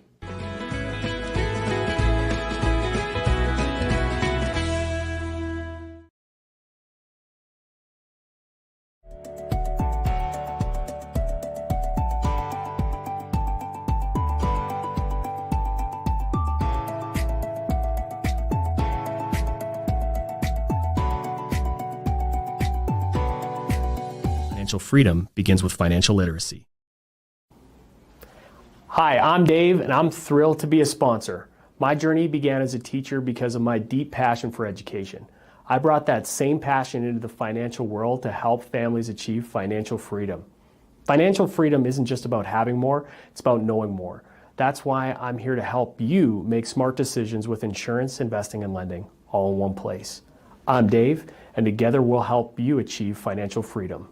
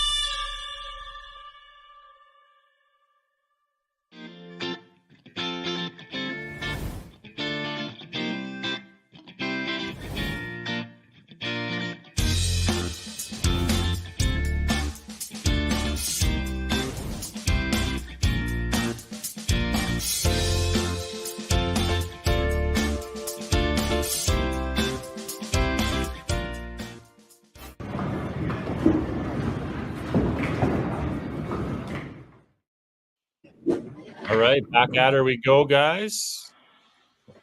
Game number 4 of the day. We've done pretty darn good today, I think so. Hey, little dream team we got here, I think. And Yeah, it's been a good day so far. There's been some good scores. Like there hasn't been much.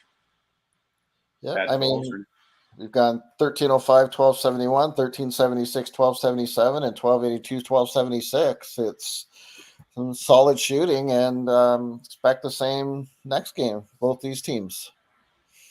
Yeah, it's going to be a doozy. Let's just key it up with this.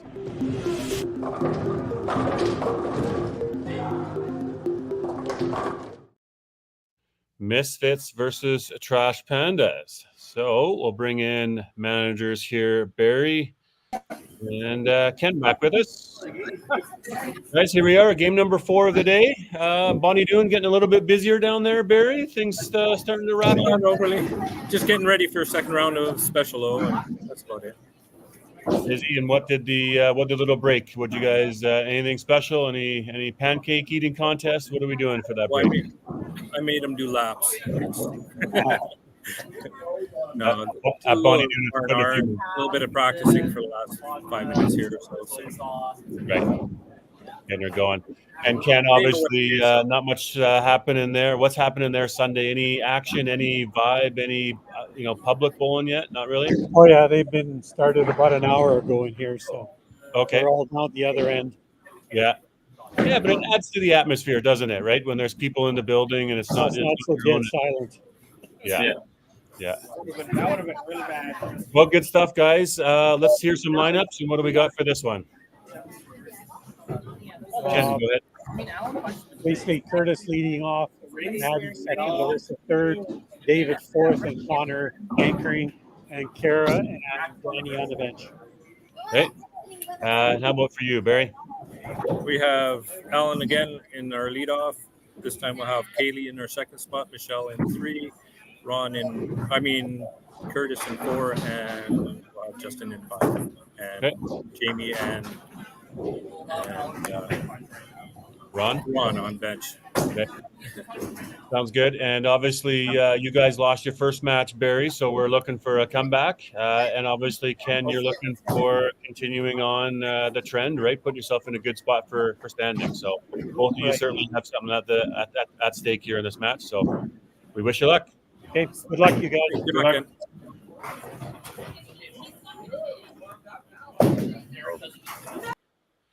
All right, there in we go. I'll fix the cameras a little bit here. But yeah, here we are, guys. What do you think? Last game of the day. Both obviously have something to play for. Steve, what's on the line here for Trash Pandas?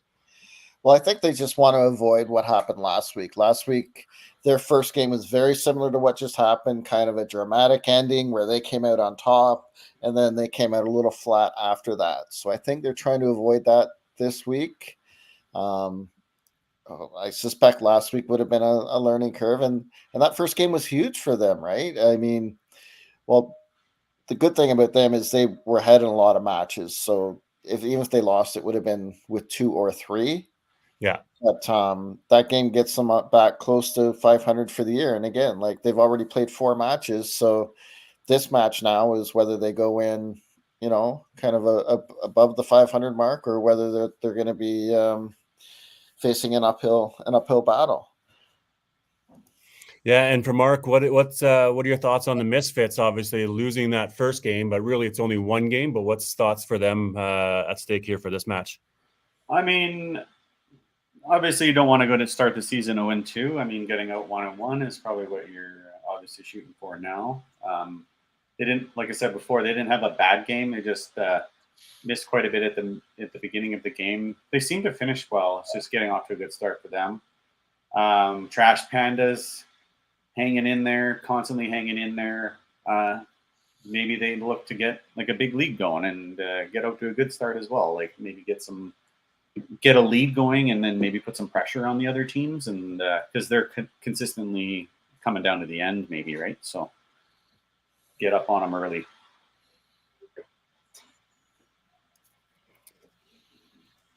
Yeah, here we go. The cameras look clearer now. Yeah, and not much of a obviously lineup change here for Trash Pandas. That David and Danny did make a switch in that match, and so just putting David in there, building on something consistent, leaving Curtis up top. Good call there. Obviously we talk about so I think Danny and Kara then on the side. I don't think they have Derek today, right? It sounds like it. Yeah.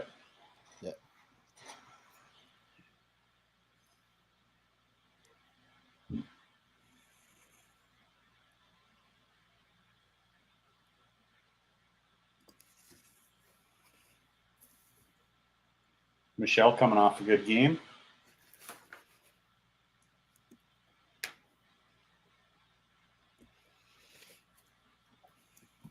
Yep, a 305 her last game. Hoping to keep that going. And their only change in dropping Michelle to 3 and Kaylee starting this game and being in the 2-hole.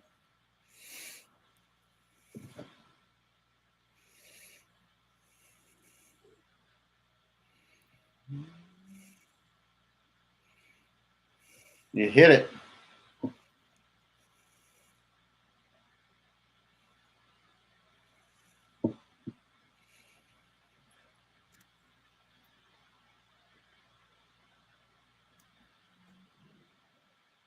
I have a feeling this one's going to be close the whole way.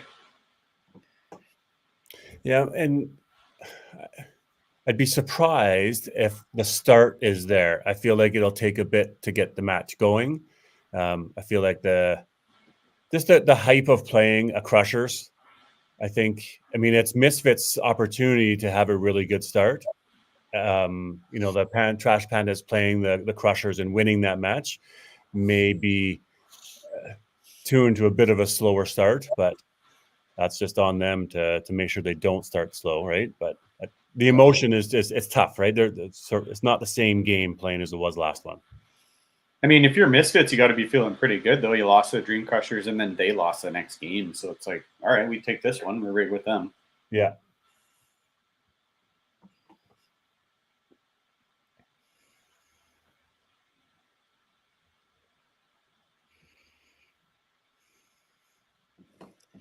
And then it can work both ways for the Trash Panda, as we mentioned, coming off a dramatic win.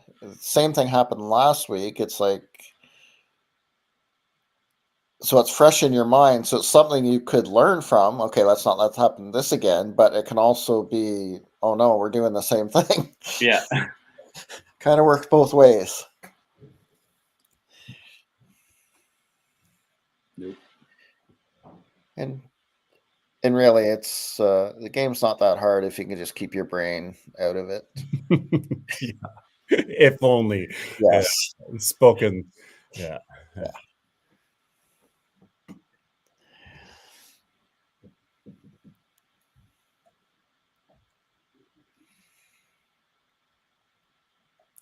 Slow starts for both teams, but that doesn't necessarily mean a whole lot. No. Because as we mentioned earlier, right, you've seen teams where 3 people start on doubles, and if they all punch or open on it, you're starting from scratch. It's almost more demoralizing doing that.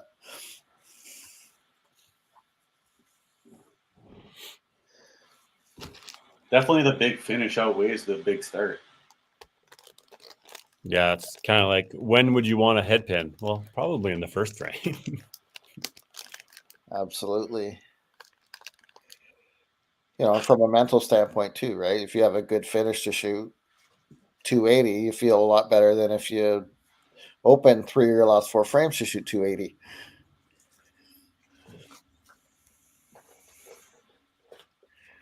Alan's definitely spark plug at the top there. Yeah, he's got some good energy coming off that, doesn't he? Yeah. Just has, fun written on it. Yeah, he's a good leader. It doesn't show negative emotion.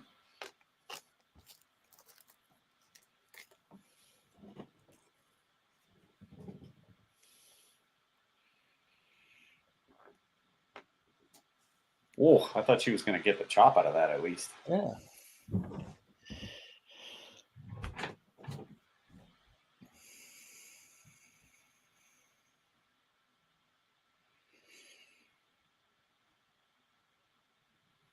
I got both feeds going here as well. On the other side, are those new jerseys for the for the Maniacs?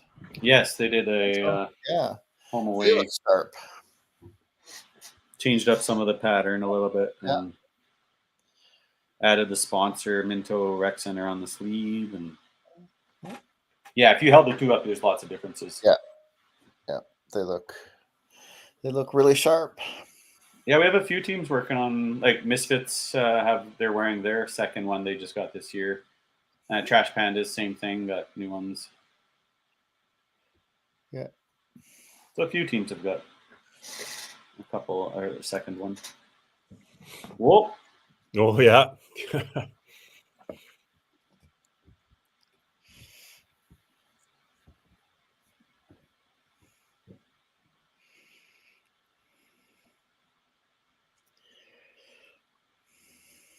Yeah, she dropped that. I could tell that she let it go. Yeah, not a full finish too. I know Larissa, when she hasn't been playing or this year when her team has been off. She's done some commentary in the past, and she does a really good job with that as well. Yeah.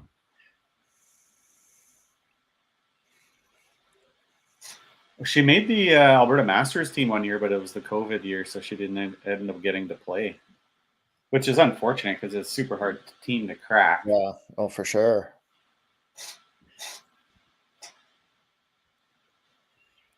It's a really good match going on the other feed.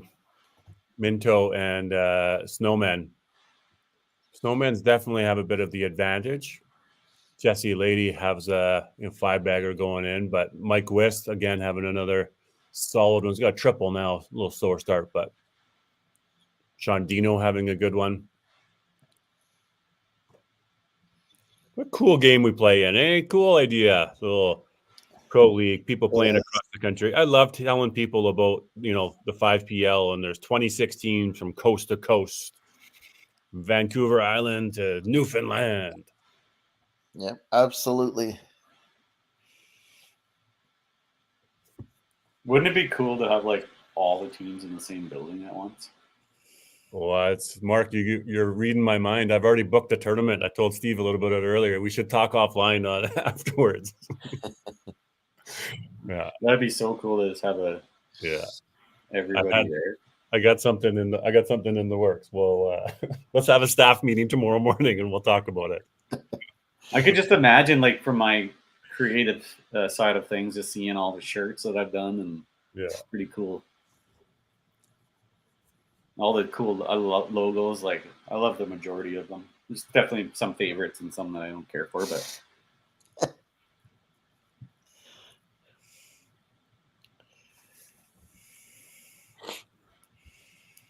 yeah, another slow frame here in a second. Probably now is like, okay, team, we're actually playing in a match against legit teams again. Let's go. Yeah, who's gonna take the ball here? It's time that we start playing.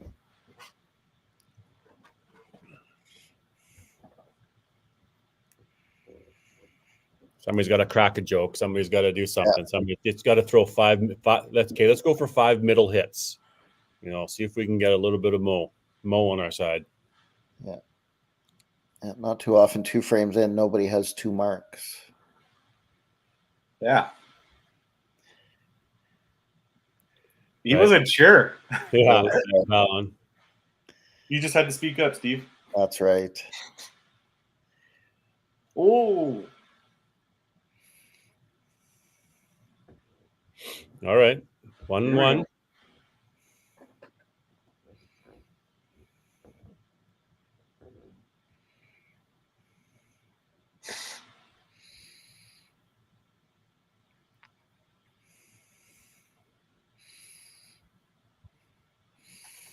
So I like to look at stuff like this, but so Michelle had 300 her first game, 305, I believe, playing in the 2-hole.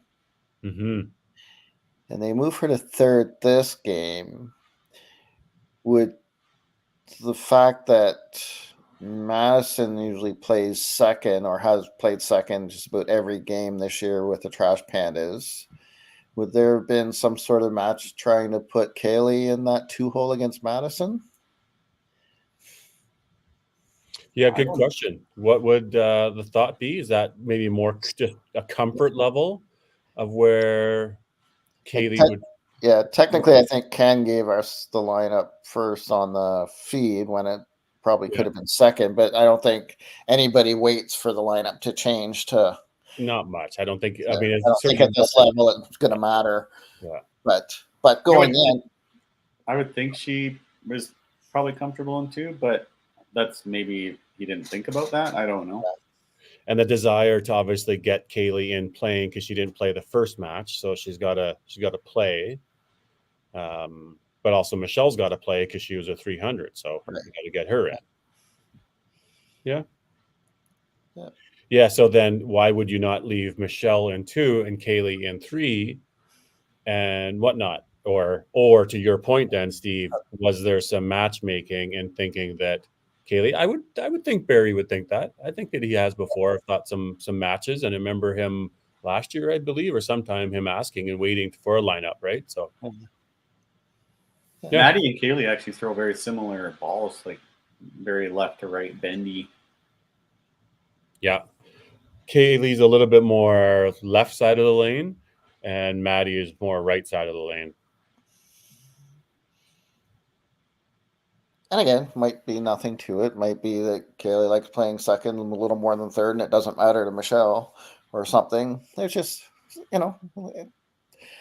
Hey, this is just information that managers might want to be knowing and talking about, right? Like this is So we have the so benefit Steve- of also being commentators, Steve. We can ask these questions, can't we? Well, for sure, and or as a manager, I watch it all anyway. Yeah. But you know, you get a little more in-depth stuff when you're doing commentary. But you know, not that we specifically wait for the other team lineup to match, but you know, it may come into play knowing trends that the other team usually uses for their own lineup. Yeah. I would have, if it was me, I would have put Michelle back in too, but not my. I don't know the feel, the plan. Yeah, I would tend to probably agree, Mark. Yeah, if I've got someone that's coming off a good game in a certain spot following the same person, I would probably try and leave it the same. Even just being in the same spot, I think is rather than changing it. You know, we did that. I'm speaking from experience here. Bonnie McDonald or Bonnie Olson here last week. Through 300 in the 2, and I was like, well, that's a no-brainer. You're staying there, right? I think even in open over years, you know, you start to get on streaks, and some guys sit in that's just where they, you know. Yeah. Sure, you can move them down, but sometimes you don't give up. I also think more of the other side of it too. It's like, okay, they had a big game. Are they going to have another big game? Well, the chances are a lot lower now. So I do think more about that now than I used to, but I'm not saying that's the way to go, but something to think about. That leaves yourself open to a question though, because someone says, "Why'd you move me?" Well, I thought you'd suck this game. Yeah, exactly. Yeah. I knew you could do it again. Yeah. That's where you say it's just better for the team. Yeah. Or the lineup. You tell me the number of times that somebody throws a what? Let's give it that number. A 300 even? I was going to go higher at a 350 or a 380. But when do they improve on that? Very rare. If you throw a 300, do you throw another 300 back? Whereas if you throw a 270, I can improve on a 270. I can improve on a 282. So what's the magic number that your chances, like Mark was talking about, your percentage of chances of throwing a higher, is that your average, I guess, right? Percentage of chances is throwing a lower one. It has to be. That's just the way the averages work. I mean, you're in a situation like this, it might not be the same, but yeah, it's just something to think about. So a 300, if you throw by your theory, is that the number, Mark? If you throw a 300, the chances are you're not going to throw are lower, you know. Maybe not 300, maybe like 330. Okay. You're probably not going to shoot another 330. At 290, 305, yeah, maybe. The chances are higher that you're going to shoot another 290, 205, 270. Yeah. Sure. So the chances start getting lower the higher the original game is. I think so. It has to be. Here's a Connor frames of shame, bud. You know. Something tells me you guys aren't going to get any work done tomorrow. You're still going to be discussing this. Don't you love being? Yeah. You can call in, Steve, if you want. So I missed the day Friday, so I got to work hard.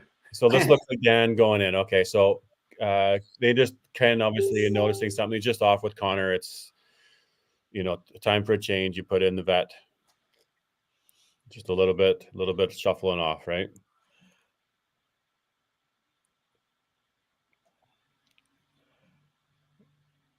That's hard to do there, to pick that clean and not hit one of the deuces.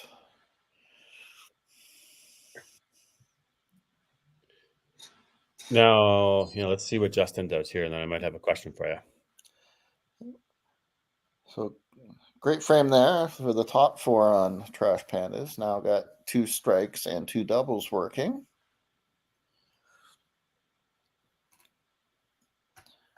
Only can add 120 to their total. Great shot for Justin. Yeah.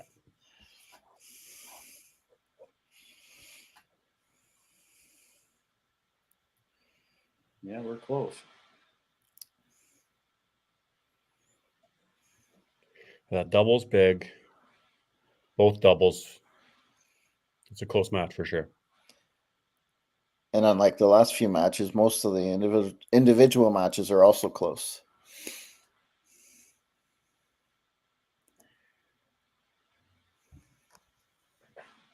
That's a frame that Misfits, looking to, same with both of them out here in that fourth frame to build on, right? 4 marks with 3 of them being strikes.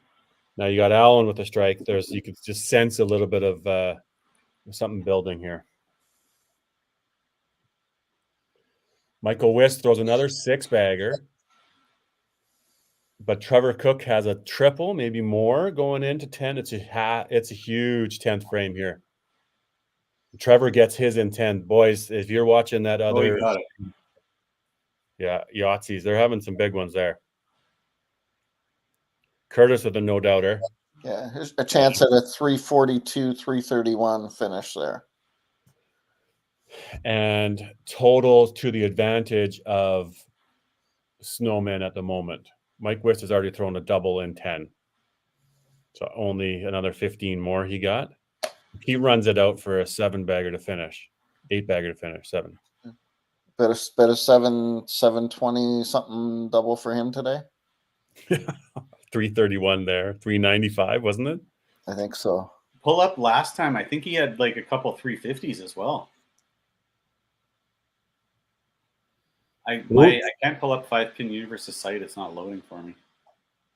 So Trevor, I think Wist had a 700 double coming in. Oh, first 2? Yeah, maybe. Well, look at that average coming out of there. I can't pull up the site. It won't load for me. What do you want? Oh, from last week? Yeah, check the stats on Wist. I'll look at that now. Well,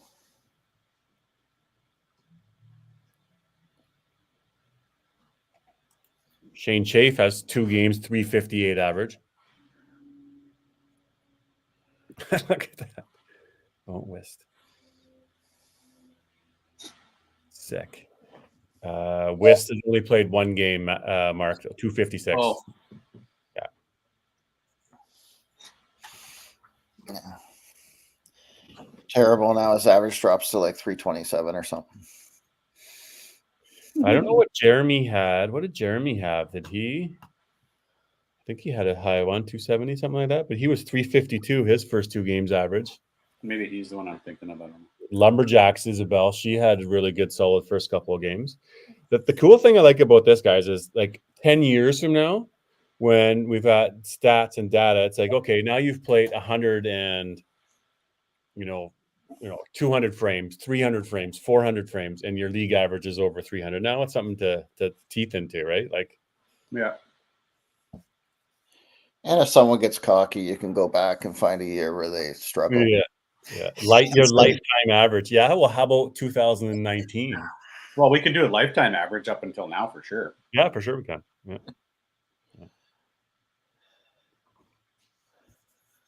So 2 doubles, a strike, and a spare for Misfits heading into the break.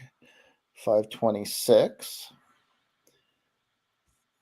Just waiting for the tangle after Larissa threw the head pin into the deuce, and they both spun around about 6 times. Well, then you had Curtis start off that frame really good, and then get the next couple here. But now they're even. Ron is going in for Michelle.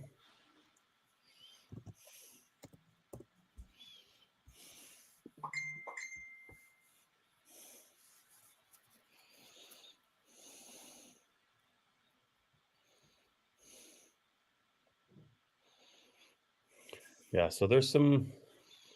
You need that 4-5 here now. David, Danny would be nice double. Send him off into commercial.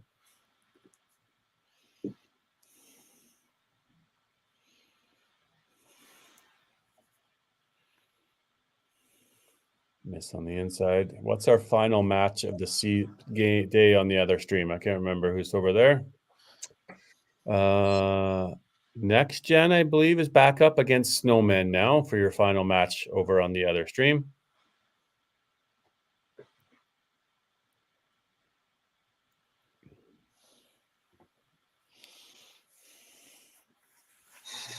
So Misfits have a bit of a lead, but not much.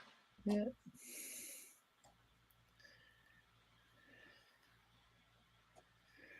And that was Snowman. So Snowman won there, right? Right, Steve? Is that right? Yeah, Snowman. they sneaked it out. Yeah. Was it a 6-2? Can't remember. I'm rewatching it because I missed it. That's their first game of the season. So getting them on the board with a win is solid. They had a few changes as well for them. Yeah. Yeah. I mean, all even matches here now. So now Snowman plays next gen. Like to your point, then Mark, you almost want the next gen to go, right? So teams end up going 1-on-1 and stuff. You send one runner.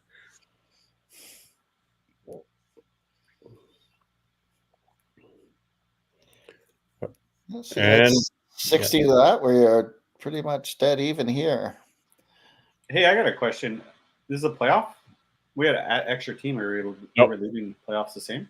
No, same numbers. But we'll talk about that when we come back from the commercial break. Sounds good.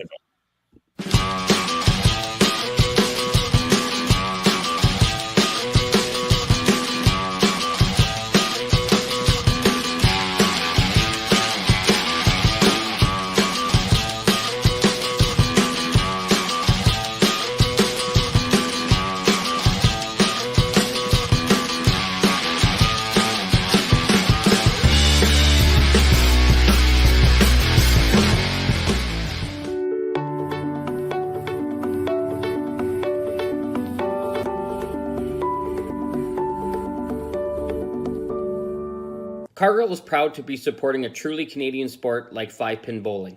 We look forward to watching some great competition from many competitors and bowling centres across our country. With hundreds of locations across Canada, Cargill is committed to helping the Canadian farmer thrive.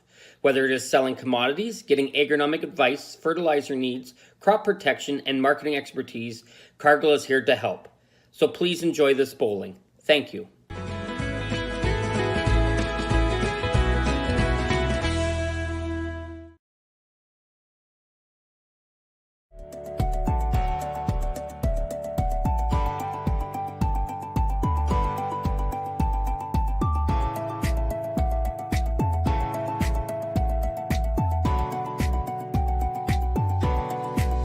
Financial freedom begins with financial literacy.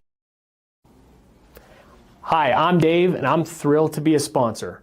My journey began as a teacher because of my deep passion for education. I brought that same passion into the financial world to help families achieve financial freedom. Financial freedom isn't just about having more, it's about knowing more. That's why I'm here to help you make smart decisions with insurance, investing, and lending, all in one place. I'm Dave, and together we'll help you achieve financial freedom.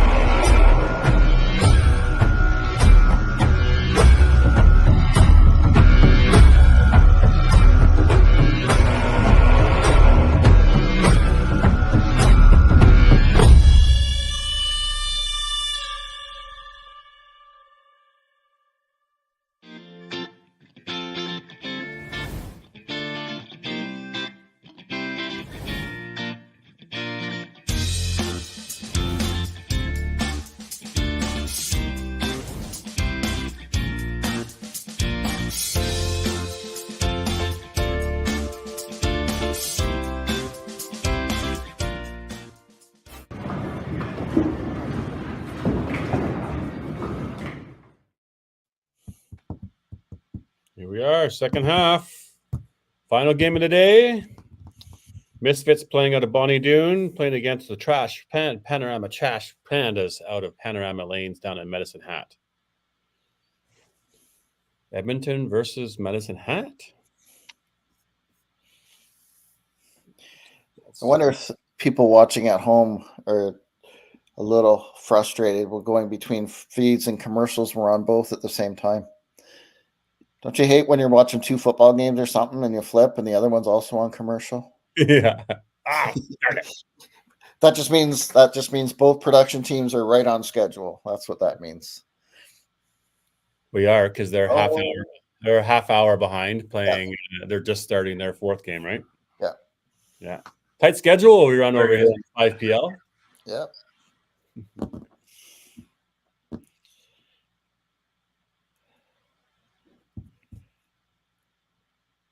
Mark and I are having a mini staff meeting here on text message right now, Steve, just so you know. Gotcha.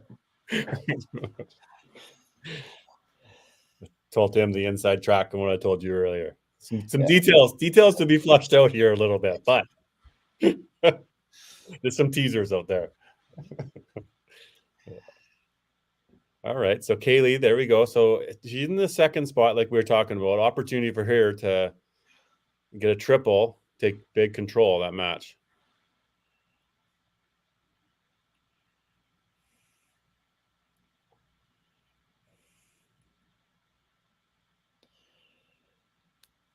And got it. Wow. Yeah. Great shot there.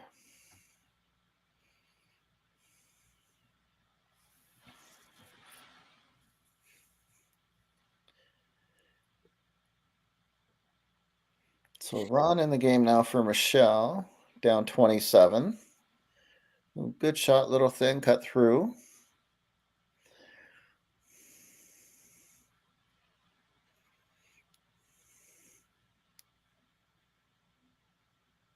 Usually when she steps up like to the right like Yeah. that. Yeah, before she stepped, it was like, it looks like it's in the pocket. Yeah.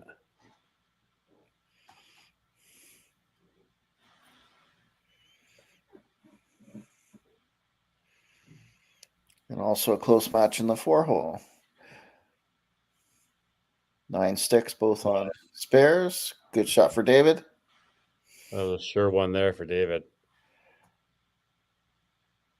As you mentioned earlier, Mark, he plays pretty quick, so he's fun when he gets going because he plays so fast and he can be electric down there. Yeah, he exactly. often plays in the 4-hole. Nope.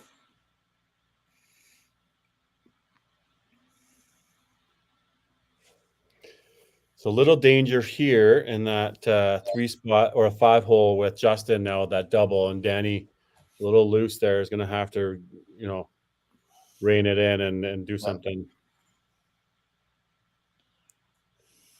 Yeah, you got to get that score up over 200 for sure. Yeah. It was a better shot, a little more aggressive and ball out there a bit. And that's also where the depth of the teams come into play, right? Because you're usually in a normal scenario be more hesitant making moves later in the game in the bottom of the order, with the potential of coming down there for totals. But again, the teams in this league are so strong from top to bottom that plus the advantage of you can make pulls later because the players get to warm up too, right? So, Mark, to your theory, if you shoot a 395, the chances are you're not going to be better, right? So you're going to get pulled for the next game. Bradley Titgat. Brad Titgat is not playing right now in the game after going 9 bagger miss. Do you think that 10th frame had an effect on Coach Dez's decision to play him this game? Probably just trying to get everybody in the lineup. But I don't know. Maybe. I mean, Wist had a good game to follow his for a good one up, but yeah.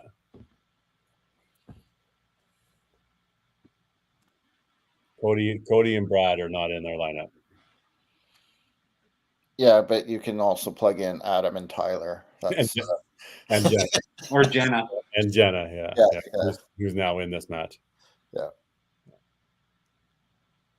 Not a bad luxury to have.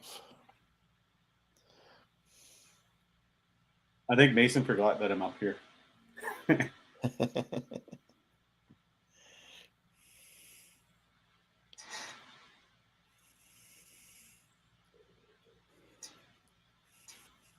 That top match here, this is very tight, especially with Allen strike there in 7. Obviously, Curtis wants to continue to stay ahead. Ball and a half here. Yeah, you saw that. You knew it was going in the middle, was going to cut. Big shot. And that's also where you know you can't let up, because the match below you is almost opposite of your own match. That one almost got sent a little bit too far out there for Kaylee. Snowman and Next Gen both all marks in their first frame. That could be a big match. Snowman obviously started their first game with a win, so they're looking to good things happen for the year. So viewers can watch the rest of this match, and then in 20 minutes or so, tune into that one and see how many people are on the front 5. Yeah, you can see the back half. Yeah. Trash Pandas score. We'll just give you a little adjust there, everybody.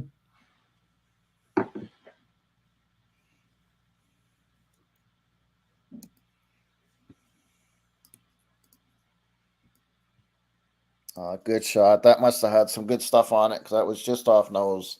Busted it up nicely.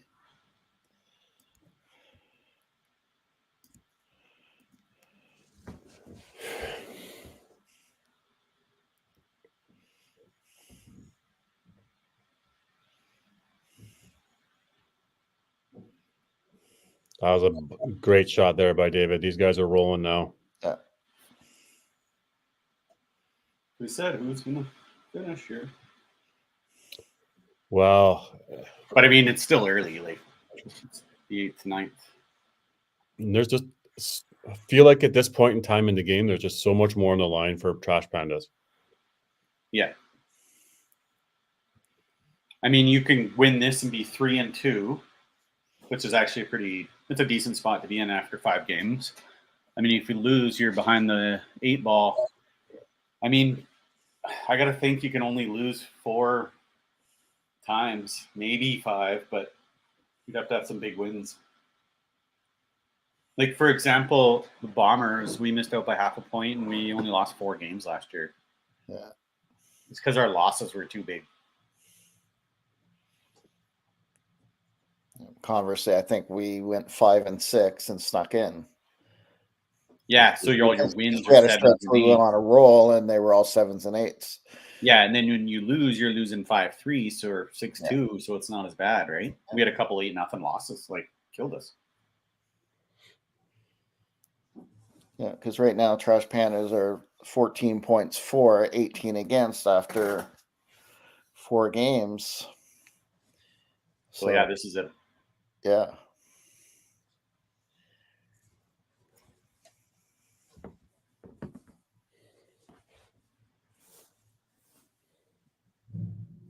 But still really close. 120. 790 to 773 approximately. Yeah. You got 10 marks to 10 marks on the other stream. This is a good day for 5PL, guys. Yeah. If you're a fan of bowling, you should be watching this stuff on Sunday mornings. Share it with your friends. Talk to people at league. Get the people around you. Just tune in. And then reminder, you don't have to watch it live.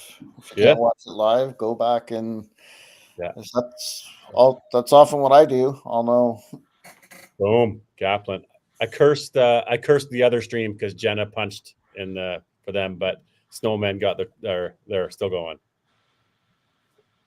No such thing. Yeah, not from this far away, anyways. This is a match. Look at these guys. Like top 2, both strikes. This match is right in there. Kaylee's playing real well. It seems like she's got a little, and I don't know how to say it. She's got a huge backup, but it's kind of reined in a little bit. But I mean, and to your point earlier, Steve, about Barry thinking about it, maybe Kaylee and Maddie have a relationship, right? They're buddies. They're, I think Maddie's a year or two older. I'm not sure the difference, but they've probably played each other a number of times. So confidence coming in from Kaylee might be, that's a good one for me. Yeah, just curious whether she had more confidence. Just even though they're whatever 700 kilometers apart, just the familiarity factor. Yeah, we'll tee you up on that question afterwards, right? But Maddie stays at the 180, so max 270. Still some work to be done to secure that point.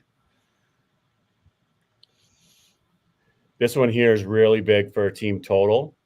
Larissa's obviously in control and wants to stay that way with a double there.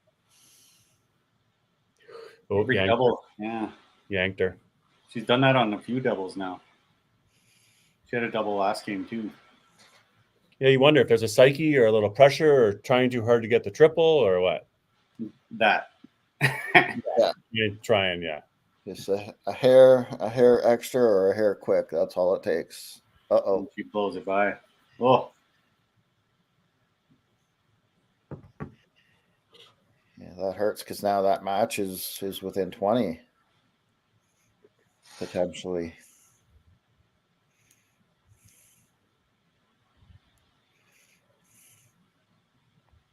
That was better. A little more pressure for David too, knowing that people above him both opened. Yeah. Curtis could have moved himself quite a bit more there.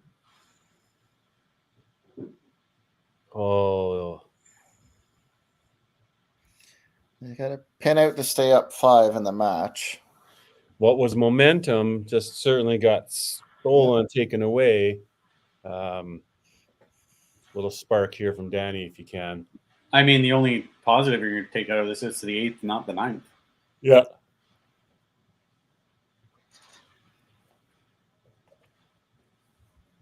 And that the Misfits have kind of let you off the hook.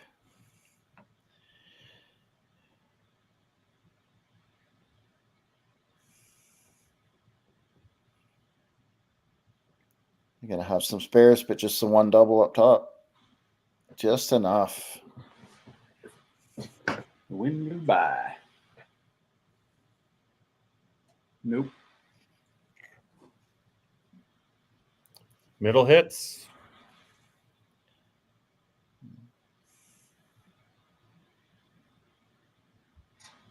That's kind of what we're talking about, tough spot to make a move here and put someone in the 8th frame of the last game of the day if they haven't thrown at all today.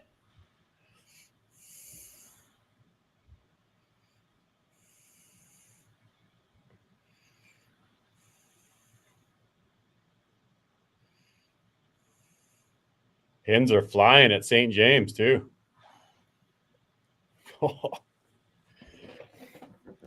Be interesting to see the average score increase from year to year on these teams, right? Like, your team average, your individual average. Are we seeing a 3% increase, a 5%, a 10%? What's our, as we continue to push each other in the sport,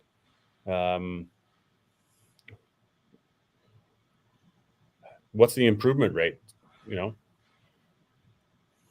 Players changing, getting a new player in, there's obviously correlation, but one year you're a 1,300 average, the next year you're a 1,370. Well, why, is it players, is it individuals? What is it? But I wonder if Dan's making some sort of adjustment there, or whether they had a conversation about making a move. There was a fair delay. Yeah, because Kara would be the other player on the side, right? Has she been throwing balls, and is she ready, or was it a thought of hers of coming into play? Because if they haven't done it yet, you got to assume that Dan's in for the rest of the game. I mean, he only came in 2 frames ago, but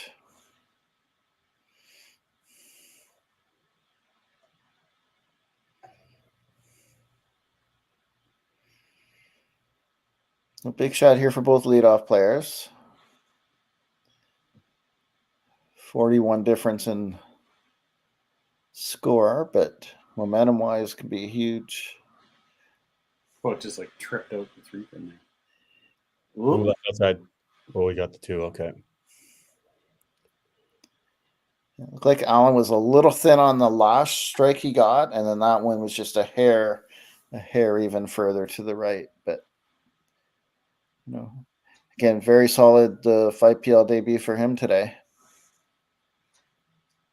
and Justin as well.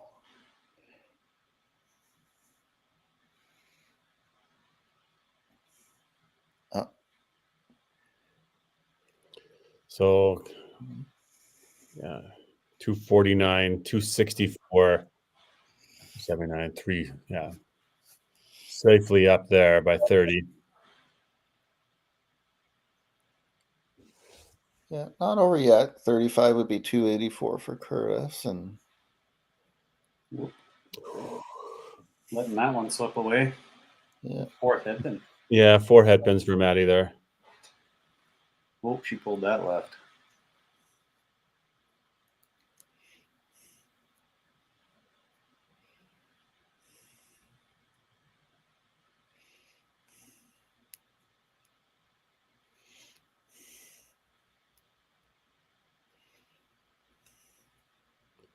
But the max now, you're 195. Max 240 for Maddie.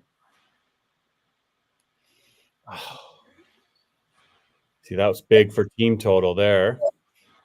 They're already ahead, 15 more for team total, right? For Trash Pandas with the 1 spare, not counting. It's a tight match coming down into the final frame. Yeah. And just you mentioned 4 head pins for Maddie. For young people watching, she still has 195 in the 9th, even with 4 head pins.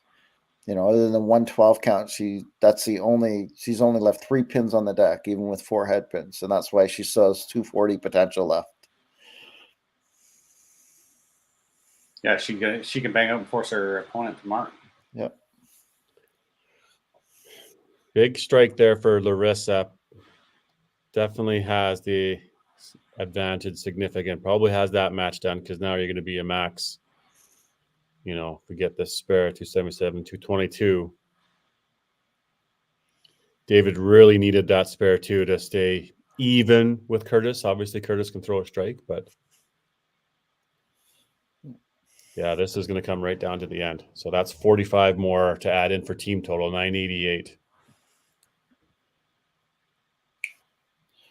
And just the manager and me looking at Trash Pandas, with their move to move Curtis up top, he's done well up there, but kind of the guys at the bottom have struggled. So, that's going to leave.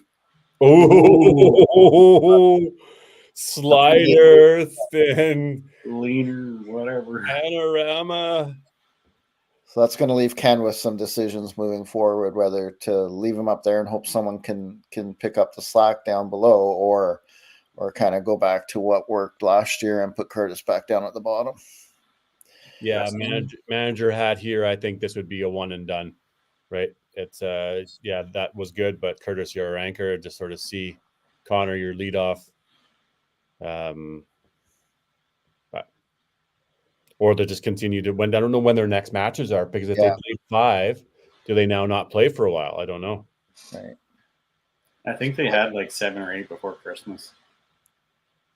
So heading home really close, 60 to add for Trash Pandas, which gives them 1,003, down 21.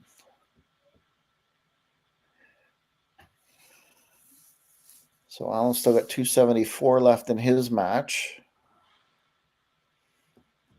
So pretty much freewheel mode here for Curtis. Oh, I think we got to talk about a new center, guys. Well, that's kind of just because you guys are seeing it for the first time. We kind of talked about it last year. Oh, is that right? I think there might be some text going on this afternoon. I feel like, hey, Mark. Yeah. Holy Rollers are kind of off the hook for a while now. For this week, for sure. There's a new target.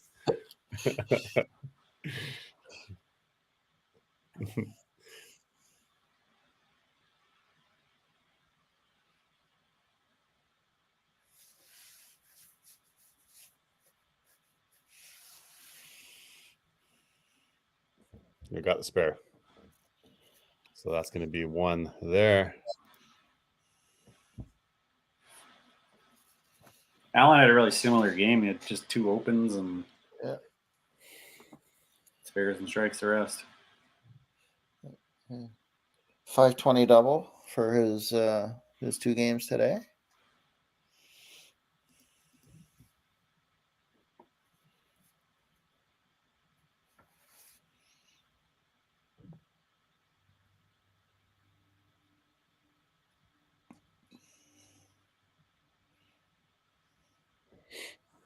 Solid game.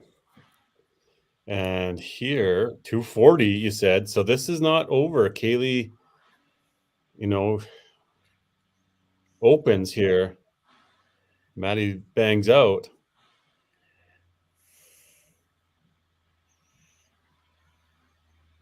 Oh no. Okay. I was like, we need a little suspense here. Come on. Yeah. So Kaylee hangs on. Gets the win.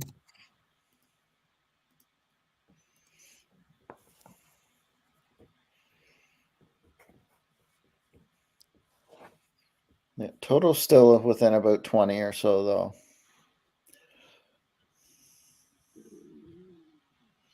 Yeah, and we're going on to the 3 marks here, right? Yep, equal marks coming home.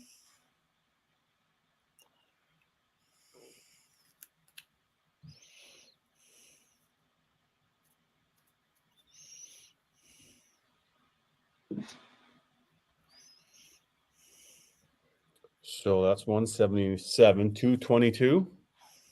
Yep.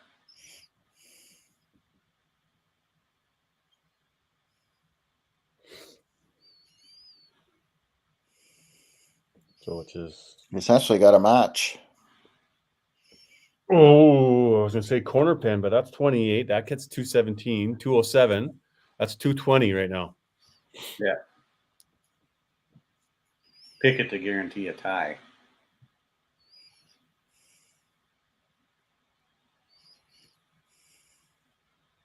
In one of the 2 balls.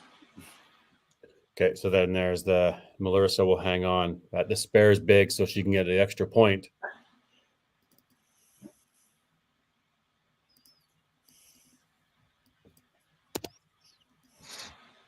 Misfits are the bit of lead in pinfall still.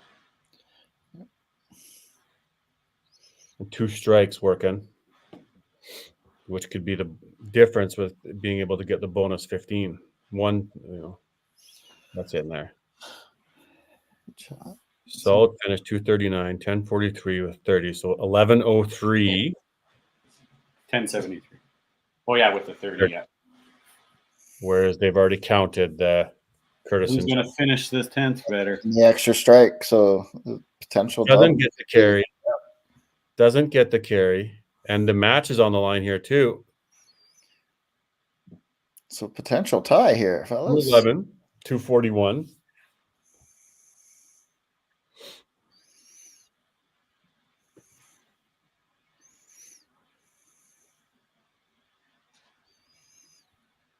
He got it. He got it. Okay, 246 to 241 max. 248. 248, yeah.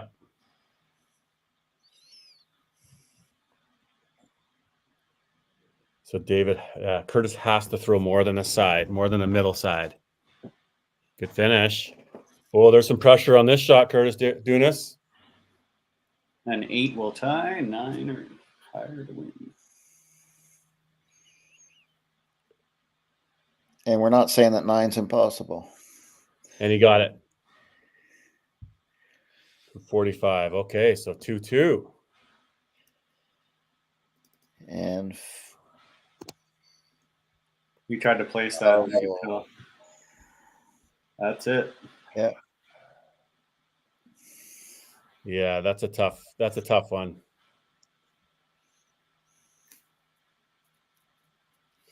So that's going to be a 6-2. So look at that, guys. All evenly split. Nobody went 2-2, 2-0 today, did they? Steve, am I thinking that right? All teams went 1-1. Yep. All teams in this stream. Crushers went 1-1. Venom went 1-1. Misfits went 1-1. Pandas went 1-1. Yep. Yeah. Every game 6-2. Every game 6-2. So no real. So 8-8-8-8-8. So that just makes a massive, cluster in the middle of it, and speaks to the league parity. But also speaks to, if you can get a game that you can go 2 wins of 14, 15 points, there's some huge, points gained. Mm-hmm. I mean, that's let's be honest, a bit of a gift for Misfits with a 1200 6-2. Yeah, you got to take those though. I mean, it's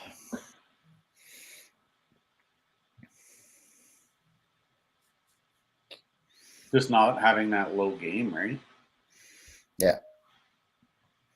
Yep. And other than Curtis's triple, nobody else had more than a double for the Trash Pandas. So nobody in either team was really able to string much. I think Kaylee had the only triple for. Yeah, we never got to a ham bone in that one.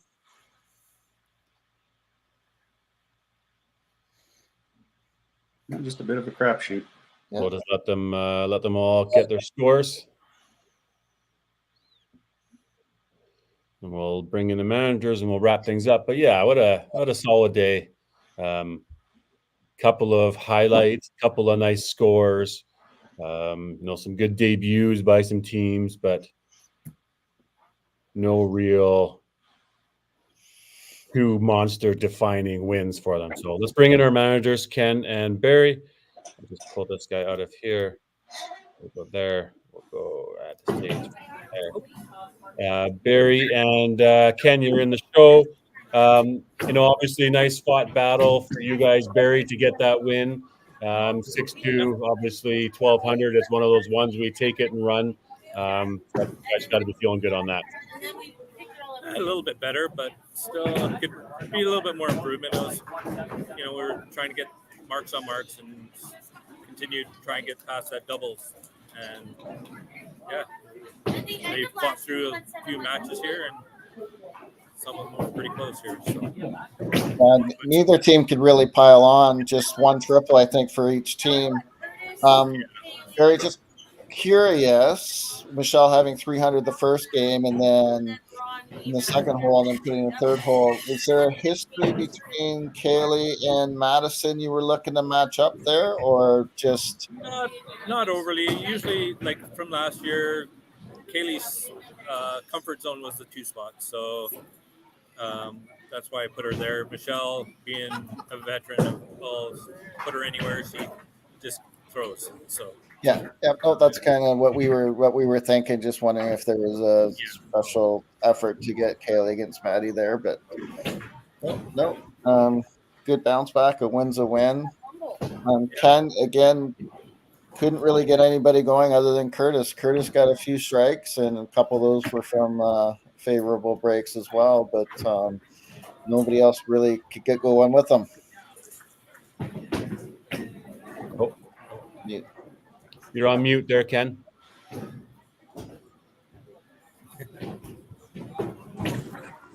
There you go.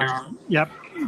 Curtis is the only one that we really had going. We get a mark here and there, and then punch in something, a head pin or whatever. I think we had 12 head pins in the last 4 bowlers. It's tough to score.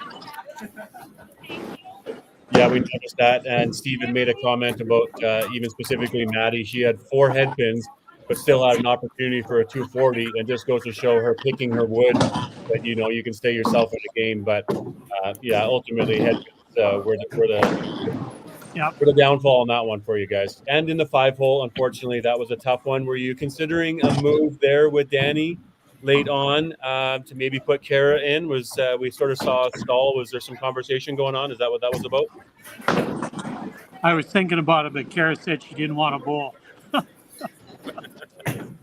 Yeah, we thought maybe that was the case. And at that point, you're in the 7th, 8th. It's like, let's see. And Danny did get the strike in 9. Certainly, so it was potentially there, but it wasn't meant to be. anyways, guys, the day, all 4 teams that played today, you all got 8 points. So it was no real damage done, no real defining moment, big points for anybody. But 8-8, 8-8. I guess that's one of those. Just make a cluster in the middle of the standings. Nobody took off though. That's the parody, right? Yep. Okay, guys, we'll wrap All you right. up. 8-8 for the day. A couple games more under your belt. We'll see you the next time you play. I don't know when your schedules are, but when do you know, Ken? When's your next game? What's that? 17th of November is our next one.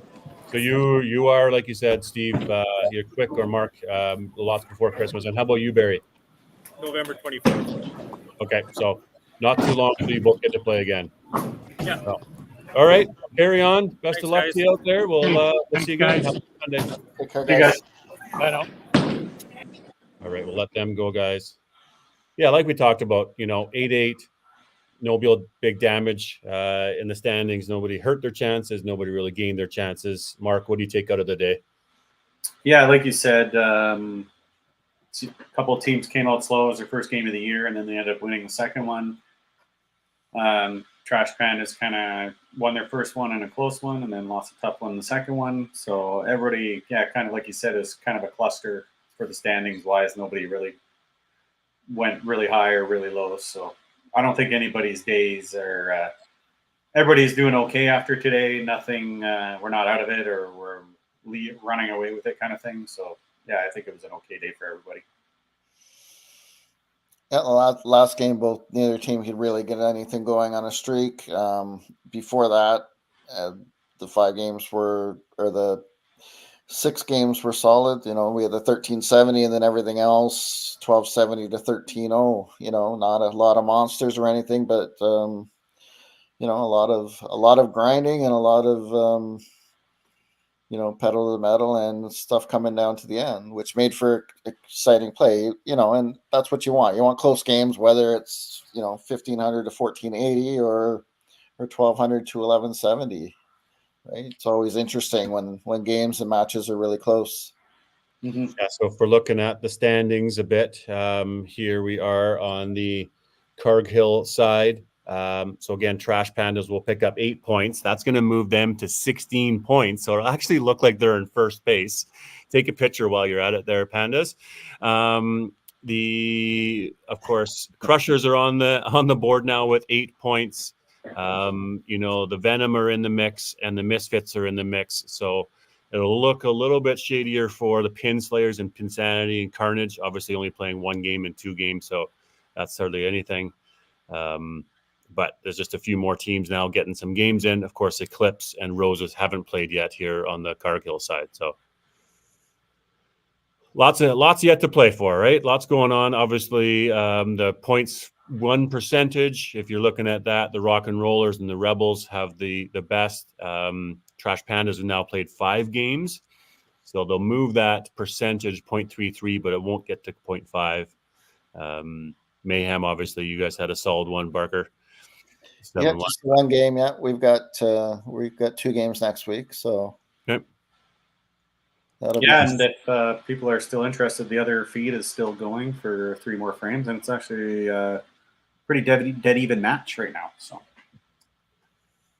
good old Sundays. Here we go, guys. Pleasure having you around. A couple of best in the biz. Appreciate what you do. We'll run the commercial. We'll wrap things up, but everybody have a heck of a Sunday.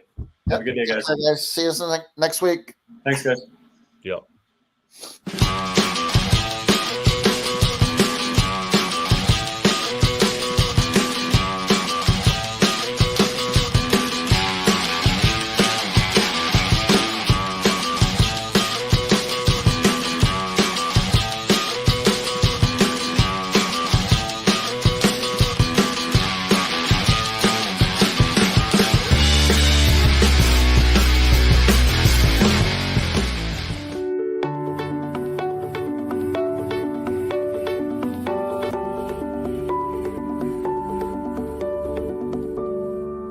Cargill is proud to be supporting a truly Canadian sport like 5-pin bowling.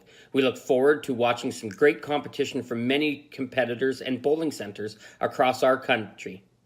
With hundreds of locations across Canada, Cargill is committed to helping the Canadian farmer thrive. Whether it is selling commodities, getting agronomic advice, fertilizer needs, crop protection, and marketing expertise, Cargill is here to help. So please enjoy this bowling. Thank you.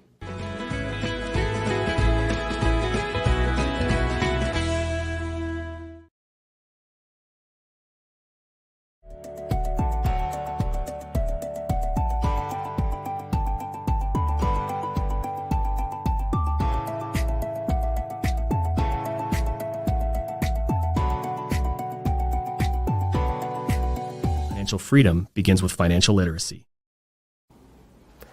Hi, I'm Dave, and I'm thrilled to be a sponsor. My journey began as a teacher because of my deep passion for education. I brought that same passion into the financial world to help families achieve financial freedom. Financial freedom isn't just about having more, it's about knowing more. That's why I'm here to help you make smart decisions with insurance, investing, and lending, all in one place. I'm Dave, and together we'll help you achieve financial freedom.